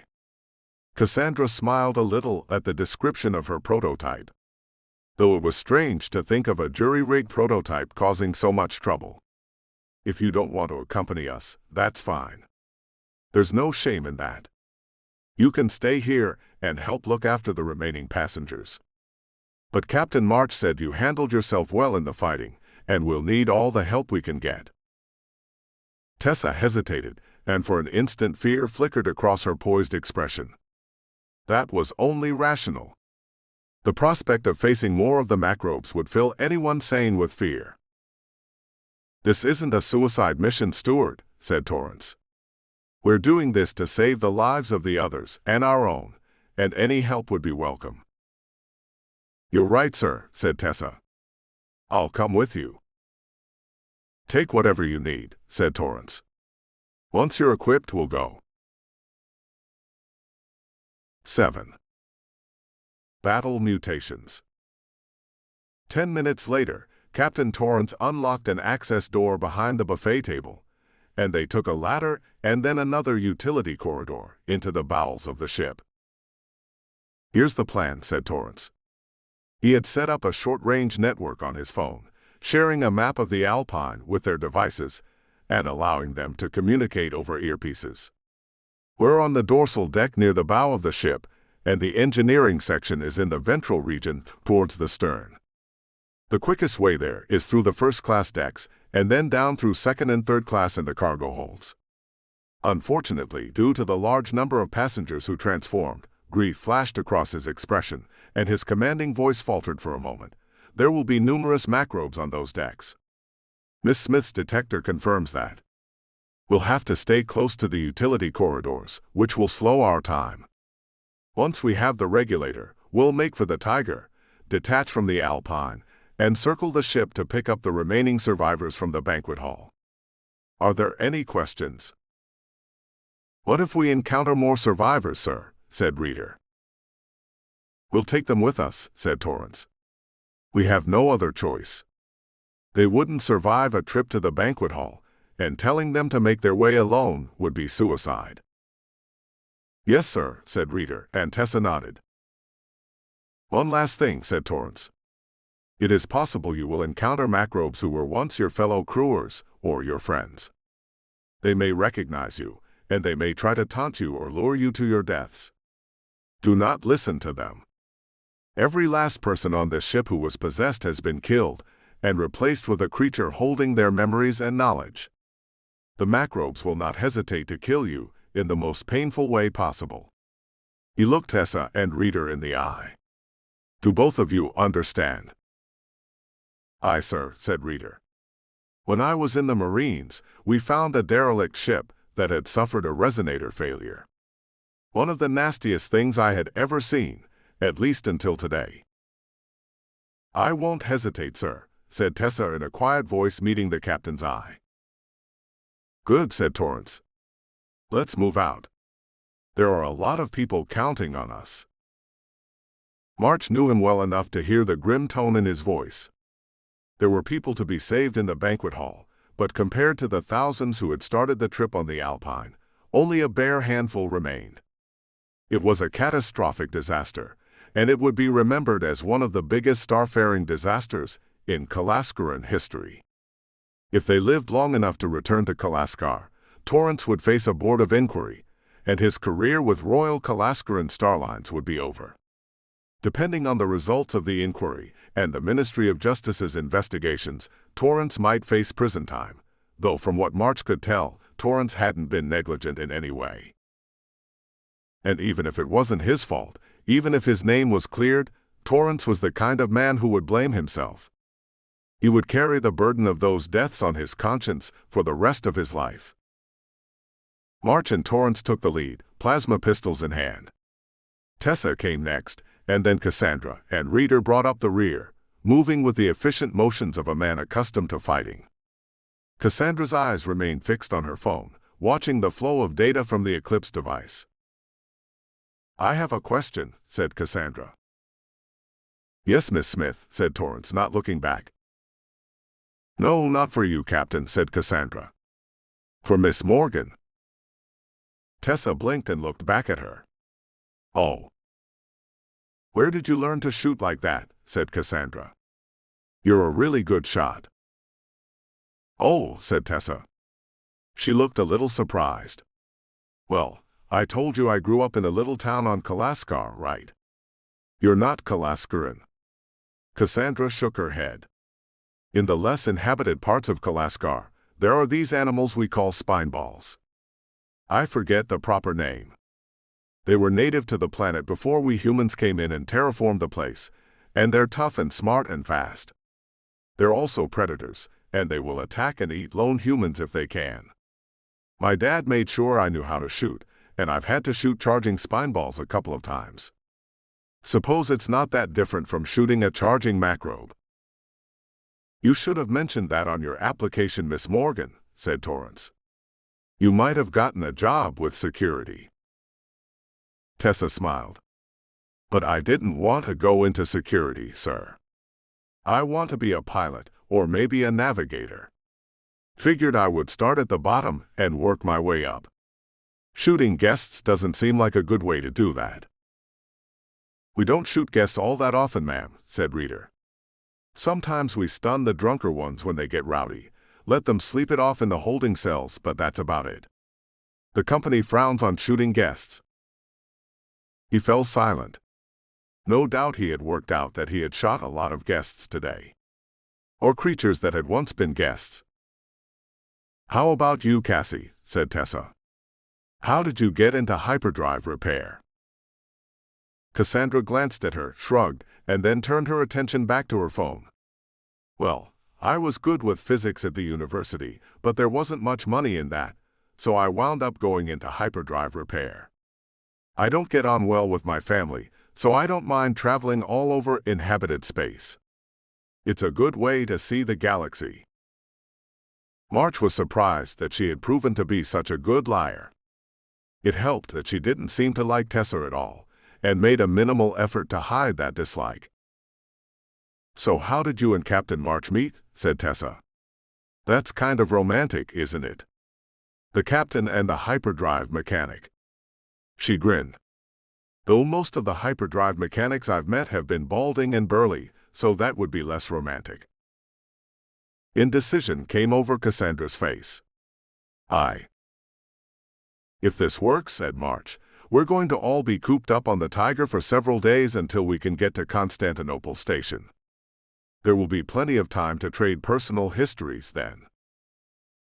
"A good point," said Torrance.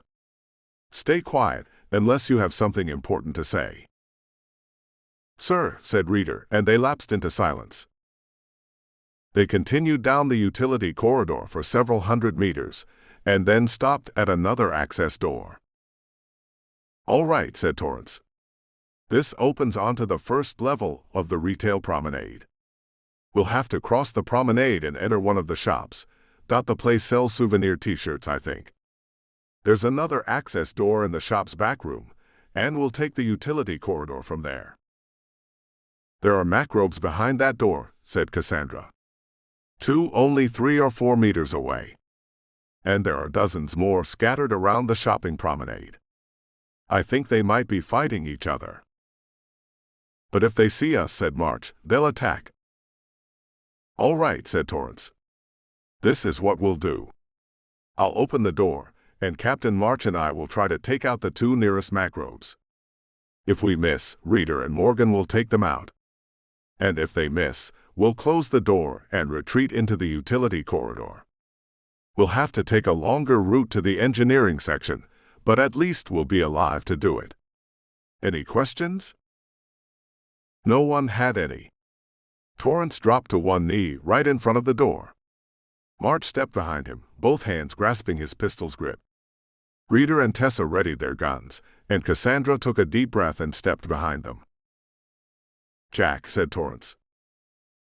March nodded, hit the door control, and put both hands around his gun's grip. The access door hissed open, and March saw the now familiar sight of the shopping promenade. 2 macrobes stood in the center of the promenade, one spider-like, the other a new kind that March had not seen before, a thing that looked kind of like a slug with an armored turtle shell. Like all the other macrobes, those strange blue glowing tumors dotted their warped bodies, and their human torsos jutted from the misshapen forms of flesh that their bodies had become. March was already lining up his shot, and he squeezed the trigger. His pistol spat out a plasma bolt, and the shot struck the turtle-like macrobe in the temple. The creature jerked and collapsed to the deck, its thick limbs hammering against the fake marble of the floor. The spider-like macrobe whirled, and March started to aim, but Torrance fired first. His shot vaporized the top half of the macrobe's skull, and the creature fell atop the spiked turtle thing. "Go," said Torrance, getting to his feet. They hurried out of the access corridor and into the shopping promenade. The t-shirt shop in question was on the other side of the promenade, a dozen plastic mannequins sporting brightly colored t-shirts standing in its windows. March turned in a circle, looking for macrobes as the others hurried across the promenade to the t-shirt shop. He spotted the eerie blue lights of dozens of macrobes scattered in both directions down the promenade, but none of them were nearby. "Above!" shouted Cassandra. It was sleeping. March looked up just as a spider-like macrobe perched on the railing of the balcony, looking down at them. "Tacky!" shouted the macrobe, the blue light glimmering in its eyes. "A tacky shop full of tacky people." The spider-like legs flexed, the macrobe preparing to jump, and March raised his pistol and started shooting. His first shot struck the tumors and dissipated, but his second burned through one of the knobby joints of its legs. The macrobe let out a furious shriek and lost its balance, falling from the balcony. March leapt to the side, and just avoided having his head taken off by the slashing legs. He lost his balance, hit the deck and rolled. March came to one knee and raised his pistol, but Tessa started shooting. Her second shot burned through the macrobe's temple, and the creature jerked and collapsed to the floor.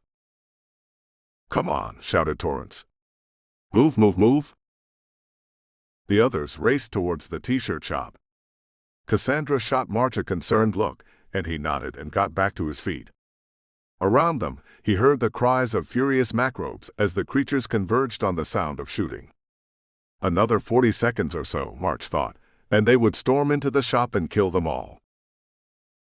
He ran into the t-shirt shop, yanking a grenade from his bandolier as he did so. The interior of the shop was a mess.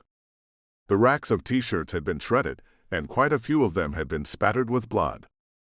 The source of the blood slumped against the sales counter.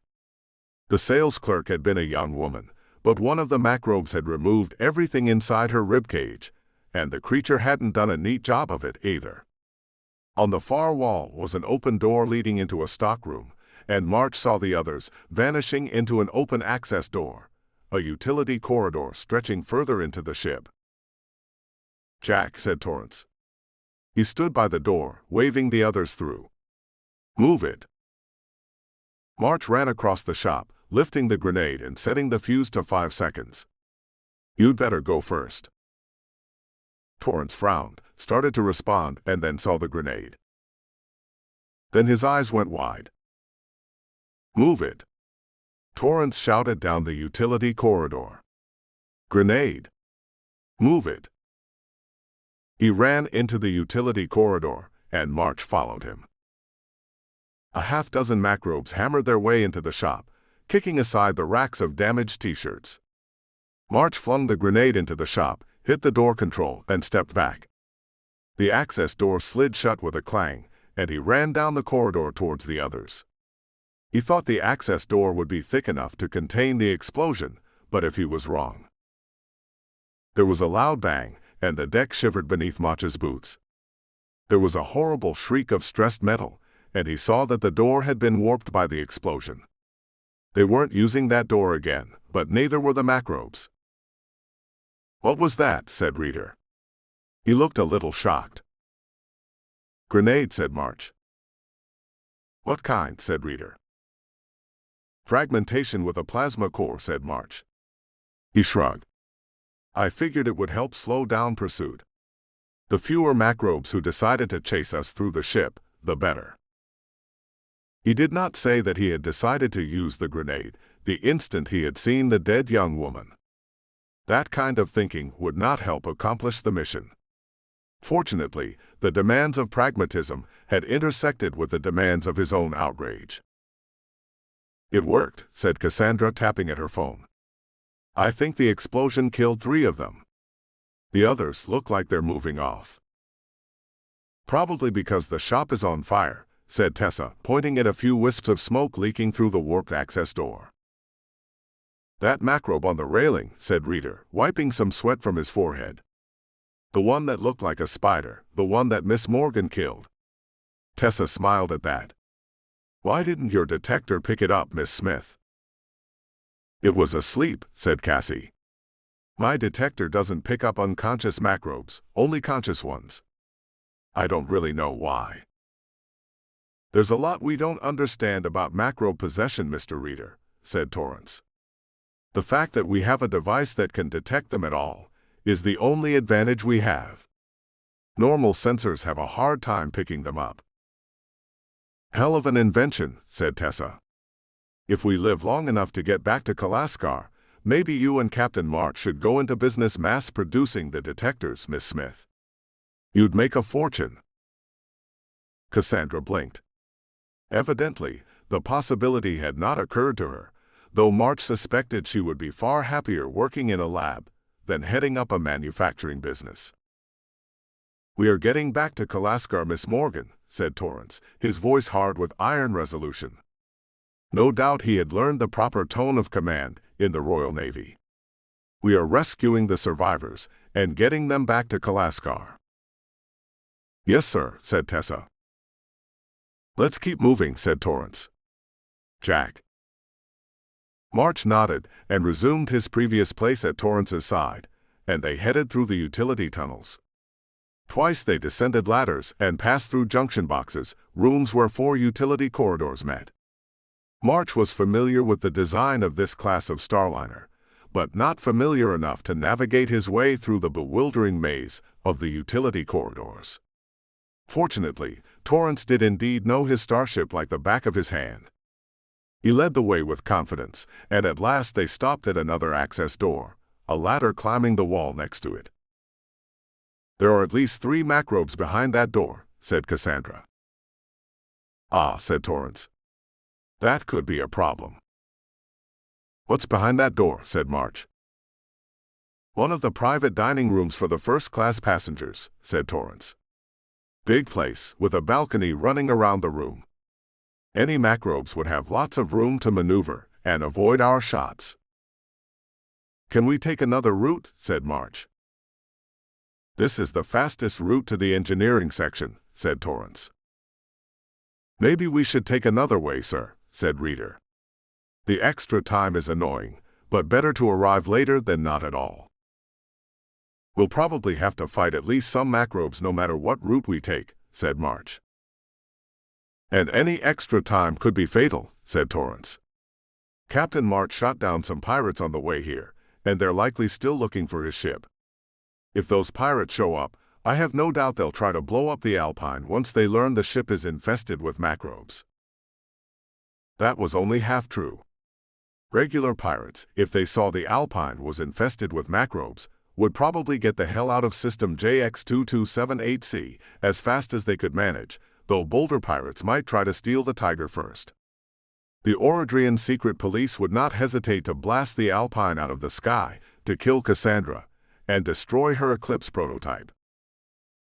"If we're going to have to fight," said March, "then we had best do it in a place that gives us a time advantage. It will do us no good to take a longer route to avoid these macrobes if we wind up having to fight anyway." "Agreed," said Torrance. "Miss Smith, can your device pinpoint the location of the macrobes?" Cassandra shook her head. "Not precisely. I know they're about 10 meters in that direction." She waved her free hand at the access door. "For the next iteration of the device, I think I should include a tighter dark energy detection grid. That ought to allow for better real-time location mapping." "Yes," said Torrance, cutting off the lecture before it could gather steam. He looked at the ladder next to the access door. "That leads up to the balcony. I will head up there and scout the room and—" "I'll do it," said March. "You're the captain, and someone needs to be in charge." And, truth be told, March was in much better physical condition and had far more practical experience of hand-to-hand combat than Torrance. If March opened the balcony door and found himself face-to-face with a macrobe, he had a better chance of surviving the encounter. "Very well," said Torrance. "Be careful," said Cassandra. "I will," said March. Before he finished speaking, Cassandra leaned up and kissed him on the cheek. "For luck," said Cassandra. March took a second to work through that. She was pretending to be his girlfriend, after all. Torrance looked surprised. Reader looked amused, and for some reason Tessa seemed irritated. "Yes," said March at last, for want of anything better to say, and he turned and climbed the ladder to the balcony access door. He shifted his pistol to his right hand and triggered the door release with his left, and it slid open with a hiss. The smell of blood hit his nostrils at once. March eased through the door and found himself on a balcony encircling a large dining room, just as Torrance had described. It was nicer than the passenger lounge, but not quite as opulent as the banquet hall. Just how many damned restaurants did the Alpine have? Did the passengers on the Alpine do nothing but eat? No wonder the gym was so large. He put aside the idle thought and crept to the edge of the balcony, the smell of blood growing stronger in his nostrils. A gruesome scene came to his eyes. It looked as if the main floor of the dining room had been the scene of a firefight. To judge from the plasma damage to the walls and furniture and the dozen dead macrobes scattered around the floor, a group of security officers had made a last stand here. March counted 10 dead security officers. At least he thought it was 10, because 3 macrobes were busily ripping apart the corpses and devouring them. Two of the macrobes were the spider-like creatures that were the most common form. The third was a sort he hadn't seen before. It looked kind of like a spiky sea turtle crossed with a locust. An armored shell covered in spikes protected its bulging body, and insect-like legs jutted from the sides of the shell. A human torso, head and arms, rose from the front of the armored shell, but below the torso were two huge bladed limbs like the forelimbs of a mantis. March considered trying to kill all three macrobes before they realized that he was there. He started to lift his pistol to aim, and then he saw something that made him stop. The corpse of a security officer had been pinned to the wall by one of the bony spines from the armored macrobe shell. Had the security officer been dumb enough to try and fight the macrobe hand-to-hand?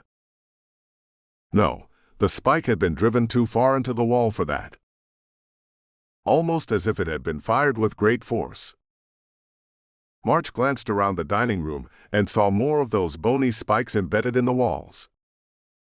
He mouthed a silent curse to himself, slipped through the access door, and slid down the ladder to rejoin the others. "Well," said Torrance. "Three macrobes just like Cassie said March. Two of them are the spider-like ones we fought before. The third, though, it looks like a big spiky turtle. The shell's covered with spikes about a meter long, and I think it can shoot those spikes with a good deal of force." "How do you know that?" said Reader. "Because there's a dead security officer pinned to the wall," said March, "and somehow a meter-long shaft of bone penetrated that far into a metal wall." "Is that even possible?" said Tessa. "There's no reason why it isn't," said Torrance. "The limitations of macro-based mutations aren't exactly known." "We do have one advantage," said March. "They're currently eating the bodies of the dead security officers." "Oh God," said Tessa. Cassandra swallowed and looked away. "That's probably why they haven't attacked each other yet," said March. "I think our best bet is to attack them unawares, try to shoot down all three of them before they can react." "We shouldn't stay in the utility corridor," said Reader. "We'll have to treat the spines as if the enemy has a high-power plasma cannon or a portable railgun. If we stay lined up in the corridor, one lucky shot could kill all five of us." Torrance nodded. "We'll have to go through the door as quickly as we can." "I'll go first," said March. "The rest of you follow and take cover behind the tables. I think we can kill the two spider macrobes without too much trouble. That spiny one is going to be trouble." "That plan sounds good to me," said Torrance. "Jack, whenever you're ready." March nodded, took a few deep breaths to steady himself, and then hit the door control. It opened, and he was through it in a flash, his pistol swinging around. He sought for the spiny macrobe, but the creatures had changed position since he had left the dining room. The two spider-like macrobes were between him and the spiny creature. One was stooped down, gorging itself on dead flesh, while the second had straightened up, the human face and neck and fingers glistening with blood and shredded flesh. It was a ghastly sight, which made it all the easier for March to raise his pistol and fire. The plasma bolt burned from the end of his gun and drilled into the macrobe's temple. The bolt burned through its skull and sent the creature falling to the deck. March dodged to the side as the others burst through the access door, guns raised. The remaining two macrobes whirled to face the newcomers, and Tessa and Reader fired at the same time. The impact of the dual plasma bolts made the spider-like macrobe's head explode in a burst of flame and cinders, and the creature fell. The final macrobe charged towards them, insect-like legs hammering against the deck with enough force to tear up the fake wood covering. March had lined up for another shot, and he and Torrance fired at the same time. But part of the macrobe's shell seemed to unfold, the spikes glowing with the same eerie blue light as the tumor-like growths. The bony shell rose up and sheathed the human torso in armor, and the plasma bolt struck it and dissipated into nothingness. The macrobe whirled, turned its back to face them, which seemed illogical, but dozens of bony spikes were now pointing in their direction. "Get down!" shouted March. He threw himself behind a table, and the others followed suit, as the macrobe fired a half-dozen spines at them. 3 slammed into the wall, sinking a meter into the metal and quivering there. 1 punched into the table in front of March. The table slowed the spine's momentum, but about 90 centimeters of jagged bone came to a halt next to him. March risked a look over the table and saw the spiny macrobe standing motionless in the center of the dining room, its torso still covered by that hood of bony armor. He took 2 quick shots at the creature's torso, but the plasma bolts dissipated against the blue glowing tumors on the bony shell. The macrobe didn't even seem to notice the shots. The creature turned in a slow circle, and it stopped. "Tessa," said the creature. "Tessa Morgan. Is that you?" The voice sounded calm and male, and totally normal. March looked to the side and saw Tessa crouched behind another table, pistol in hand. Her face went bone white at the sound of the macrobe's voice. "Oh God," she said. "Warner." "It is you," said the creature, which presumably had been a crewer named Warner. "You know, I wondered if you lived through this. I was really curious." "You know him?" said Torrance. "He asked me out," said Tessa, her eyes wide with fear. "I tried to turn him down gently, but I don't think he took it well." "I really liked you," said Warner, legs creaking as he turned back and forth. He didn't seem able to see with the armored hood over his torso, but since it protected his weak spots, it didn't matter. "I really liked your ass. And your legs." He let out a reedy laugh that didn't have a trace of sanity in it. "But that doesn't matter now, because I don't want you in that way anymore. I wonder what your legs will taste like. I wonder what your screams will sound like when I eat you alive. Hold still." "Move," said March, who had guessed Warner's next tactic. He leapt to his feet and dodged as Warner surged in Tessa's direction. Tessa got out of the way just in time. Warner crashed into the table she had been using as cover, and he smashed the heavy thing apart as if it had been kindling. The macrobe hurtled past and crashed into the wall, the bony spines embedding themselves in the metal. Warner heaved, but the spines had gotten stuck in the wall. Torrance and Reader opened up with their plasma pistols, and even Cassandra managed a few shots, but the bony armor shrugged off the plasma fire with ease. "Oh, Tessa, Tessa," said Warner, trying to pull himself loose from the wall. "You really hurt my feelings. I would lie awake at nights thinking about you." Another volley of plasma fire drilled into the armor, and didn't leave a scratch. "I wish you hadn't turned me down. Now I have to kill and eat you. That only seems fair, doesn't it?" "Stop shooting," said March, yanking a grenade from his bandolier. The others stopped firing, and March sprinted forward, drawing close to the macrobe. He set the fuse to 5 seconds and armed the grenade, holding down the trigger. March stepped right next to the struggling macrobe and used his left arm to jam the grenade into the gap between the bony plates of armor. It stuck in the bony carapace. "What's that?" said Warner. "Is someone trying to punch me?" "That's pretty stupid. That means I get to punch you back." "Get down," shouted March, and he ducked behind another table. The others followed suit, scrambling for cover. March wrenched the table around to face the macrobe, and then raised his left arm to cover his head. Warner ripped himself free of the wall, and then the grenade exploded. There was a flash and a roar, followed by the macrobe's howl of furious rage. Chunks of smoking bone armor rained around March, some of them bouncing off his left arm. He surged to his feet, both hands coming up to grip his pistol. Through the cloud of smoke, he saw Warner bobbing back and forth like a drunkard, legs rasping against the floor. The explosion had ripped away the bony cowl that had covered his torso. March held his breath and squeezed the trigger. His shot caught Warner on the side of the head, and the macrobe staggered. Torrance had gotten to his feet, and his next 2 shots blasted away Warner's head. The macrobe collapsed, the bony spines making a horrible screeching noise as they scraped against the deck. March let out a long breath and lowered his gun. "Is everyone all right?" said Torrance, looking around. "A little ringing in my ears," said Cassandra, "but I'm not hurt." That was smart, Captain March, said Reader. Blowing off the armor like that. Quick thinking. Were you ever a Royal Marine? Afraid not, said March. Likely Reader would not be pleased to know that March had once been an Iron Hand. Miss Morgan, said Torrance. Tessa stared at Warner's carcass, her eyes still wide. Are you injured? No, said Tessa. She took a ragged breath. I think we should keep moving, Captain. As soon as possible. Yes, said Torrance. This way. They crossed the dining room, making their way to the far wall.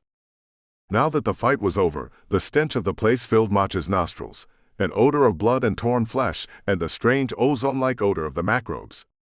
The dining room had become an abattoir, and March would be glad to put it behind them.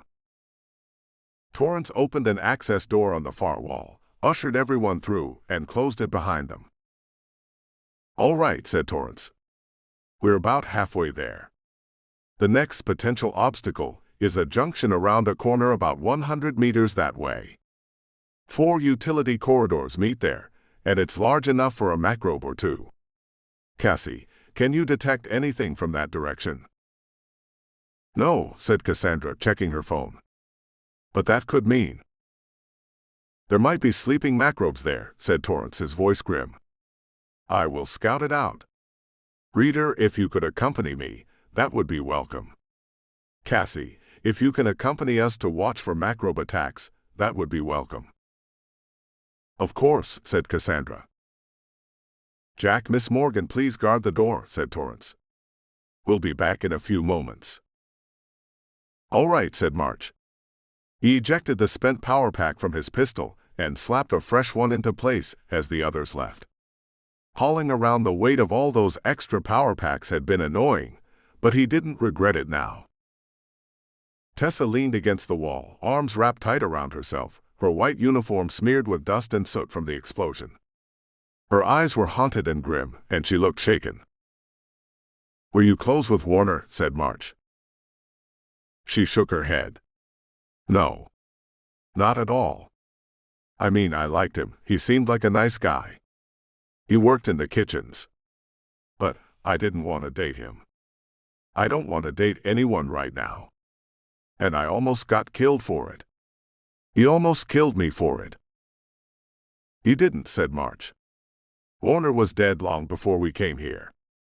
The macrobe killed him and turned his body into that creature. It just had his memories and knowledge, and the macrobe used that to taunt you. Do you really believe that? Said Tessa. March nodded. It helps to think that, said Tessa. Thank you. For my life. That thing would have killed me. March nodded again. I think. Tessa looked up and down the corridor, and then she smiled. Before March could react, she stepped forward and gave him a quick, hard kiss on the mouth. Why the hell did you do that? Said March, baffled. Part of his mind was noting how soft and warm her lips had felt against his, or wondered how the rest of her body would feel. The rest of his mind noted how odd her behavior was.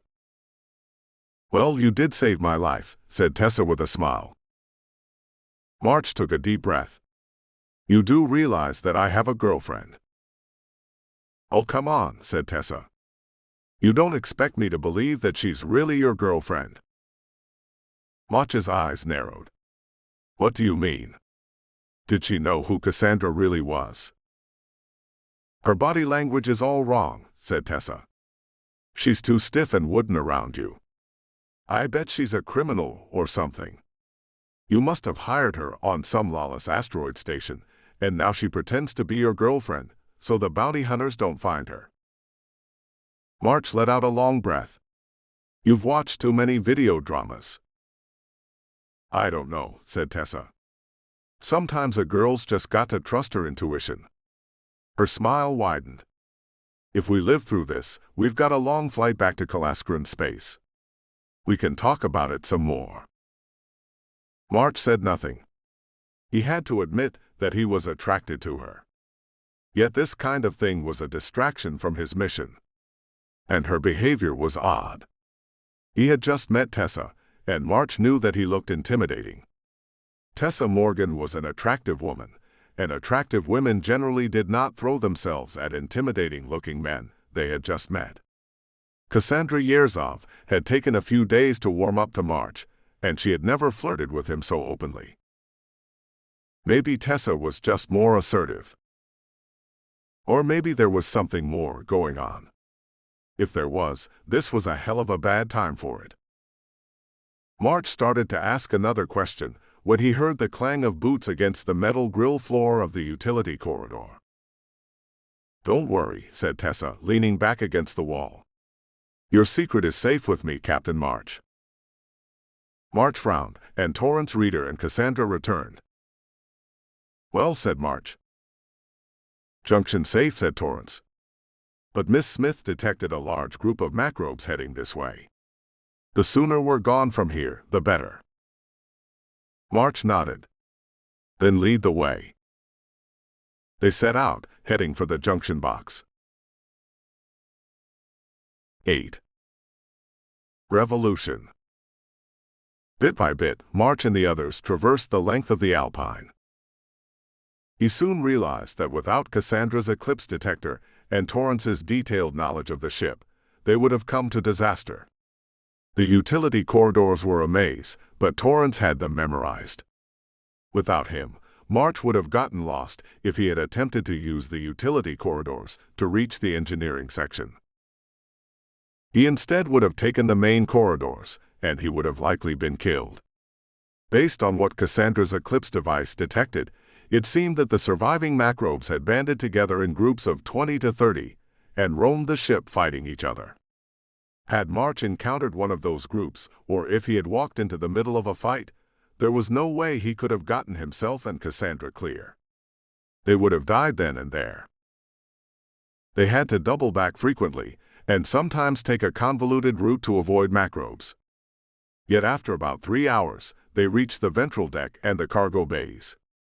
March supposed that if he and Cassandra had turned left instead of right when they had boarded the Alpine, they might have already reached the engineering section. Of course, if they had done that, they likely would have been dead for hours by now. The cabling along the walls changed. Instead of bundles of wiring and pipes, they passed huge cables as thick as March's thigh, the main power feeds that drew from the Alpine's fusion reactor to power the ship's systems. A faint hum grew louder and louder as they approached the mechanical heart of the ship. The utility corridor ended in a T-junction. 2 more utility corridors stretched off to the port and starboard sides of the ship, and another access door waited in front of them. "All right," said Torrance. "We're almost there, but we have some problems first." "There are a lot of macrobes behind that door," said Cassandra. "Nearly 40 or 50 of them. Wonder if they like the dark energy emissions from the dark matter reactor," said Reader. "Like cats in a sunbeam." "Ugly damn cats," muttered Tessa. "No argument," said Torrance. "But if they're basking in the radiation from the dark matter reactor," said March, "that means they won't be fighting. We won't be able to count on them to thin their own numbers for us." "No," said Torrance. "You've all got your maps of the ship, so you know that right behind this door is the main hyperdrive room. The Alpine's got a main hyperdrive and a backup. The main one is right in front of us, and the backup is below us." "Maybe we could go to the backup hyperdrive room," said Tessa. Cassandra shook her head. "No such luck, I'm afraid. There are another 30 to 50 macrobes down there, and they're clustered together so thickly that I can't get a solid count." "The backup room is closer to the dark matter reactor," said Torrance. "Probably even more macrobes down there than up here." He pointed to port and then starboard. "If the engineering section is shaped like the letter T, then the hyperdrive room would be the vertical slash of the T, the starboard arm of the T would be the control area for the fusion drive, and the port side would be the control area for the ion thrusters. Shield control, life support, and other key systems are housed right above us." "So how are we going to get past that many macrobes, sir?" said Tessa. There might be a way, said Torrance. Remember that I said the engineering rooms look like a big T. There are a lot of potentially explosive things down here, coolant lines and power transformers and the like. In the case of emergency, heavy blast doors can seal off the hyperdrive room, the fusion drive control room, and the ion thruster control room from each other. March grasped Torrance's plan. So the idea is to lure off as many of the macrobes as we can into the fusion control and ion control rooms, and then you trigger the blast doors. Hopefully, we can deal with any macrobes left in the hyperdrive room. That is the plan, said Torrance. He pointed at a metal box next to the access door. The main computer is still down, God only knows why, and we haven't been able to get it back up. Our main computer operator is either dead or transformed. But my access codes still work locally, and I can trigger the blast doors from here. But someone is going to have to lure the macrobes into the fusion and ion control rooms, said Cassandra. Yes, said Torrance. I would do it, but I have to remain here to trigger the blast doors. March met Reader's eyes. Looks like it's going to be you and me then. Reader nodded, his expression grave. I'll do the fusion drive room. I'll take ion thrusters, said Reader. How do you want to play this? March looked at Torrance. I assume there are access doors to the fusion and ion rooms. Torrance nodded. Down that utility corridor and that one. All right, said March, looking back to Reader. We'll both go through the access doors. Together we'll walk to the hyperdrive room, and we'll attack at the same time. Hopefully the macrobes will chase us, and then we'll retreat through the access doors and into the utility corridors. Then Captain Torrance will trigger the blast doors, and we'll have clear access to the hyperdrive and the spare parts. That is a very risky plan, said Cassandra. Yeah, said March, but he thought it ought to work. Reader, you've got 2 guns. The former Royal Marine nodded. Better use both. Be careful where you shoot, said Torrance. There are a lot of pressurized coolant lines in those rooms. One stray shot would flood the entire engineering section with toxic gas. Maybe that's a better idea, said Tessa. We can kill all the macrobes that way. Reader shook his head. Sorry, miss, but macrobes don't need air. Reader's right, said Torrance. Something about their physiology alters in the mutation. Most of them don't seem to breathe at all. They only seem to subsist on dark energy and human flesh. Then we won't shoot any pipes, said March. Ready. I was a Royal Marine, Captain March, said Reader. I was born ready. Good man, said Torrance. Be careful, said Cassandra. Again, she leaned up to kiss his cheek for luck.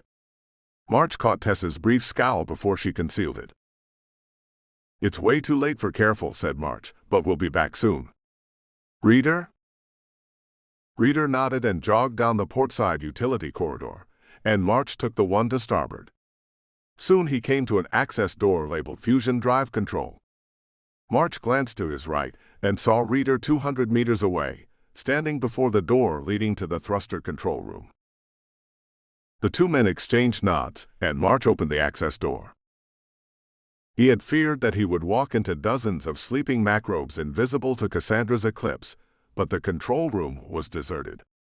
It was a cavernous space, the size of a mid-sized church, the walls lined with control consoles and displays showing the status of the drive and the fusion reactor. A raised platform against the far wall held the throne-like seat of the chief fusion drive engineer, ringed by a computer console and multiple holographic status displays. March drew his second pistol with his left hand and glided forward. Far at the other end of the room, he saw the junction with the hyperdrive room, and beyond that, he saw the massive arch that led to ion thruster control. Within the maze of consoles filling that room, March saw Reader moving forward, guns in either hand. At last, March reached the archway at the end of the fusion control room, and he saw the massive blast door waiting overhead, a meter thick and constructed of reinforced hull armor alloy. His plasma pistol could burn through a human head in a single shot, but he could empty a dozen power packs into that massive door and not make a scratch. There would be an identical blast door in the archway to the thruster control room. Reader reached his archway, and both he and March turned towards the hyperdrive room. The hyperdrive resembled the one on the Tiger, a cylindrical metal cowling covering the innards of the device. Unlike the hyperdrive on the Tiger, it was nearly the size of a truck trailer. March knew the mighty engine used a series of dark energy surge regulators linked together to function in a single circuit, so he had no doubt they would find a compatible regulator here. Nor would they need to scavenge one from the hyperdrive. A row of metal cabinets lined the wall for nearly 20 meters, holding an array of spare parts for the hyperdrive. March could help himself to as many surge regulators as he needed. On the opposite wall from the storage cabinets stood the dark energy resonator coils that kept microbes from possessing humans while in hyperspace. At least, that was where the coils should have been. A functional coil would have looked like a massive cylinder of gleaming gray metal. These coils were blackened and charred, craters blasted into their centers. They had exploded, and March realized that it hadn't been a malfunction or negligence or freak misfortune. Someone had detonated a small bomb on the resonator coils, and someone had probably also done a hard reset on the Alpine's computer at the same time. The disaster had been deliberate sabotage. That was bad. As bad as that was still only a background consideration. The microbes gathered around the cylinder were the primary problem. Nearly 70 creatures had gathered around the hyperdrive cylinder, looking like a collection of spiders and scorpions and slugs and lizards out of a hallucinogenic nightmare. They were all awake, and they all stared at the hyperdrive. Their legs clicked and tapped and their arms twitched, and some of the microbes made crooning sounds of pleasure. Reader had compared the situation to cats lying in a sunbeam, but it instead reminded March of flies landing on a bloodstain, their legs twitching and their wings flickering as they dined. 70 microbes. 100-meter dash back to the access door. Could March do it? Could Reader do it? Time to find out. He met Reader's eyes across the hyperdrive room, and they both nodded. As one, they turned, raised their pistols, and started shooting. March had plenty of time to pick his shots, and his first 2 shots burned through the heads of a pair of microbes. The creatures fell dead to the floor before the others noticed, and March repeated the feat, killing 2 more and then another 2. Reader did the same thing, killing 6 microbes in the space of a few heartbeats. Then the creatures realized their danger. Screams of rage and fury rose from the microbes. As one they whirled and charged, hurtling towards March in a tide of claws and pincers and glowing blue tumors. March squeezed off one more shot, turned, and ran as fast as he could manage. He was fast, but the microbes were just as fast despite their great bulk, and they started to close. March did not even spare the breath to curse, but ran as fast as his legs could carry him, his boots striking the deck like hammer blows. He felt the brush of air as a pincer swung at his head, missing his neck by a few inches. Then the access door was in front of him, and March tore through it, slapping at the door control as he crashed into the far wall. He whirled and leveled his pistols at the door. A sea of nightmares loomed on the other side, and his fingers tightened against the triggers. The door hissed shut with a clang. He twisted his head to the side, just in time to see Reader burst through the door at the far end of the utility corridor. A deep rumbling groan echoed through the corridor, followed by a pair of massive resonant clangs. Torrents had triggered the blast doors. Furious pounding and hammering came from the access door, but so far it was holding. March took a deep breath, shoved his second pistol back into its holster, and ran to rejoin the others. "You made it," said Cassandra when he reached them. "You're not hurt." March shook his head. "No." "Reader?" Reader jogged up. "That was some fine shooting." "Thanks," said Reader. A rare smile cracked his face. "Just glad I was able to run faster than the microbes." "How does the hyperdrive room look?" said Torrance to Cassandra. She tapped at her phone screen. It's mostly empty. Mostly, said Tessa. There are 2 to 4 macrobes still in there, said Cassandra, but most of them are trapped in the ion and fusion control rooms. Furious clanging echoed through the corridor. At least until those access doors give way. Reader, you're injured, said Torrance. Reader grimaced and flexed his left hand. The slash of a claw had opened his left forearm, his black uniform dampening with blood. Just a scratch, sir. Get that bandaged up before we go any further, said Torrance. I don't know if the smell of blood will draw macrobes like it does sharks, but let's not find out. Fortunately, both he and Reader had thought to carry medical supplies with them from the banquet room, and soon Reader's left forearm was bound in a field dressing and smelled of antiseptic instead of blood. I suppose you can't pinpoint the exact location of the remaining macrobes, said Tessa. Cassandra shook her head. Sorry. Only that they're close. I can't locate them any more precisely than that. Then let's do it, said Torrance. Jack and I will go first. Reader and Morgan, you come next. Miss Smith, you bring up the back and stay behind us. Cassandra bobbed her head. She had seen enough of the macrobes by now to know that she didn't want to go first for any reason. Let's go. He hit the door control, and March and Torrance jumped through. March's gaze swept the room, both hands grasping his pistol. No macrobes near the hyperdrive. He turned to the right, Torrance covering the left, and spotted a spider-like macrobe near the blast door to the thruster control room. The creature started to turn, but March's gun was already coming up. He squeezed the trigger twice. The first shot clipped the macrobe on the shoulder, and his second shot caught it on the forehead. The creature reared back, spider legs drumming against the deck, and then went down. March spun towards the blast door to the fusion drive control room, and saw 2 macrobes charging towards them. Torrance was firing steadily towards the creatures, tracking his shots up their armored carapaces, and Tessa and Reader followed suit. A storm of plasma bolts hurtled towards the macrobes, and the bolts caught the creatures in the head. They fell motionless to the deck, and silence filled the engine room, save for the constant banging and clanging against the blast doors. The trapped macrobes had not yet given up on punching their way out. We're clear, said Torrance, raising his pistol. Any remaining macrobes in the hyperdrive room, Cassie? Cassandra glared at her phone's display. I'm not sure. Torrance frowned. You're not? The readings aren't consistent, said Cassandra.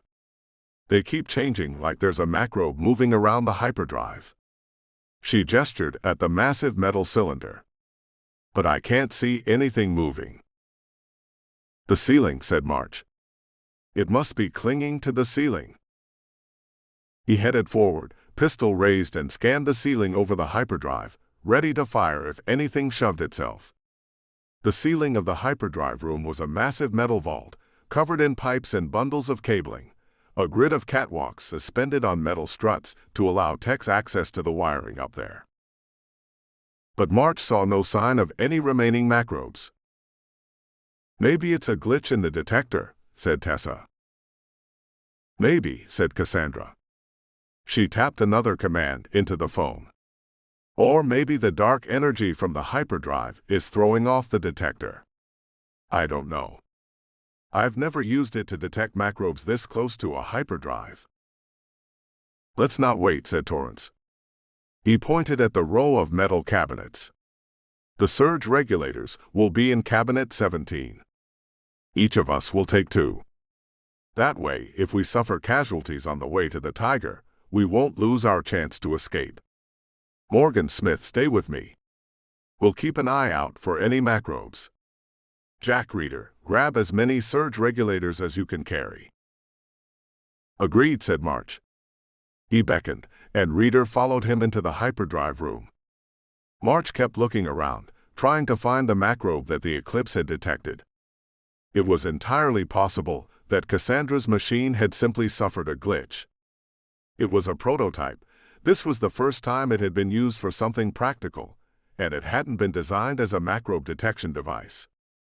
It was also possible that the Eclipse was working perfectly, and the residual dark energy in the hyperdrive was throwing off its readings. Yet the machine hadn't been wrong yet.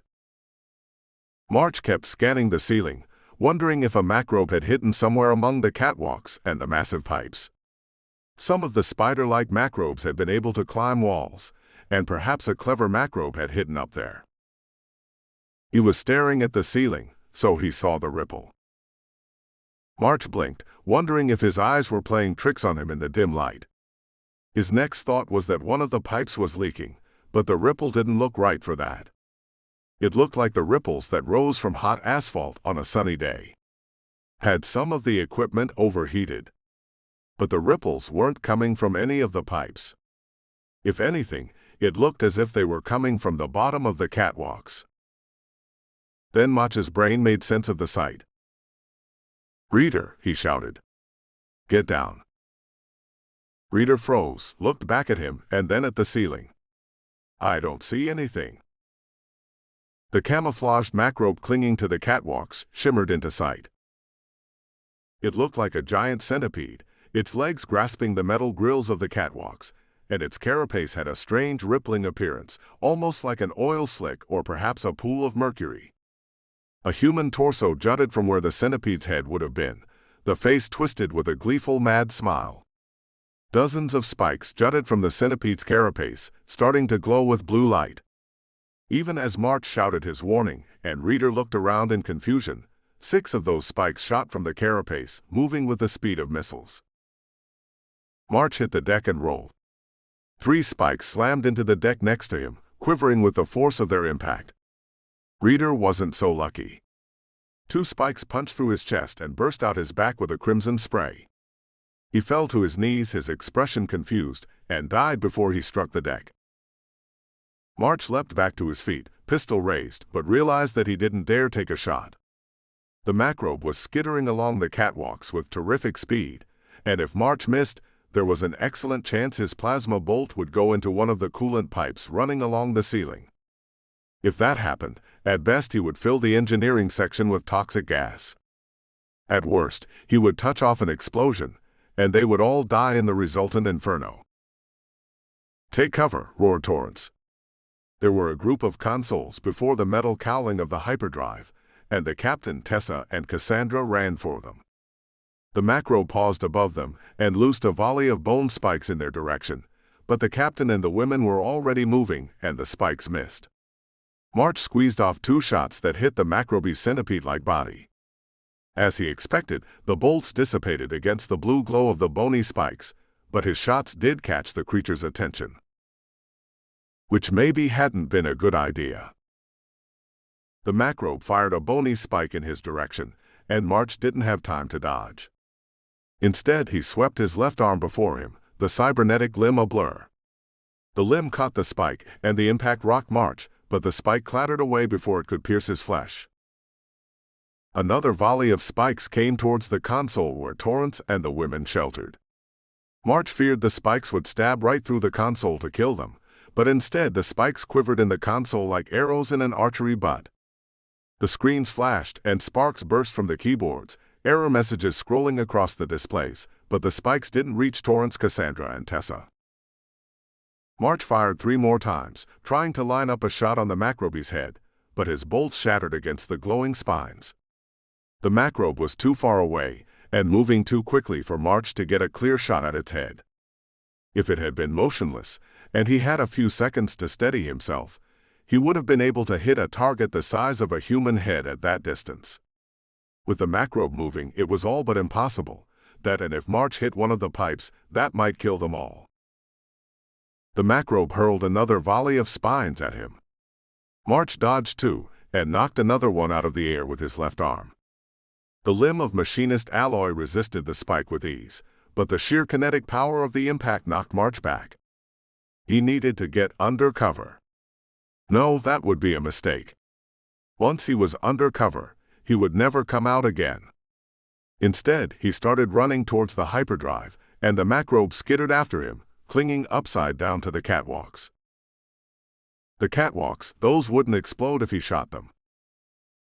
March broke into a sprint, and the macrobe followed him. The creature stayed in a straight line, making no effort to dodge.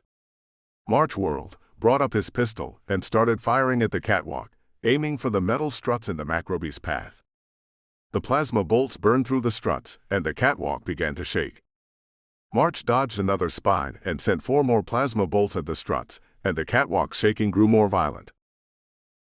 Then the macrobe skittered across the damaged section, and with a metallic screech, a piece of the catwalk tore free, and the macrobe lost its balance and hurtled towards the deck. The creature let out a very human-sounding bellow of outrage, and then it landed on the metal cowling over the hyperdrive. It flipped over at once, coiling around to glare at March. That also gave March a marvelous target, and he fired twice more. The macrobe's head exploded in a spray of ashes and embers. The centipede-like body snapped backward and forward, and finally coiled up exactly like a dead insect.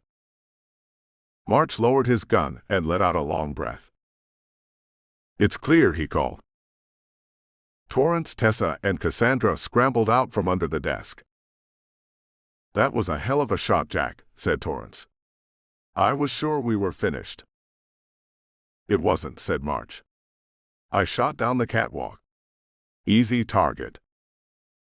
"Reader," said Torrance, looking toward the prone man. March looked at the former Marine. The blood had pooled beneath him on the deck. "Too late," said March. "Least it was quick." "God damn it," said Torrance. He shook his head. "Let's keep moving." "Tessa, Cassie," said March. "Go grab some surge regulators. I need to talk to the captain a moment." Cassandra looked at him, shrugged, and jogged over to the cabinets. Tessa gave March a strange look, but nodded and followed Cassandra. "What is it?" said Torrance. "Those resonator coils," said March, pointing at the wall on the other side of the hyperdrive cowling. "They didn't overload or break down or malfunction." Torrance looked at the coils, and his eyes went wide. "Jesus Christ." "Yeah," said March. "Sabotage. Who the hell would do something insane like sabotaging a resonator coil while in hyperspace?" Torrance rubbed his face with his free hand. "That's suicidal idiocy. And that computer malfunction, God, that must have been sabotage too. Who would do something like that?" "I don't know," said March. "Let's hope the saboteur was killed in the chaos." He glanced at Cassandra and Tessa, saw them pulling cylindrical surge regulators from the cabinets. "But we have to watch the other survivors. If one of them is a machinist or an Orodrian agent, they might try it again on the Tiger. At least it will be easier to keep an eye on them on the Tiger," said Torrance. Cassandra ran back to join them, a satchel holding 3 surge regulators slung over her shoulders. "We've got them. I can wire any of these into the Tiger's hyperdrive." "Good work," said Torrance. "Miss Morgan?" "Coming, sir," called Tessa, still rummaging through the cabinet. "I just want to grab some extra tools. We might need them on Captain Macha's ship." "The Tiger has an excellent store of tools," said Cassandra. "What's the best way to the starboard cargo corridor from here?" said March. "Utility corridors," said Torrance, pointing at the far wall of the hyperdrive room. "We can circle back and get to the starboard cargo corridor." He gestured at the access door behind them. "If that's too dangerous, we can circle back that way, but it will take longer." March nodded. "Let's go." "Miss Morgan," said Torrance. Tessa had moved to another cabinet, scowling as she rummaged through it. "We have what we need." "Yes, sir," said Tessa. She moved away from the cabinet and took a long step back. "Miss Morgan," said Torrance. "It." Tessa leveled her pistol and squeezed the trigger. The bolt burned through Torrance's chest and burst out his back.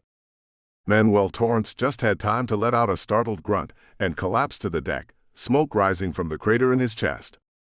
Cassandra let out a shriek and stumbled back, pawing at her pistol, and March leveled his own gun at Tessa, hoping to kill her before she got off another plasma bolt. But she was a very good shot, and her pistol was already pointed at March's head. They stood motionless, Cassandra looking back and forth between them. "Well, well, well," said Tessa. "Stalemate." 9. Demons. "What the hell?" said Cassandra. "Why did you shoot the captain?" Her hand was inching towards her pistol. "Stop right there," said Tessa, not looking away from March. "If your hand moves another inch towards your gun, I'm going to see if I can pull my trigger before Captain March does. And maybe we'll be just as fast, and we'll both be dead, and you'll be alone on a ship full of macrobes. Isn't that a fun thought?" "Listen to her," said March, watching Tessa for the slightest hint of movement. She was about 30 meters away. Her gun was in her right hand, and a phone in her left, the display angled towards her face. Every so often her eyes flicked towards the screen, but never long enough for March to shoot. "Why did you shoot Captain Torrance?" said Cassandra. "He was trying to help us." "Oh, you're not very bright, are you, dear?" said Tessa. "You might be a brilliant dark energy physicist, Dr. Cassandra Yerzov, but when it comes to real-world application, well, I'm afraid you've got a lot of learning to do." "How do you know who I am?" said Cassandra. "Are you with the Oradrian secret police?" Tessa snorted. "Oradria. A petty little world full of petty little men. I look forward to the day they are conquered." "She's not Oradrian," said March. "She's a machinist sympathizer. She's an agent of the final consciousness." "Oh yes," said Tessa. "If it makes you feel better, everything I told you was the truth, Jack March. There really was a Tessa Morgan who grew up in a small town on Kalaskar, and she really was a waitress, and joined Royal Kalaskaran Starlines to better herself. I left her buried in a basement back on Kalaskar when I stole her identity. And that greasy pig Warner really did hit on me." She laughed. "Like I would sleep with a cook on a Starliner. He got what he deserved." "You sabotaged the resonator coils and the computer," said March. "Yep," said Tessa with her brilliant white smile. "It was easy. I got in the habit of bringing the chief engineer his lunch every day. The horny old goat really liked having a pretty steward bring him food every day, and he started waving me past the security checkpoints. All I had to do was to sneak a bomb the size of a tablet under his plate, and plug a malware-loaded thumb drive into his computer console when I bent over his desk to give him lunch. He was so busy trying to stare down my collar that he never even noticed. Bet he was really surprised when the bomb blew out the resonator coils, and he couldn't get into his computer." "But you would have been in danger of possession yourself," said March.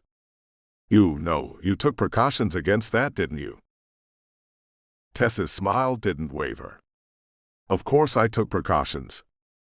I wasn't at any risk of macro possession, no more than you were.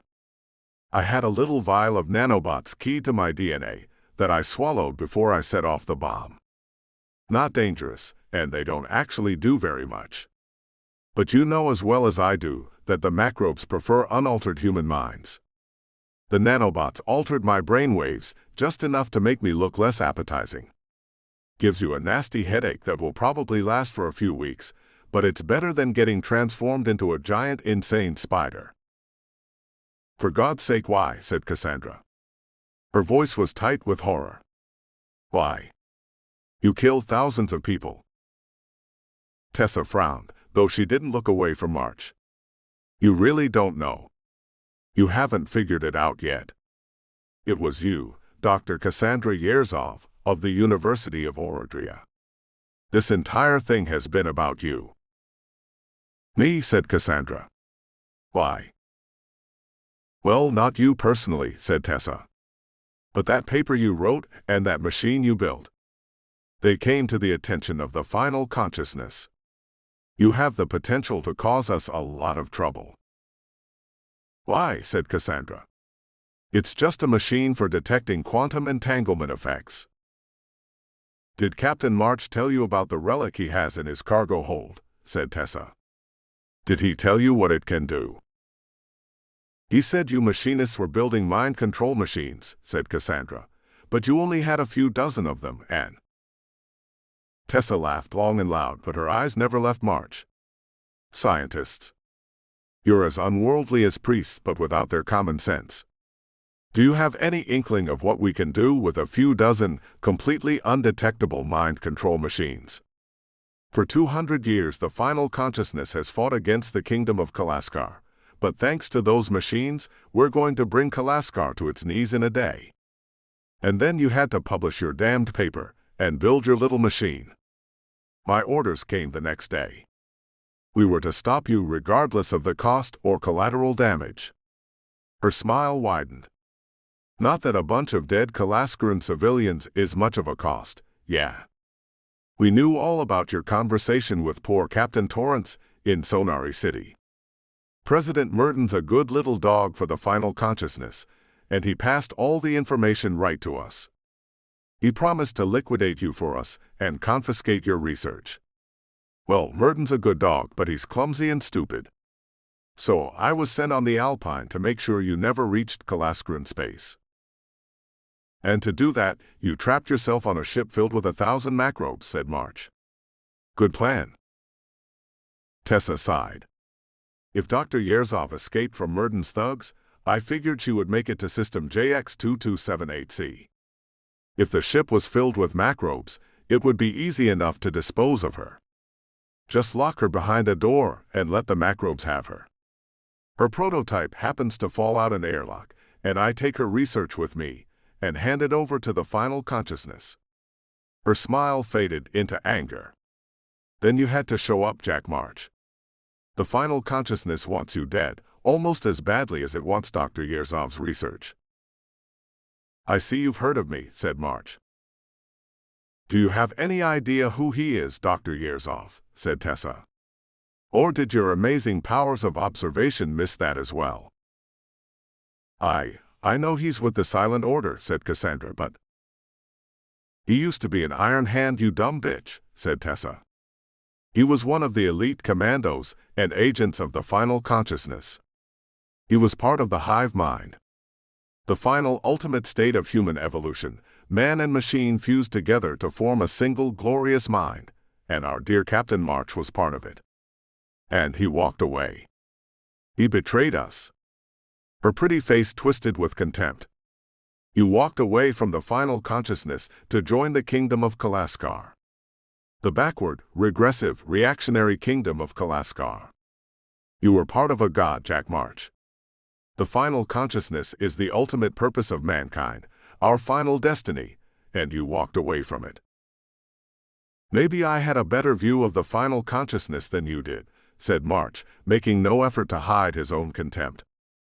Maybe I saw the labor camps, the old and the sick murdered and fed into the protein recycling plants.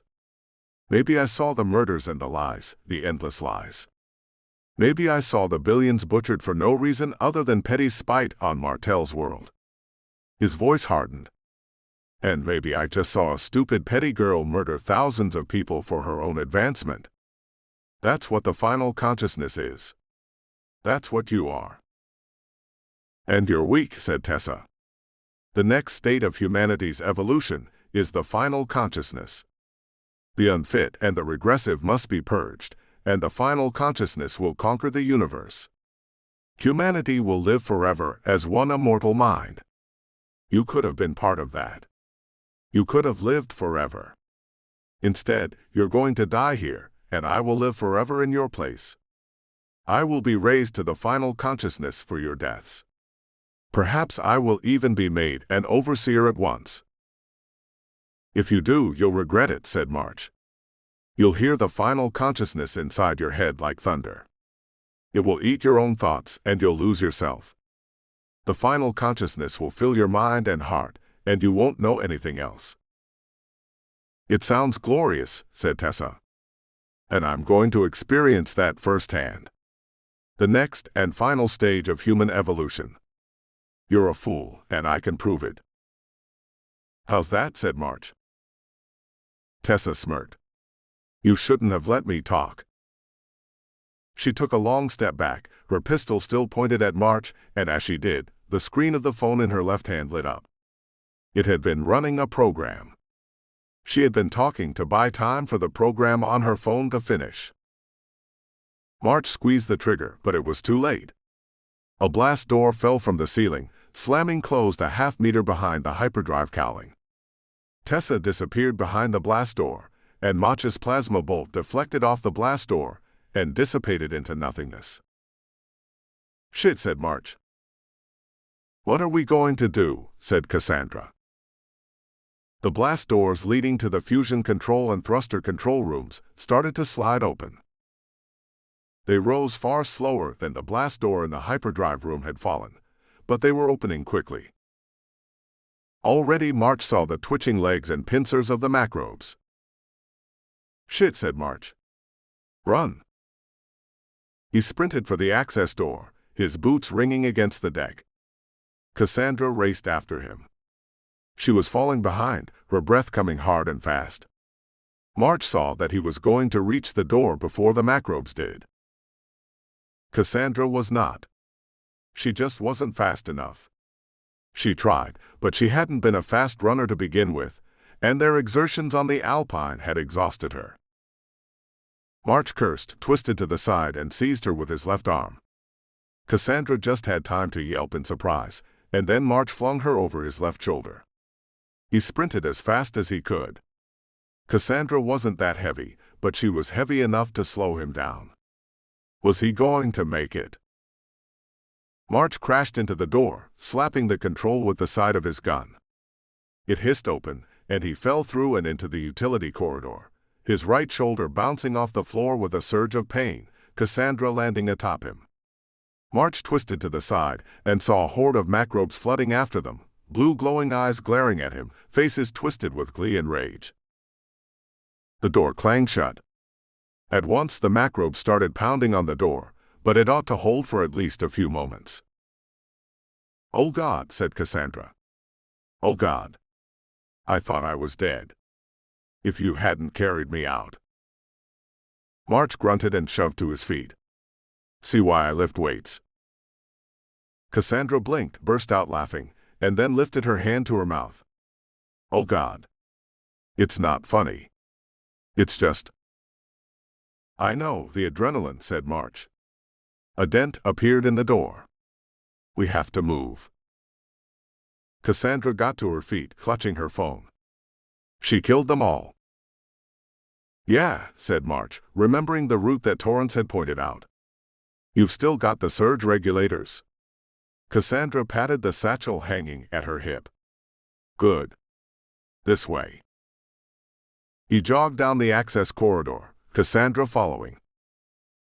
"What are we going to do now?" said Cassandra. "We have to get to the Tiger before Tessa does," said March. "How do you know she's going to the Tiger?" said Cassandra.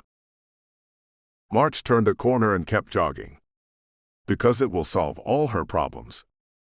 She has the surge regulators, and she can use them to repair the Tiger's hyperdrive.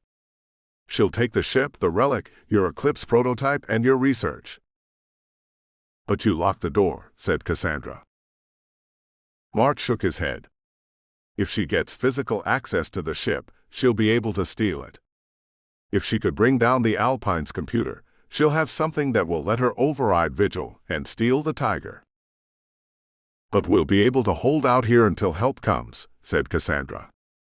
"We could wait in the banquet room with the others." "No," said March. "If she can take control of the Tiger, she'll destroy the Alpine." "Why?" said Cassandra. "Why would she do that?" "She was willing to kill everyone on the Alpine," said March. "Why scruple at blowing up the ship? If she takes my ship and blows up the Alpine, she'll win everything. She'll have that alien relic, all your research, and your prototype. If she destroys the Alpine, she kills you and wipes out any remaining knowledge of your research and all evidence of her crimes. She completes her mission, and as an added bonus, she gets to kill me." "God," said Cassandra. "Does your ship have the kind of firepower to destroy the Alpine?" It has a capital warship-grade railgun mounted on the keel, said March. That's how I took out those raptors chasing you. If she fires a few tungsten rods into the ship's fusion reactor, it will breach containment and cause an explosion. Then what are we going to do? Said Cassandra. Easy, said March. We're going to stop her. How? Said Cassandra. Don't know yet, said March. I'm still working on that part. Did you really used to be an Iron Hand? Said Cassandra. Yeah, said March. He stopped long enough to read the label on an access door, nodded, and kept jogging. Years and years. Broke away and joined the Silent Order. Suppose that explains how you could punch through a door, said Cassandra. And pick me up one-handed. It's useful sometimes, said March. Do they really want you dead that badly? Said Cassandra. And then some, said March. He stopped at an access door and read the sign. Macrobe, said March. 2 of them, said Cassandra, glancing. A few meters away. Where does that door go? One of the interior cargo corridors, said March. We need to go this way. But that takes us away from the starboard cargo corridor, said Cassandra. Yeah, said March. But if we're going to beat Tessa to the Tiger, we need to go this way. Stay behind me. Before she could react, he slapped the door control, took his pistol in both hands, and stepped through the door. He entered a broad cargo corridor, wide enough and high enough to allow passage for fully loaded forklifts. 2 spider-like macrobes stood a short distance away. Both creatures had been locked in combat, which meant they didn't realize March was there until he lifted his gun and started shooting. The first macrobe dropped to the deck. The second charged at March, but he had plenty of time to line up his shot. Clear, said March as the second macrobe crumpled. Cassandra hurried out of the access door. What are we doing? We're stealing a ride, said March. He ran down the corridor, looking left and right, and scrutinizing the signs over the double doors to the cargo bays. Spare furniture, toilet fixtures, carpets, towels there.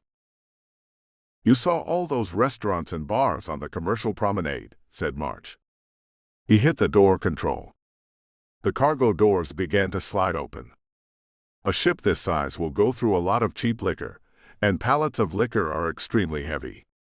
Which means the doors slid open, revealing a cargo bay filled with pallets of boxed wine. And sitting in front of the pallets was a forklift. As March had expected, it was an impressive forklift, the best work from Royal Kalascaran Motors. The body had been painted safety yellow, and the black cab was enclosed in a grille of metalwork. The twin tines jutted from the front of the forklift like 2 massive black spears. You know how to drive a forklift, said March, hurrying towards the machine. I don't even know how to drive, said Cassandra. He glanced at her in surprise as he pulled open the cab door. Cassandra shrugged. I always took public transit back in Sonari City.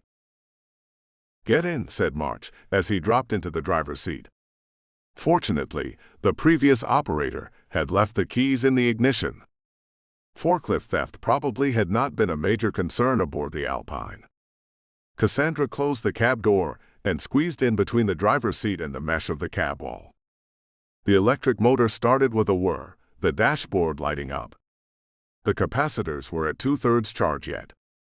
Likely, one of the cargo handlers had been in the middle of bringing more cheap wine up to the shopping promenade when Tessa had destroyed the resonator coils. Is this really necessary? Said Cassandra as March backed the forklift up, the machine giving off a steady beeping. Yes, said March, turning the tines to face the far cargo bay door. From the way that Tessa had been rummaging through those cabinets in the hyperdrive room, he suspected she had other caches secured throughout the ship, most likely caches containing powerful weapons. But forklifts aren't that fast, said Cassandra. Are they? Not when they're fully loaded, said March. He eased the vehicle forward, the heavy tires rumbling against the deck. The door slid open, revealing another corridor lined with the double doors to more cargo bays. But they've got powerful engines. He turned the corner, heading for the stern. This is the fastest way we're likely to find to the Tiger's airlock. With that, he pushed the accelerator, and Cassandra let out a startled yelp as the forklift surged forward. The speedometer only went up to 40, and soon March had the needle hovering at that number. Cassandra clung to the mesh with one hand, eyes wide and wild. "Keep your hands in the cab," said March. "If I take a corner too sharply, you might lose them." Cassandra grabbed onto the back of his seat instead. The forklift shot forward, the electric motor whirring louder and louder. March glanced at the numbers and labels on the cargo doors as he passed by them, noting his location. Just a little further. There. He cut the accelerator and tapped the brakes, and the forklift skidded to a halt. Cassandra cursed and grabbed the seat for balance, and March put the forklift into an unwieldy turn, spinning the tines towards a cargo bay door. He pushed the vehicle forward, and they rolled into another cargo bay, this one stacked high with pallets holding box bed linens. March drove to the cargo door on the far side, and it hissed open at the forklift's approach. He turned right again, and the forklift rolled into the starboard cargo corridor, where he and Cassandra had first arrived on the Alpine. March pushed the accelerator to the floor again, wondering if they had beaten Tessa to the Tiger. She would have had a clear path from the engine room, especially with the macrobes chasing March and Cassandra. Had the forklift made up the difference? The engine whir grew louder. "There she is," said Cassandra. 100 meters away, March saw the airlock leading to the Tiger. Tessa was already there. She had abandoned the white uniform of a Royal Kalaskuran Starline steward, and instead wore a form-fitting suit of gray scout armor. March wondered how the hell she had smuggled that aboard the Alpine. Likely, she had used the help of other machinist agents or sympathizers aboard the ship, men and women she had sacrificed without a qualm. The scout armor wouldn't be as powerful or deadly as the powered armor the Royal Marines wore into battle, but it would make her faster, stronger, and give her a measure of protection from weapons fire. Worse were the two black shapes squatting next to her. At first, March thought they were miniature macrobes, but then he recognized the defense drones for what they were. They looked like metal spiders the size of large dogs, with low-slung plasma cannons mounted in their bodies. Tessa must have smuggled them onto the ship with her scout armor. March spun the wheel and sent the forklift hurtling towards Tessa. She heard the motor and her head snapped around, and even from a distance, March saw her blue eyes go wide. Tessa scrambled to the side, yanking a helmet over her head, and shouted a command. Both black drones turned, rotating their plasma cannons to face the charging forklift. The drones spread out as Tessa backed away, making it impossible for March to hit all three of them at once. "Brace yourself," he shouted, and he yanked a lever next to the steering wheel. The tines lowered with a pneumatic hiss, and then started spraying sparks as they rasped against the deck. March jerked the wheel and ran over the defense drone on the left. One of the tines sheared through its legs, and March felt the thud as the drone's body rolled beneath the forklift and was crushed under the wheels. Both Tessa and the remaining defense drone fired. Tessa had her plasma pistol in hand, and her bolt punched through the forklift's back rear wheel. The drone's far more powerful plasma bolt drilled through the back of the forklift and hit the engine. The electric whine became a ragged metallic scream, and all the lights on the dashboard went red. March slammed on the brakes and sent the forklift spinning around in a skid, putting himself between Cassandra and Tessa. "Down," said March, and he kicked open the door on the left-hand side of the cab. Cassandra wrenched open the door on the right side, and all but fell through it. Tessa and the remaining drone hurried towards March, and Tessa fired. The plasma bolt burned through the mesh of the cab, and droplets of molten metal spattered across March's left arm. He yanked one of the grenades from his bandolier, flung it through the open door in Tessa's general direction, and threw himself out the right-hand door after Cassandra. "Stay down," said March. The grenade detonated with a roar. The explosion was strong enough that the forklift rocked back on two wheels, and for an instant March feared it would tip over and crush them. But the heavy vehicle fell back on all four wheels with a clang, and something black and jagged tumbled past it. The defense drone. The explosion hadn't destroyed it. The spidery drone regained its balance, and it whipped its cylindrical body around to face them. March fired at it, and his hasty shot tore a chunk of armor from its side. He threw himself to the side as the drone fired. Its plasma cannon dug another smoking crater into the side of the battered forklift, and March threw himself back to his feet. Before the drone could fire again, March closed with it, seized one of the legs in his left hand, and heaved with all his cybernetic strength. He swung the drone around, his entire body straining with its weight, and slammed the robot against the floor.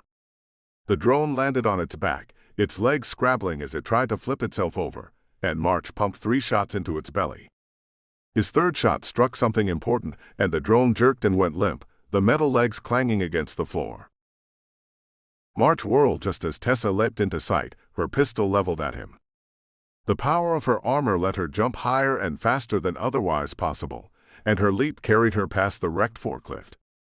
She fired, but the motion of her jump caused her to miscalculate, and her shot sizzled past March and blew a chunk from the deck.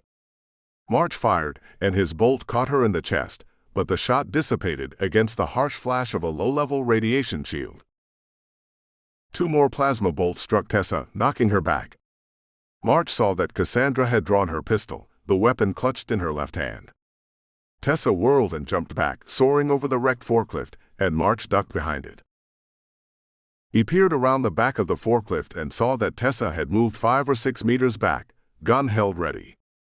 That was bad. The radiation shield that her armor generated could probably take 2 or 3 more hits, and the armor itself could take at least 1 direct hit before the plasma bolts could reach her flesh. It would take only 1 plasma bolt to kill March.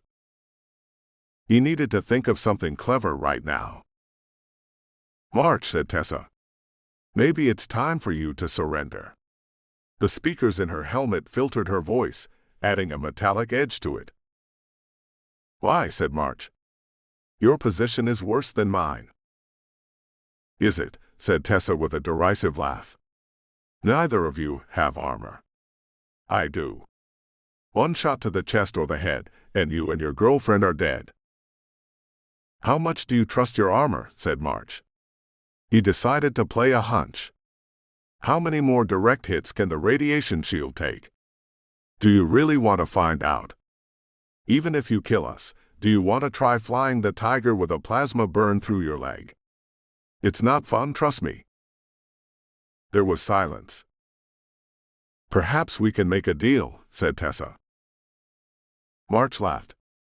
"With a woman who just boasted about murdering thousands of people after she shot my friend in the back? Why would I trust you?" Cassandra poked his arm. March looked at her and saw her alarmed expression.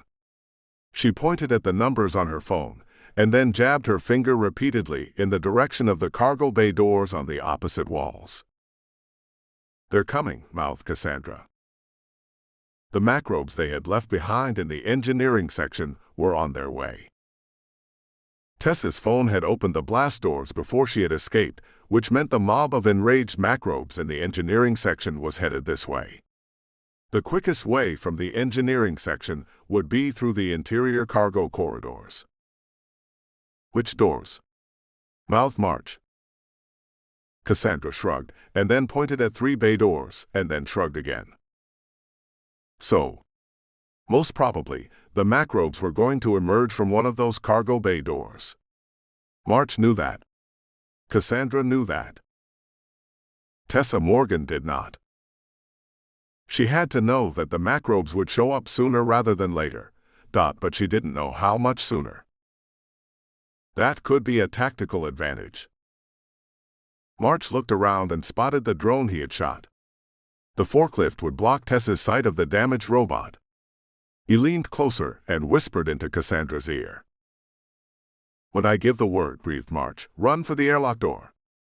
Nod if you understand." Cassandra nodded. "Well, March." shouted Tessa. "What do you think?" "Sorry," shouted March back. "I missed that. I couldn't hear it over the smell of all the bullshit coming out of your mouth." He used the insult to mask the sound as he crept forward and grasped the destroyed drone. The damn thing was heavy, and even with his left arm, March had to strain to lift it. Yet his cybernetic arm gave him the strength, and he eased back toward the forklift, two of the drone's legs grasped in his left hand. "Don't be insulting," said Tessa. "Unless you want to die to score cheap rhetorical points. If we're sitting here when macrobes show up, we're going to die." "Well, you'll die first since you don't have armor, and nor does Dr. Yerzov, but even with scout armor, I can't fight off 100 macrobes." "Then what do you suggest?" said March. "We both board the Tiger," said Tessa. "Do you think I'm that stupid?" said March. "You'll shoot me in the back at the first chance." "And you will shoot me in the back at the first opportunity," said Tessa. "But our advantages will cancel each other out. You'll have full control of the Tiger and its computer, but I'll have the scout armor." "What will happen," said March, "is that we'll wind up fighting and trash the ship. And then we'll both die. Or you'll try to do something clever, and we'll all get killed. Since you've said you'll be rewarded for killing both Dr. Yerzov and me, why the hell should I trust a word that comes out of your mouth?" "I'm not proposing an alliance," said Tessa with some asperity. "Merely a temporary truce. We need to get off the Alpine and onto the Tiger. Otherwise, the macrobes will kill all three of us. If you stay here, we all have a 100% chance of dying. But if we board the Tiger, we each have a 50-50 chance of coming out on top." March started to answer, then Cassandra's eyes went wide as she looked at her phone. On the far wall, 3 of the cargo bay doors opened, and blue light reflected off the metal of the deck. The macrobes charged, dozens of them pouring out of the cargo bays and into the corridor. A tide of carapaces and claws and pincers and blue glowing tumors rushed towards them. "Now!" shouted March, and he sprinted around the forklift, dragging the drone after him. Tessa was backing towards the airlock door, firing across the corridor as the macrobes charged. She had already downed 3 macrobes, but dozens more took their place. The machinist agent started to turn as March approached, and she fired at him. But March was already ducking, and the plasma bolt sizzled a few inches past his head, his face burning with the heat of it. As he ducked, he spun, and he whipped the drone around him like a discus and released, sending it sliding and spinning across the deck. It slammed into Tessa's armored boots, knocking her from her feet. March didn't look to see what happened next, but ran for the airlock. Cassandra had already gotten the outer door open, and March tore through it and hit the door control. It slid shut with a hiss. A half-second later, through the airlock's small window, he saw Tessa slam into the door. March leveled his pistol and shot out the door control, and Tessa began shooting at the airlock door, hoping to blast through it. The macrobes caught up to her then. No sound carried through the airlock door, but that was just as well. A dozen clawed hands closed around Tessa's arms. She tried to pull away, but even the enhanced strength of her suit could not resist so many.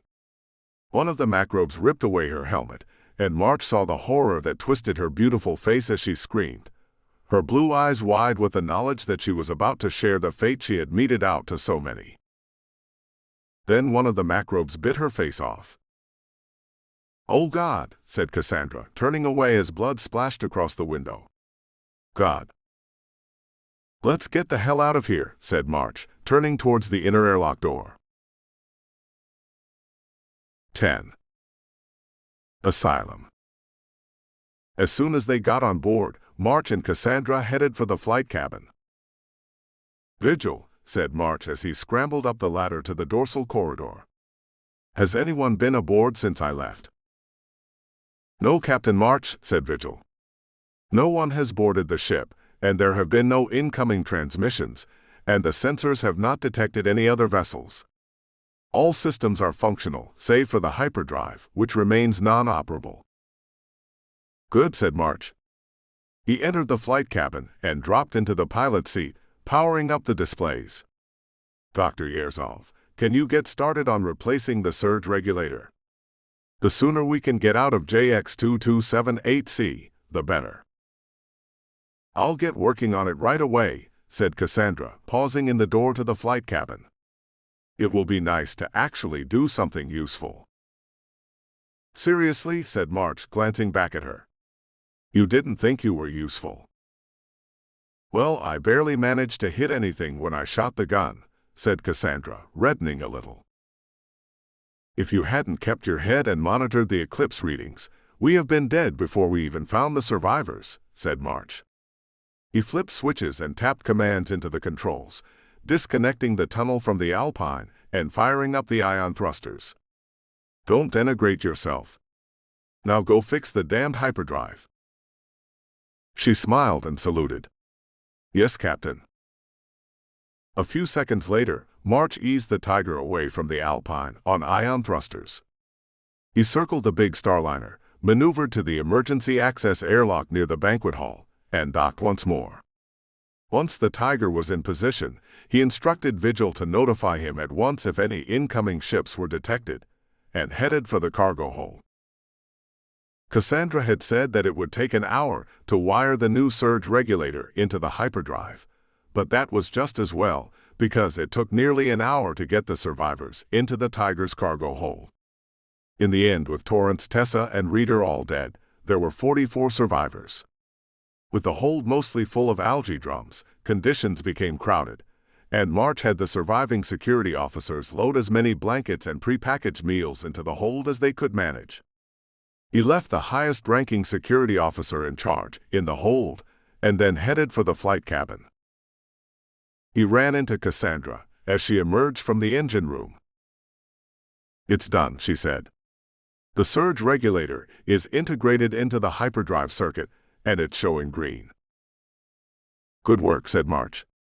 Head down to the cargo hold and dismantle the Eclipse as soon as you can. The fewer people who see that thing, the better. Then join me in the flight cabin. Cassandra nodded and hurried into the cargo hold, and March returned to the flight cabin.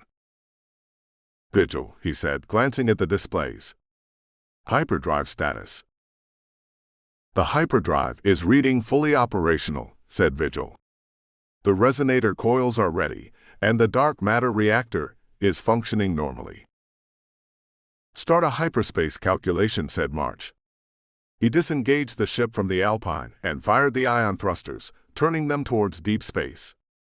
Fastest direct route to the Constantinople system. He activated the fusion drive, pushing the Tiger away from the Alpine. As soon as the calculation is ready, we're getting out of here. Acknowledged, said Vigil. March fed more power to the fusion drive. He wanted to get away from the Alpine.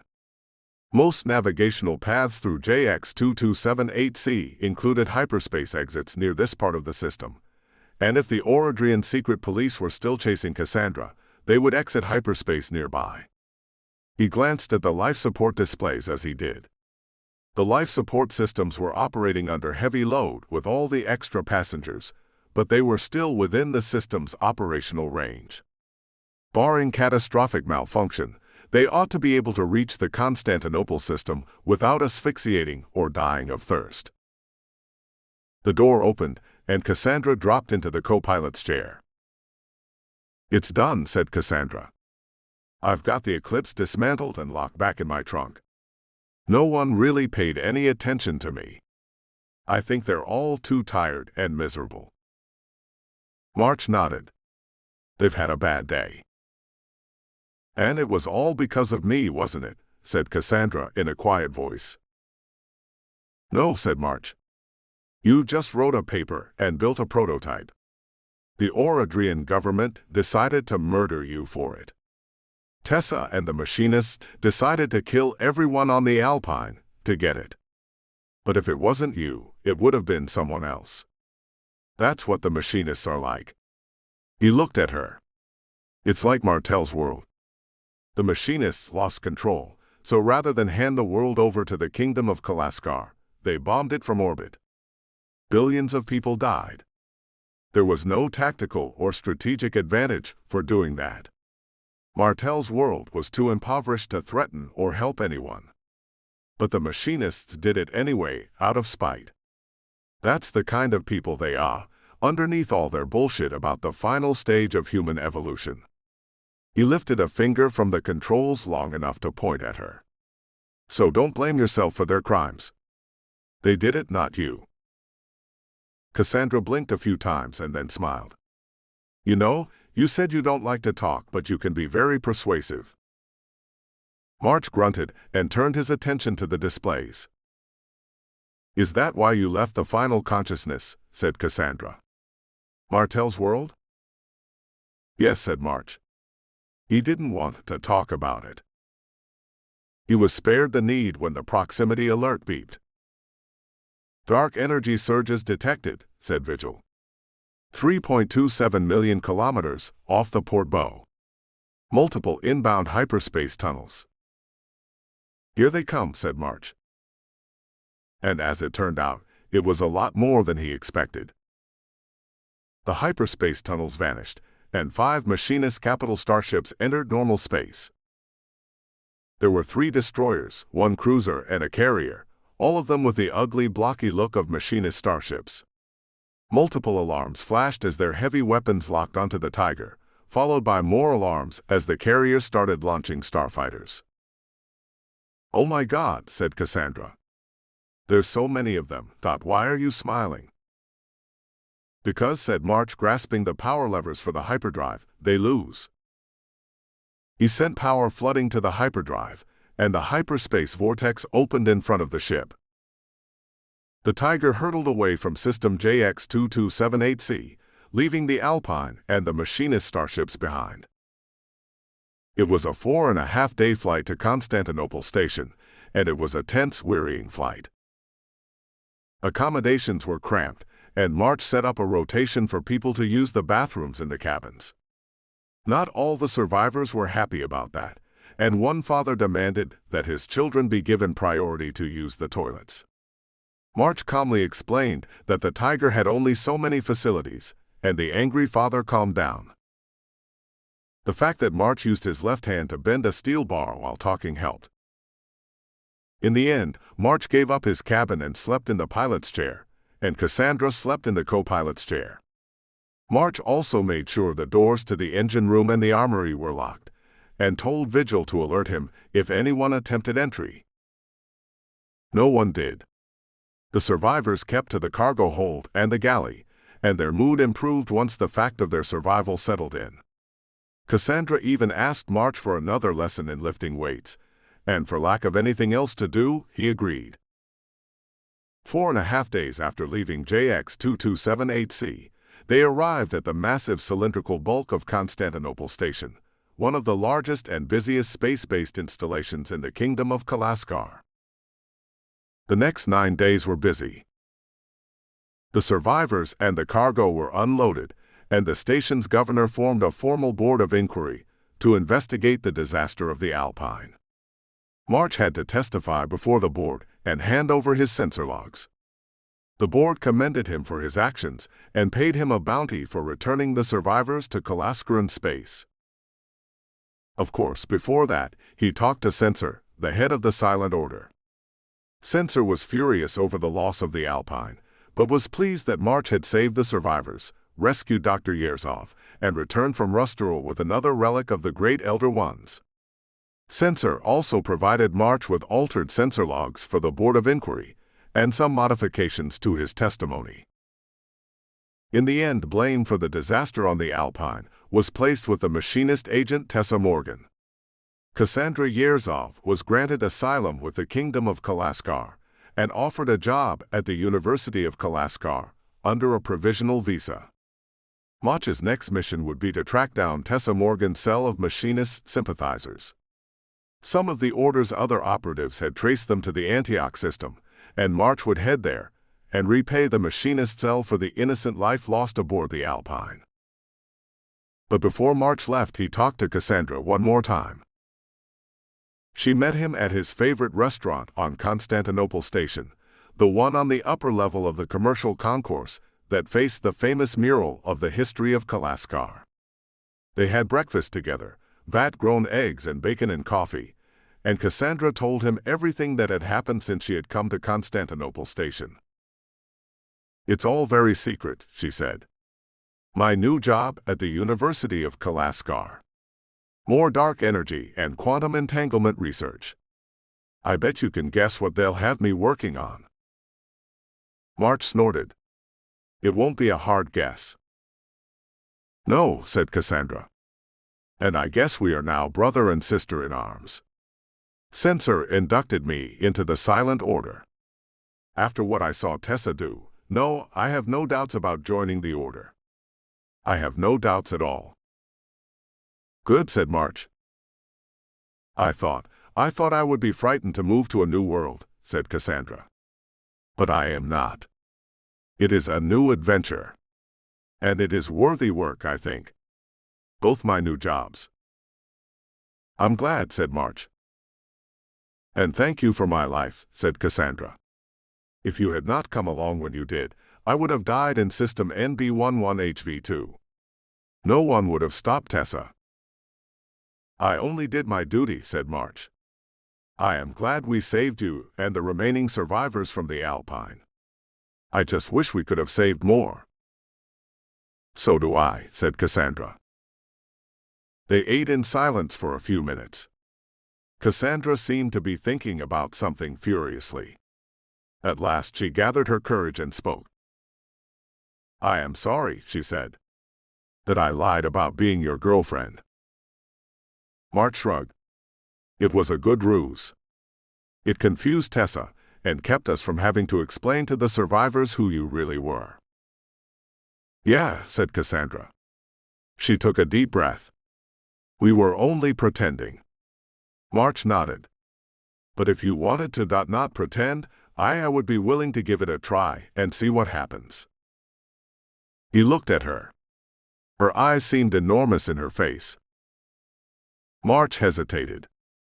He imagined himself standing up, pulling her to her feet, kissing her long and hard on the lips. "No. A tempting idea, but a bad one." "You're a brave and a beautiful woman, Cassandra Yerzov," said March in a quiet voice. "You're going to make some fortunate man very happy someday, but I'm not that fortunate." She let out a shaky laugh. "You do know how to let a girl down gently, don't you?" "I'm sorry," said March. "No, don't be," said Cassandra, and she smiled. "I knew you were going to say something like that. But I couldn't have lived with myself if I didn't try." She laughed. "You know, if I had met you on Orodria, I would have been too nervous to talk to you. Now though—" "After stealing a shuttle and running from the secret police," said March, "maybe some things seem less terrifying." "Yes," said Cassandra. "Yes, that's exactly it." They finished their meal and stood. "Goodbye, Captain Jack March," she said, and she gave him a quick kiss on the cheek. "I hope you're careful." "Only if you are, Dr. Cassandra Yerzov," said March, and he smiled. 2 hours later, March was aboard the Tiger, leaving Constantinople station. The machinists had committed an atrocity aboard the Alpine. But perhaps March could find Tessa's friends and stop them from committing any more. He entered the course calculation, and the Tiger leapt into hyperspace. The end.